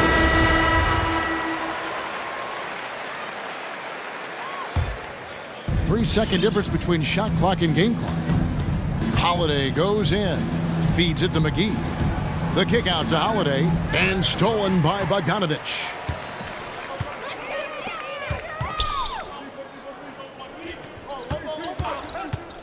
Here is House. Passes it to Azubuike. Here's Alexander Walker. No good on the triple. And so it's Utah up by 33 points as the buzzer sounds. A huge lead. And a quick look now at the State Farm assist of the game. Yeah, an easy choice tonight. Look at the precision on this pass. Put it on a platter form. This is why you preach teamwork. Some of the most spectacular plays are the ones where guys are feeding off one another. And 1 quarter to go in a game that to this point has not been an evenly fought contest. And here are the Suns now. On Phoenix, looking who they've got on the floor. The star backcourt of Paul and Booker are out there. Up it forward, they'll have Bridges and Crowder. And it's Ayton in at the pivot spot, manning the middle. Here's Alexander Walker, defended by Booker. That one good for 2. And a closer look here at the hustle stance for the Jazz. Contested shots and block shots. That's been their bread and butter defensively, giving up no easy looks. But also, they put the offense on its heel. Look at the number of steals they've been able to get. And that's something they also can take great pride in. And if you're a teammate of Chris Paul's, you've always got to be ready to catch the pass. Paul with the steal. Fires for 3. Another 3 for Phoenix. Yeah, that's 2 straight three-pointers they've allowed. They are enjoying the commanding lead. And it really gives them the opportunity to give their starters a rest. Always critical when you get ready for that home stretch. Azubuike, no good. The Suns have gone 2 of 3 from the field to get the 4th quarter started. Paul passes to Ayton. Stolen by Michael Conley. About a minute and a half into the 4th quarter now. The Jazz with another miss. It's a shot you would think he would make, but he just doesn't make it all the time. Paul goes in, and that basket is going to count. Goaltending, the official call. Just barely too late and catches it on the way down. He's already in the air there, committed, so can't fault him for going for the block. I'm glad we got to see the mobile 1 block once more. What a play. And boy, did he get up quick to reject that shot. That's as fundamental as defense gets. And it's going to be a goaltending call here, so they'll count the bucket. That's a very close call. I'm sure he thinks it's a clean block, but it looks like it was on the way down. Donovan Mitchell. Paul for 3. The drive by Booker. They get it back. And it's Ayton missing. And physically, there's no doubt they've been the stronger team. A plus 10 rebound advantage tells you all you need to know.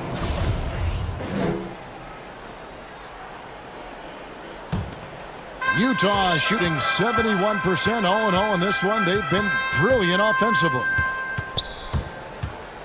Gay kicks to Mitchell. Shoots over Crowder. Night in and night out, Jay Crowder will compete. Terrific effort at the defensive end. O'Neal against Booker. Here's Ayton. And he banks in the layup. Ayton's got 5 points now in the quarter. Yeah, the D has not been able to keep the ball out of the paint at that end of the floor. Conley with it. Now guarded by Ayton. Gobert can't hit. Here's the Suns with the ball. They've outscored him 10 points to 2 during this run. Paul with the 3. The rebound by the Jazz. Gay's got 5 rebounds tonight. O'Neal from long range. An absolute bomb from 3-point range. O'Neal's got himself on the board with 3 there. Takes a step back. Paul looking over the floor. Booker outside. Stolen by Michael Conley.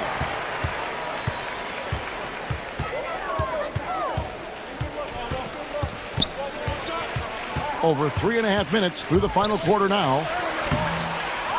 Tries again. At the elbow, it's Gobert. Low block shot.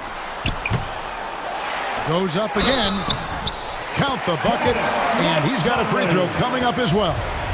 Well, guys, this was never really a contest, just a total obliteration, if you will. And you can safely say mission accomplished now for the Jazz. Fewer miscues made the difference. Yeah, I mean, a great all-around effort. Not only did they minimize their turnovers, but kept the pressure up on D, forcing the other team to commit turnovers. The one player that really stands out, of course, in this one, it was a dazzling game for Rudy Gobert. Hard not to be impressed by what he did tonight. He was aggressive, he was efficient, and the defense had no answer. Gay dishes to Conley. Gay sets the pick for Conley. Driving to the basket. Shot clock at 5. The Jazz need to get off a shot here. Gobert can't hit. That is some tough defense there against one of the better finishers in our game. The drive by Paul and the wide open shot from Crowder. Phoenix no good that time either. It's Gobert with the ball for the Jazz. And here is Conley.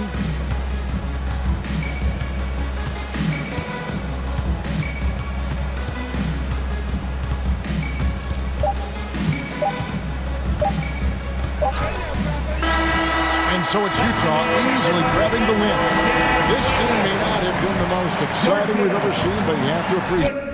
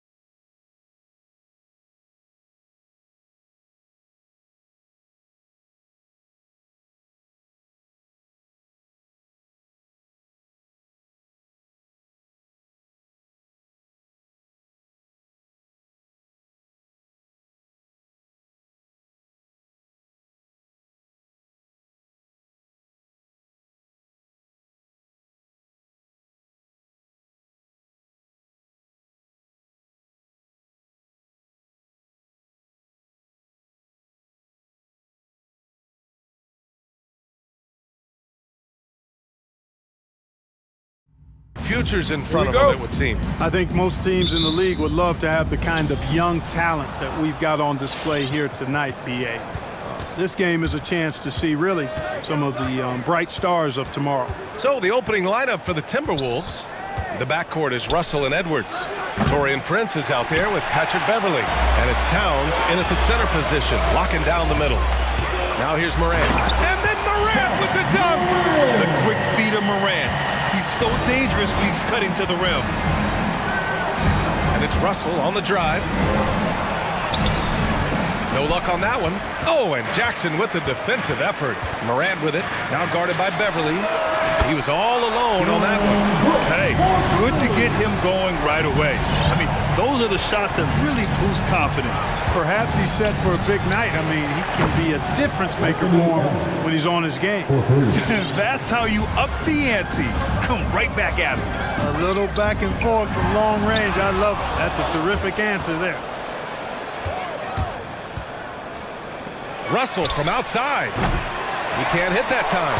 Now Memphis takes it the other way. Jackson outside. Good, and the setup by Morant. And Morant is a natural leader. Someone who wants to get his guys involved when they're open. Clark against Edwards. Just over a minute and a half in. Beverly against Morant, doubled by Jackson. The Timberwolves need to get off a shot here, and it's going to be a 3-second call.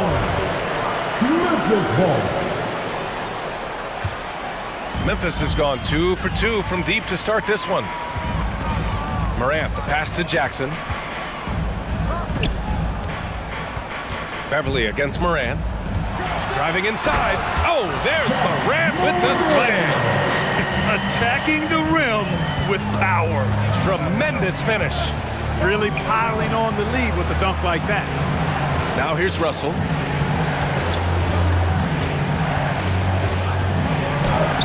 Uses the glass to finish the layup. Well, I think the more Russell looks to score from there, guys, the more dangerous he becomes. You know, if you follow the career of Russell, he's never had a chance to get completely comfortable, in my opinion. Tough breaks for him in his journey thus far. Oh, there's Morant with the slam. I tell you, a little extra pressure on D when you're up against a point guard who can elevate. It doesn't make it easy, does it? And you know, guys, showing how dynamic a weapon he is for this offense, they feed off of that energy and ability to make plays. It gets them going. Here's Edwards. And a nice finish on the layup. Edwards got his second bucket of the night. And you know Russell would love to have a long stretch with a team. I know he certainly would, B.A. I mean, he's always seen major injuries to other stars on his team, which has obviously affected him. Coach turnover in his career hasn't helped either. I think he's made the most of it and has tried to stay focused, and I still think he's got a lot of good days ahead of him. Now here's Edwards. He's got 5.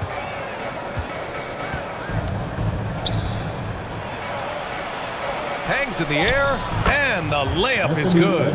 Edwards has got 7. A composed and cool effort from Edwards inside, not rushing himself or forcing a bad shot, taking what's available. Jackson gets the bucket. Just taking it right to the rim, and no one was there to greet him. Well, this early, they should be showing a lot more energy on defense. It's not there.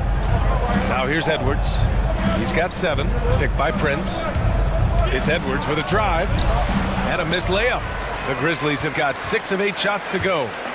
Here's Morant going inside, and then Morant with the dunk. I tell you, a little extra pressure on D when you're up against a point guard who can elevate. It doesn't make it easy, does it? And you know, guys, showing how dynamic a weapon he is for this offense, they feed off of that energy and ability to make plays. It gets them going. Now here's Morant. Give him 8. And then Morant with the dunk. I mean, just an agile move by Morant down low. Working around the contact and getting it to go. Right side Russell from the arc. Gets it to go. Makes it 2 for 5. And that's what they want to do. Get him open looks early. Morant with it. Towns covering. Oh, there's Morant with the slam. They've been the more poised team tonight, and the score reflects that. Well, I like the way they're playing. A very smart first half. Quality shots, not wasting possessions. 19 seconds left in the first quarter. Hangs. Prince grabs the miss. It does not get much easier than that, but somehow he came up empty there. Here's Jackson. And terrific work on the offensive glass as he picks up the deuce. Building a big advantage early with a terrific all-around performance. Yeah, you know, they've had the advantage at both ends. They've got all the momentum early on. Boy, at the offensive end, his game is so impressive. I mean, he's a threat every time up the floor. Ja Morant, he's feeling it tonight and has been the driving. All right, look who's coming up to the court. And for those of you just tuning in, second quarter action is where we are. And let's take a moment here to get your take, guys, on the scoring so far for Memphis. They've made the commitment to get out and run, and it's paid off with some highlight reel plays in transition. They've gotten their fair share of points off turnovers so far tonight, too. They've got Kyle Anderson, Brandon Clark out there with Jaren Jackson. Then there's Ja Morant, and it's Brooks in at the 3. That's the lineup out there for the Grizzlies. Now here's Russell. 5 points in the game. Oh, Brooks with the steal. And up the court come the Grizzlies on the break. Oh, it's blocked by Towns. Using all of his height to smother the shot completely. Emphatic block that time by Karl Anthony Towns. Clark right side. Morant, the pass to Jackson. Blocked again! It's Edwards on the wing. Anderson covers. Edwards with it. He's got 7. Pass to Russell. Here he goes. And they pick up 2. Russell's got 7. Capable of finding his open guys. Edwards getting better at improving his overall floor awareness. Nice to see. And when you watch... Oh, my goodness! Disrespectful. Can you say immediate entry into the highlight reel? Woo, what a tough BA. It's showtime now, man. They've built up a lead, and they're starting to rub it in. And why not? A little salt in the wound. The more plays they make like that, the more they'll have these guys reeling and on the ropes. And wrestling for it there, but no one has possession. We'll have a jump ball.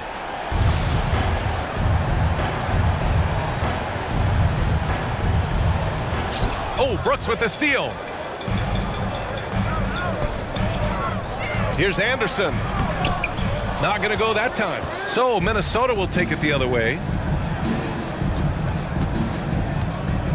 Clark against Russell. Puts up a 3. Anderson pulls it down. Anderson's got 4 rebounds in the game. Morant, the pass to Jackson. And a great assist by Morant as that one goes. 9 points in the game. Their interior D continues to look shaky. Not a good matchup for them right now. I'd agree with you, and I don't think they expected this one to be a game where they would get battered inside like they have. Edwards against Clark. 6 on the shot clock. Puts up the 8-footer. The shot by Russell, no good. The Grizzlies have got 3 of 6 shots to go here in the second quarter. Clark with a screen on Beverly. And it's Jackson on the take. Oh, and Towns with the block. And he recovers it. Second chance shot. Kept alive. With the second effort, they shoot again. And it's laid in by Jackson. Jackson's got 11. I'll tell you what, they've rebounded the ball tremendously well. Yeah, you look across the board, it's actually sizing up, shaping up to be a great game. I mean, strong performances throughout, and they've really been strong on the glass. Clark, a lot's been made of small ball in the NBA, but you look at the teams making deep playoff runs, and they've got size. Well, I think you need both. I think you need a combination of size and skill, and you also need a nice blend of youth and experience. All of that makes for championship caliber teams. But the game of basketball is always going to be a game of skill, and size can enhance that skill. All right, look who's coming up to the court. Come on and get back for your Grizzlies.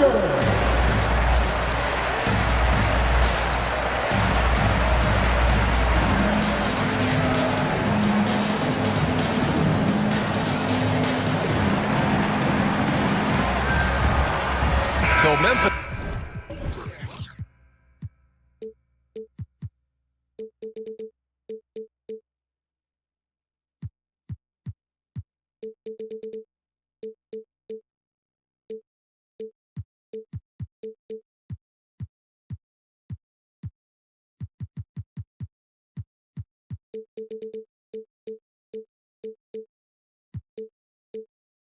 Ends up going with a new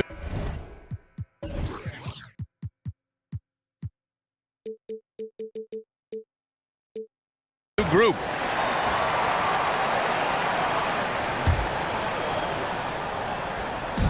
.149 left in the second. Here's Noel. Reed for three. The Timberwolves again can't hit. Outside Jones. Here's Adams. And it's slammed in by Adams. And whenever Adams is aggressive on offense, it helps big time, especially when he's dunking it hard inside. Noel drives in. Banked it in off the glass. Noel's got his first 2 points. Not much resistance from the defense. Easy play that time for him. To the inside. Adams hits the layup after the sweet pump fake to freeze the D. And force-feeding the ball inside. I mean, no reason to go away from what's working. And when you make 5 in a row in close like that, it also takes pressure off your perimeter guys, too. Noel drives in. Pass to Reed. The three ball. Fires in the triple. He made the most of that opening, teaching the defense a lesson. He takes it in. Doubled by Beasley. Williams on the wing.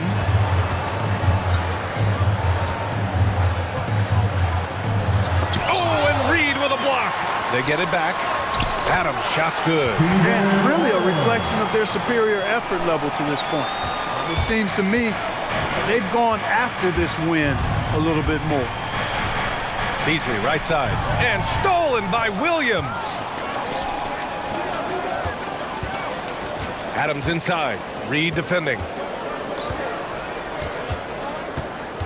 Adams inside, working on Reed. Timeout called, the Grizzlies. Which loudest section wants a t-shirt? All right, look who's coming onto the court. Come on. There's 10 seconds left in the first half. Adams a screen. To the middle. Oh, and Reed with a block. The clock runs out, and we are headed to halftime. It's the Grizzlies.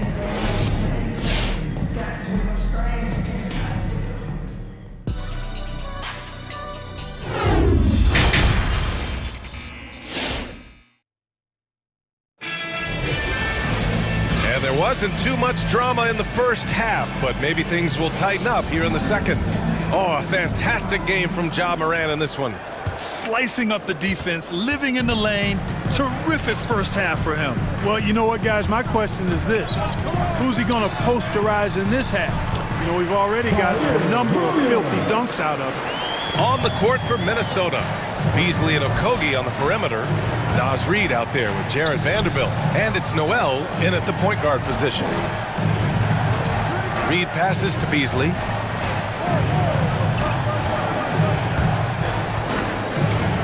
Back to Reed. And the layup is good. Reed's got his second bucket on the night. A great move. I mean, the defense has no response.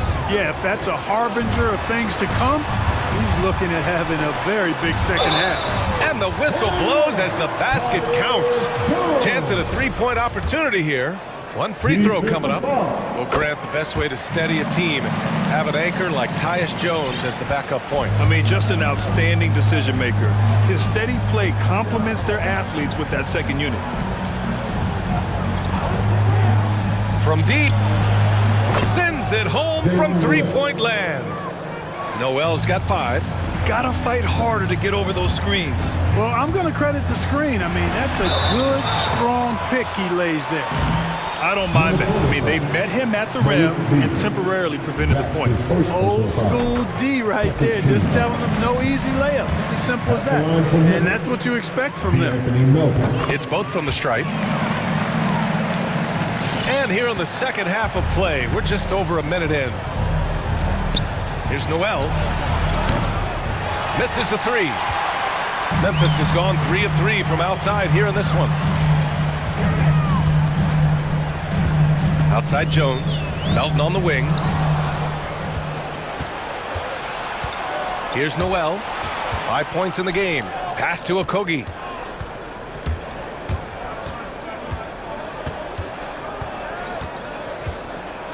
And for some reason, he decided to foul there. Yeah, B.A., that's an odd move. Maybe there's something else behind it. You don't want to stop the clock right there. I'm not quite sure what he was thinking. Yeah, but that's no excuse for that kind of foul. I mean, that might be an explanation for it, but certainly doesn't justify it. And even then, it's just not a good play. Reed can't hit. Oh, gritty defense. Protecting the rim at all costs against a guy who has all sorts of ways to finish. Since half, there's been a stark contrast between these teams. I'm talking about efficiency at the offensive end. And that's why you have such a huge gap in the shooting numbers between the teams. Inside. Here's Vanderbilt. And he banks in the layup. Vanderbilt's gotten his first bucket of the night. High-value assist there. Finding him inside for the finish. Here's Jones. No good on the triple. This offense's first miss after 3 straight makes to start the second half. Takes a step back. Pass to Vanderbilt. Back to Noel. Takes it inside. And he's going to the line for 2. The official saw contact while he was going up. Second team foul. First free throw is good. Jared Bender. 2 shots. Good on both. And now we're 3 minutes into this third quarter of play. Outside Jones. 2 minutes remaining in the third. 2 minutes. Adams a screen. Jones drives in to the paint. Adams, shot's good. Adams has got 8 points. You want to stop Adams when he rolls, but honestly, Steven is such a force. Sometimes you can't stop him. Down low. Here's Vanderbilt. And he takes it in for the layup off a very nice feed. Vanderbilt's got 6 points in the quarter. Driving to the basket. Here's Williams. Just over 3.5 minutes through the third. Soft touch off the glass. Time and time again, they're creating good looks from close range.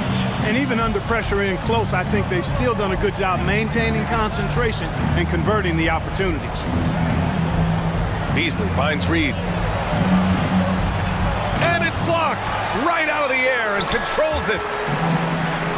From deep, Payne gets the 3 ball to go. Payne's got himself on the board with a 3 there.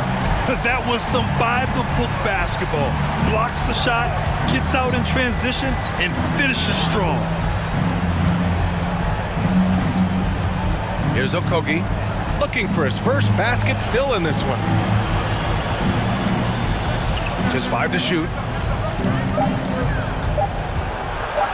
Reed against Adams. Reed can't hit. He's looking pretty unsettled at the moment. Doesn't seem like he has a great feel for his shot. Here's Bain. And he drops in the layup off the glass. Bain's got his second basket on the night. And just not letting up at all. I mean, you have to love this approach. You want to get the ball to the guys who make plays. If it's working, keep working it. That's what I say. Keep the pressure on him. Beasley, pass to Reed. Oh, it's stolen by Adams. Bain into the lane. Uses the glass on the layup. Bain's got his 3rd basket of the night. Here's Noel. And no good. Trying to get that one to fall. And so it's Memphis with plenty of breathing room. 23 points to... And a worthy candidate tonight as we take a look at our State Farm assist of the game. This is the definition of team chemistry. I love to see this kind of communication and connection between teammates leading to the perfect pass. For me, next to the big-time alley-oops and monster throwdowns, passes like that. are probably the next best thing when it comes to sweet-looking NBA highlights.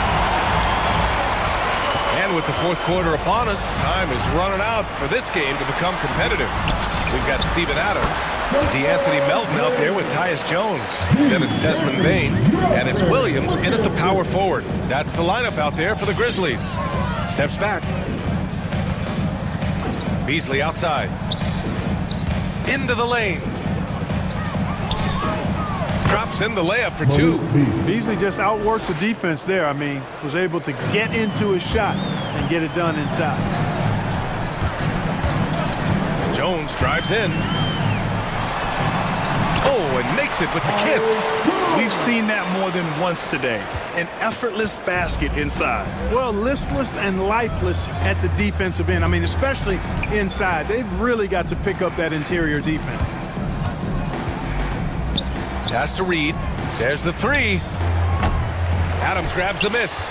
They've shown that power inside. Their rebounding effort has been sensational. Guys, that's putting it mildly. I mean, they've been absolutely dominant.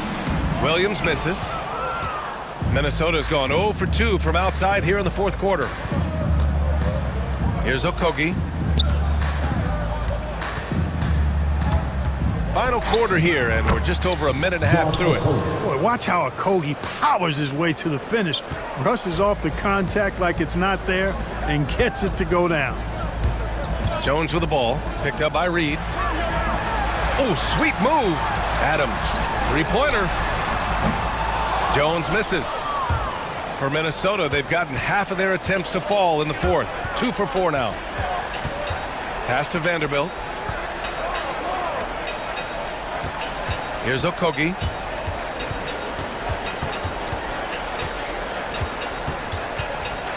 Nice move. The shot no good. Now Memphis takes it the other way. Bain into the lane. And he was fouled while in the act. And they want a second opinion on that call. The signal for the coach's challenge has been made. At the line for your Grizzlies. People were worried that this would slow the action down. But with so many close calls in every game, the NBA was smart to adopt. The previous play is under review. You know, one thing this does for a coach is let his players know he's got their back. If they're adamant that the call was wrong, he'll back them up and make the refs take another look.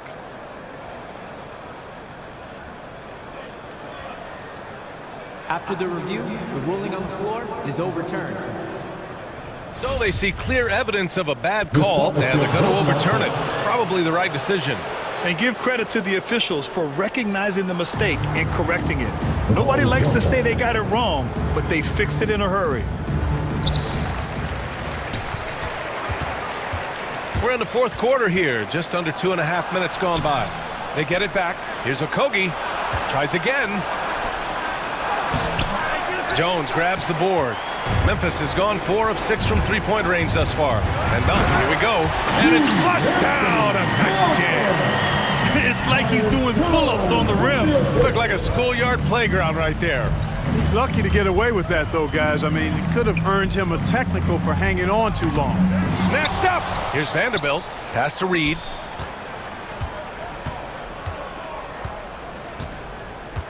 And so they choose to intentionally foul. And it's a completely new group for the Timberwolves. DeAnthony Melton. That's his second personal foul. First team foul. Outside Russell, right wing. Clock at 6. It's Edwards on the wing. Brooks defending. Edwards can't hit. For Memphis, they've got 3 of 6 shots to go in this fourth quarter. And it's Morant off the drive. And then Morant with the dunk. So good at getting to his spots and then cashing in, making the game look easy. Outside Russell. And Morant clears the board. Well, you've got to be there defensively. I mean, that's an easy mid-range jumper that he'll typically drain. Oh, my! I mean, just so hard on that one, B.A. They've been very well-rounded and extremely focused. Almost no holes in their performance tonight. They've been tremendous.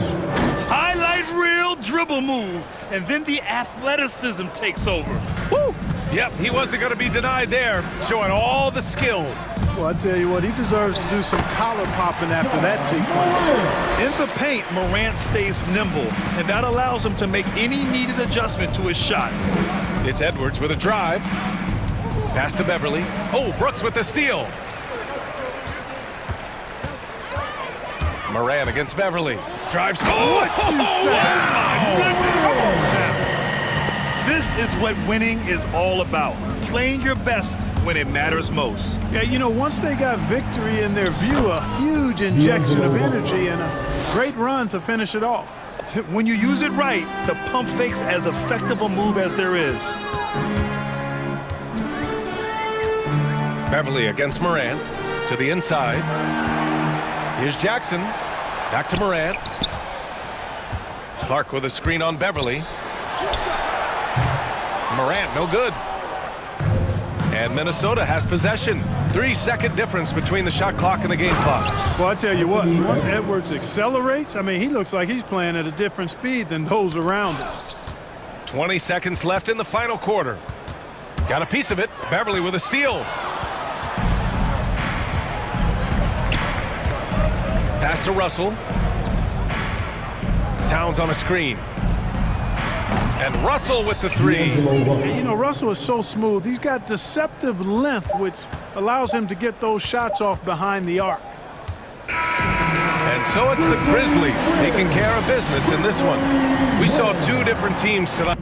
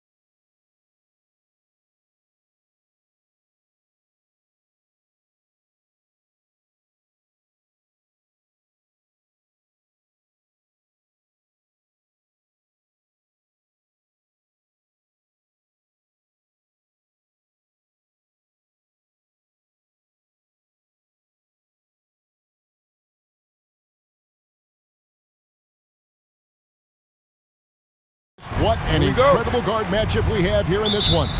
There are some of the all-time greats playing at the guard spot these days. I mean, this is going to be a fun matchup to watch. And now the opening lineup for Boston. They've got Horford. Made him out there with Williams. Then it's Marcus Smart. And it's Brown in at the 1 spot. Now here's Conley. Gobert with a screen on Smart. Conley into the lane. Pass to Gobert. Gobert double teamed. Williams with the steal. And here comes Brown, leading the fast break.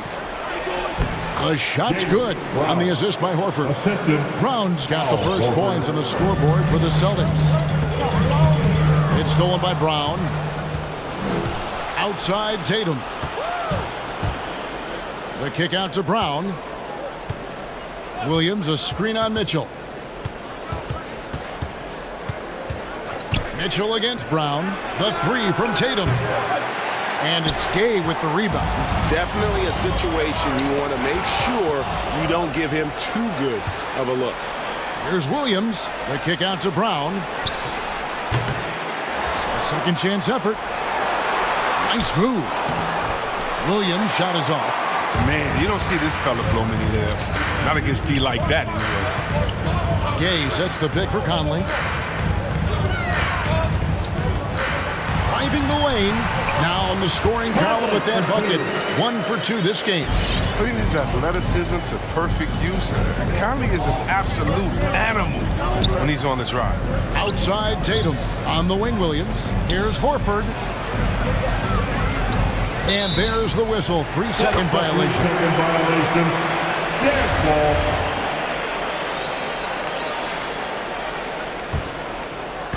We're just about 2 minutes into the first quarter. Okay, well, let's go down to David Aldridge for a report from the sideline. Hey, Kevin. Well, I was able to talk earlier with Boston's head coach. They know that the usual approach on offense won't be the same when Gobert is on the floor. Coach told me we can't go right at him, but we can't just give up when he's out there. We need to drag him out to defend the perimeter as often as we can. See if Gobert bites and how hard. Kevin? Thank you, David. It's good from long range. He has the ability to stretch the floor effectively. I mean, that's what makes him such a coveted big man. Outside Conley. Going inside. Yep, it counts. Conley's got his second bucket of the night. And once he got to the 10, I think he was surprised to find himself that wide open. Yeah, very little resistance. I mean, you had to bring much faster help than that. Now here is Horford. Horford with a screen on Mitchell. Brown kicks to Smart. Back to Brown. Shot clock at 6. Now the pass to Smart. We've got 1:55 left to play in the first quarter. And it's Conley penetrating. It drops for his third basket. He's missed only 1 shot. Far from just a perimeter threat. I like watching Conley go to work at the basket. And after a down season in 2020, with some questioning if he was over the hill, Mike Conley came roaring back last season. And the first player ever to make his All-Star debut that far into his career. It had to feel something like redemption. And I tell you, he's not done yet. Has a nice new contract to prove it. Now here's Conley. Hits the layup after the sweet pump fake to freeze the D. 8 points for Mike Conley. Brown against Mitchell. Passes it to Horford. Back to Brown. Horford sets a screen for Brown. And the call on the shot sends him to the line. It's going to be on Rudy Gobert. Something we saw a lot from Brown as an amateur. The ability to draw fouls and get to the line. Now that he's attracting so much defensive attention, Greg, Brown is routinely getting others involved. And how about his assist numbers have skyrocketed? And it's really not surprising. His sole focus is doing what's best for the team. Now Brown following the miss by Michael Conley from deep. Horford. Nobody near Williams. The shot's good on the assist by Horford. Oh, man, the awareness and the IQ of Horford looks so adept at getting the ball to his open teammates. Mitchell with it. Now guarded by Smart. Conley's shot is off. It's stolen by Gobert. And the call will be against Al Horford. That's his first foul. First team foul.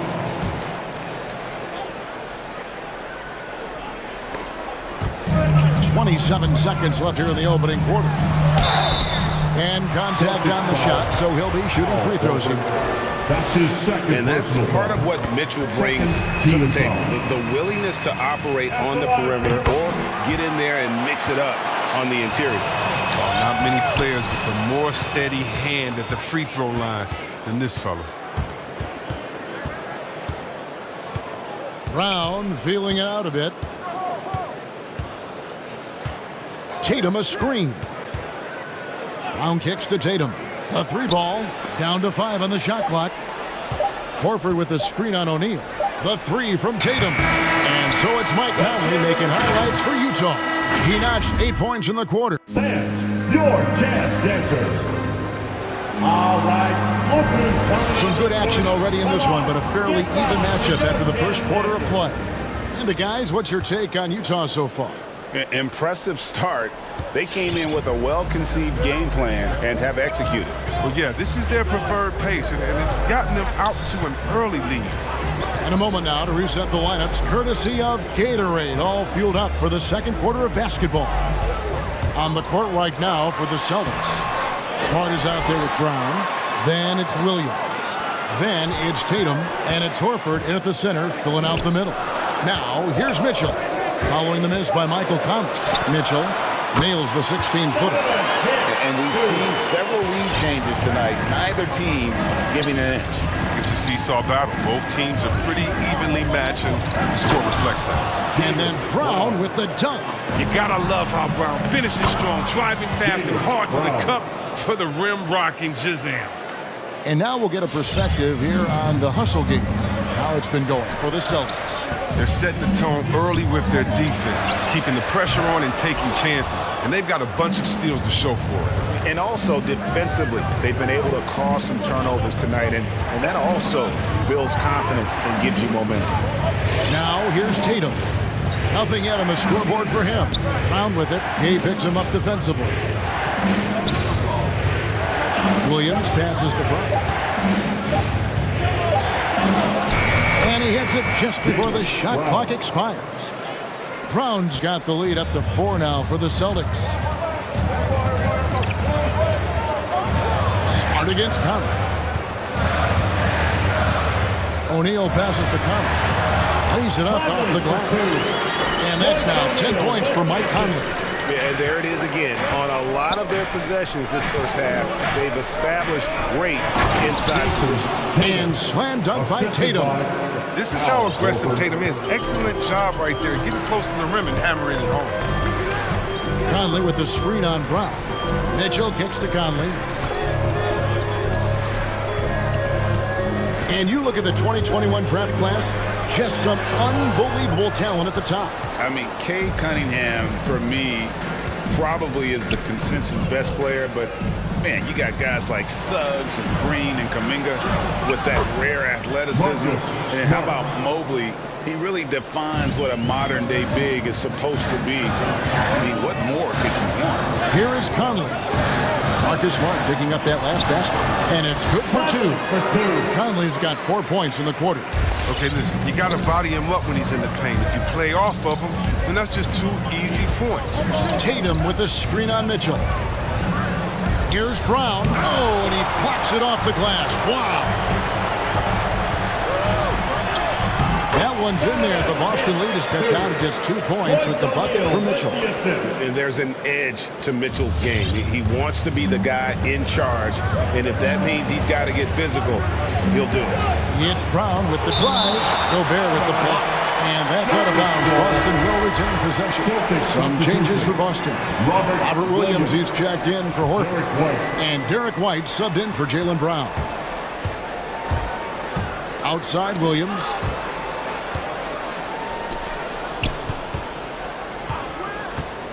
Back to Williams. And it's Williams throwing it down. You know, something that Williams does so well, as soon as he has inside position, he just goes for the finish. Conley with a wide open look. Good. And it's Mitchell picking up the assist. Conley's got 15. Oh, that's just a terrific night for him from the floor, making almost everything he looks at. White finds Tatum. Williams sets a screen for Tatum. Drives to the hoop. Smart on the wing. Williams passes to Tatum. No good on that one. Gobert with the defensive effort. Conley with it. Outguarded by Smart. It's Gay on the way. And he finishes nicely on the way. And the Jazz lead by 1. Well, how about the slick moves of Gay? A quick ball handler who loves cutting apart defense. The kick out to Tatum. Outside, White. Into the lane. Over Gobert. And it's White missing. For Utah, they've gone 6 of 9 in the second quarter. Some good work from the field. Williams with the block. Outside, Smart. Tatum looking around. Back to Williams. Over O'Neal.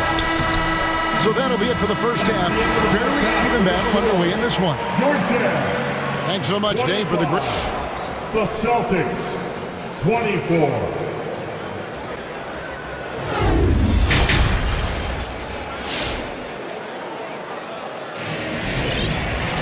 And we've got second half action for you. Thus far, a pretty evenly contested game.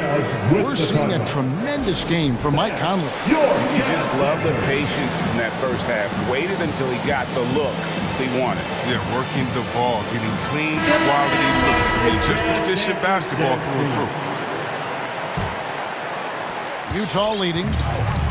The wing pair for them, Clarkson and Bogdanovich. Whiteside is out there with Eric Pascal. And it's Alexander Walker in at the point guard. That's the 5 on the floor for the Jazz. Here's Bogdanovich. Tries again. Williams with the block.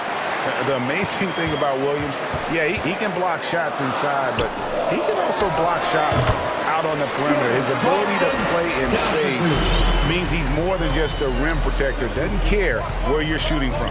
There's White after Jordan Clarkson's bucket. Pass to Williams. Williams sets a screen for White. And it's Williams with the jam. Williams slashing with purpose there. After setting that screen, Williams knows where to position himself in these sets. Whiteside, a screen on Smart. The drive by Clarkson. How's that for an answer? Right back with the dunk. The finish was nice, but the setup was better. Yeah, G8, the pick working to full effect before the stuff. Yeah, coach is definitely pleased. That's the execution he loves to see. And he gets it to go as they call the foul. He's on his way to the line for one more. And one thing Williams has, a lot of natural strength. You can play him physical, but most of the time he's going to win that battle. More good work on the glass there. When it's all said and done, I think rebounding might tell the story in this game. That those plays can make a difference in a game like this. Well, you know it's going to fire up, Greg, everybody on that bench. And rightfully so. Also, how lackluster was the defense right there with the score this tight. And White kicks to Tatum. 5 to shoot. Williams sets a screen for Tatum for the tie. Rebounded by the Jazz. We talk so much about Tatum's influence, Chris, at the offensive end. But he's become an impact defender as well. Instincts, length. You see he's got added muscle. I mean, Kevin, that's what the best players do at this position. Think about LeBron, Kawhi, KD. All lockdown defenders when they put their minds to it. Now Clarkson, after Jason Tatum missed on that last three-pointer. We've seen Tice amongst the leaders in blocks. I mean, he's not a player you want to touch too much. Smart finds Tice. Intercepted. Little under 2.5 minutes gone by here in the third. He gets that one. Just such a well-rounded offensive player. He's got a little bit of everything. White down low. No points in the game yet for him. Williams, a screen on Bogdanovich. And it's Williams throwing it down. Great guy to pick and roll. Tatum can do a number of things, and you see his passing ability.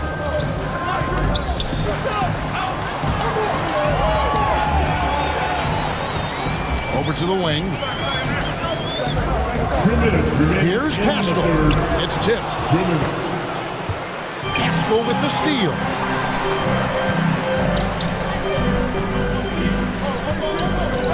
Back to Whiteside.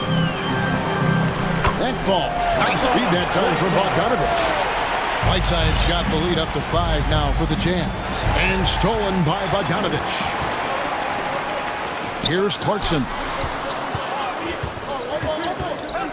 Bogdanovich with a screen on Tatum.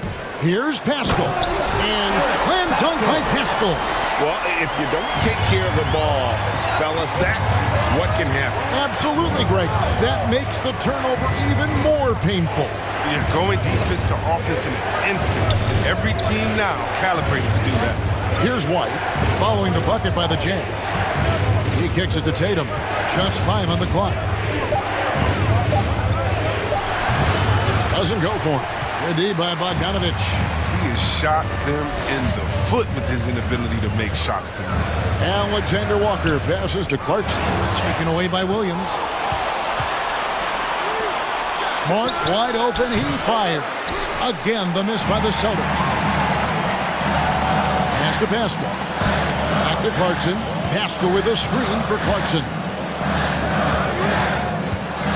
Takes it inside. Alexander Walker. And again, it's the Jazz from deep. No, Clarkson loves to drive, but he's also improving from distance. At the elbow, Williams. The Celtics working the ball around now.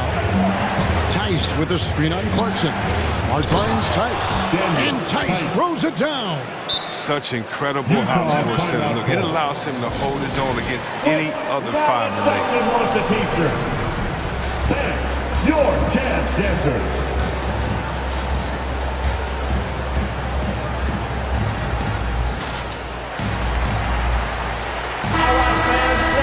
The Jazz Dancers dance team. Make some noise for them, fans. Utah leading by 8. Mitchell looking it over. And he drives in. Gobert with a screen on White. Here's Conley. Plays it up and banks it in. Conley's got 17 now. Look, an excellent decision-maker in the pick and roll. Conley is great at capitalizing in these situations. Now a timeout called by Boston. You look at Michael Conley. What a contribution. Yeah, he's just torching it right now. A good decision to huddle up, kind of hit the reset button and figure out how to slow his roll. And so it's Utah with a 10-point lead. Some breathing room heading into the break. And all right, Walker's coming onto the court. Here now a chance to show you assist of the game. And it's presented as always by State Farm.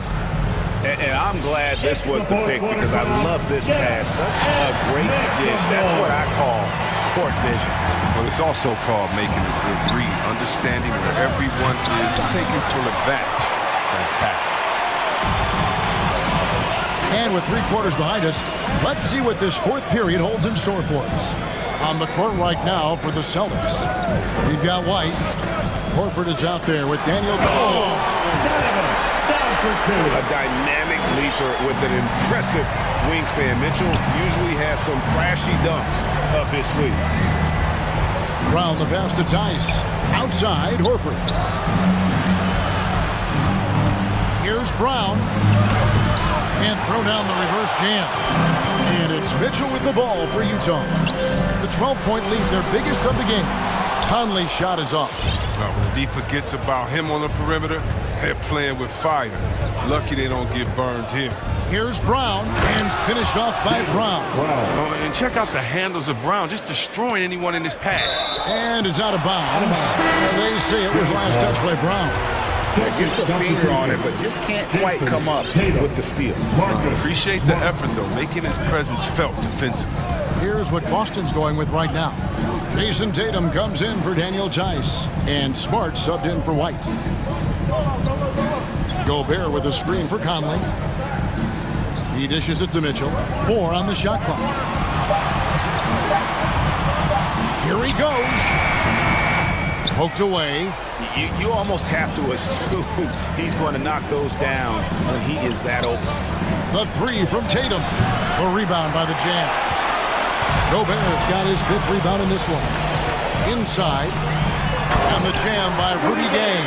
Oh, man, the dunks that Gay flushes home are what he's best known for. A relentless athlete.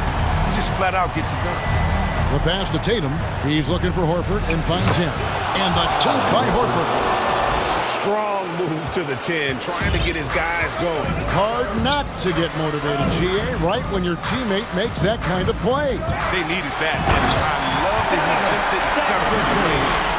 And you got to clog up those lanes. Mitchell just explodes to the rim when he gets to that launching pad. Horford with the screen on Mitchell. Tatum finds Horford. The kick out to Tatum. Brown with it, guarded by O'Neal. Tatum setting the pick for Brown. Crafty move, and Brown throws it down. Well, you gotta love the explosiveness. Brown just eating up any lane to the basket he sees. Gobert the screen. And it's Conley penetrating, and that one, good. Conley's got the lead up to 12 now for the Jazz. Big miscommunication on defense. He recognizes it and quickly takes advantage. Yeah, they're pouring it on right here. Trying to give the opposition no light at the end of the tunnel. And here's Tatum for 3.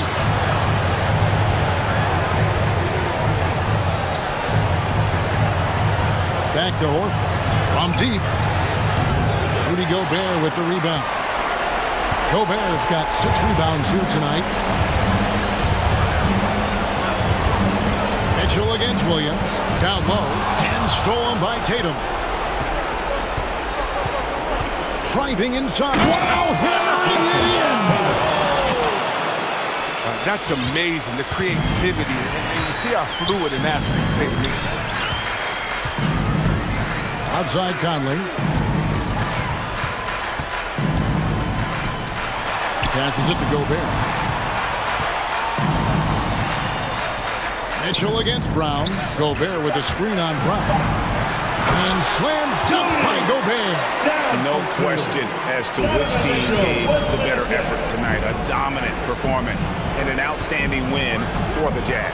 And they're fully in control now, but there were some tense moments, I thought, for them throughout this game. Listen, they certainly weren't coasting, despite what the score looks like. I love the way they came together, though, when everything started to look a little dire and really put the hammer down. And you know, looking back at all the contributions tonight, it was a really phenomenal all-around game for Mike Conley. Oh, man, anticipation, instincts, energy, all his tools were on display tonight as he lit the place up. And that'll be 2 free throws coming up. Officials on the call with the foul. No question, he got bumped on that shot. First team foul. The first one falls. After line for the Jazz, Royce O'Neal. O'Neal hits them both. 5 seconds separating the shot and game clocks. Brown outside. Dishes it to Tatum. Nice ball movement by Boston. Mitchell against Brown. 6 on the shot clock, and the basket is good. I mean, when you have a big like Horford setting the screen and rolling to the bucket, there's just nothing the D can do sometimes. Just such a finesse player.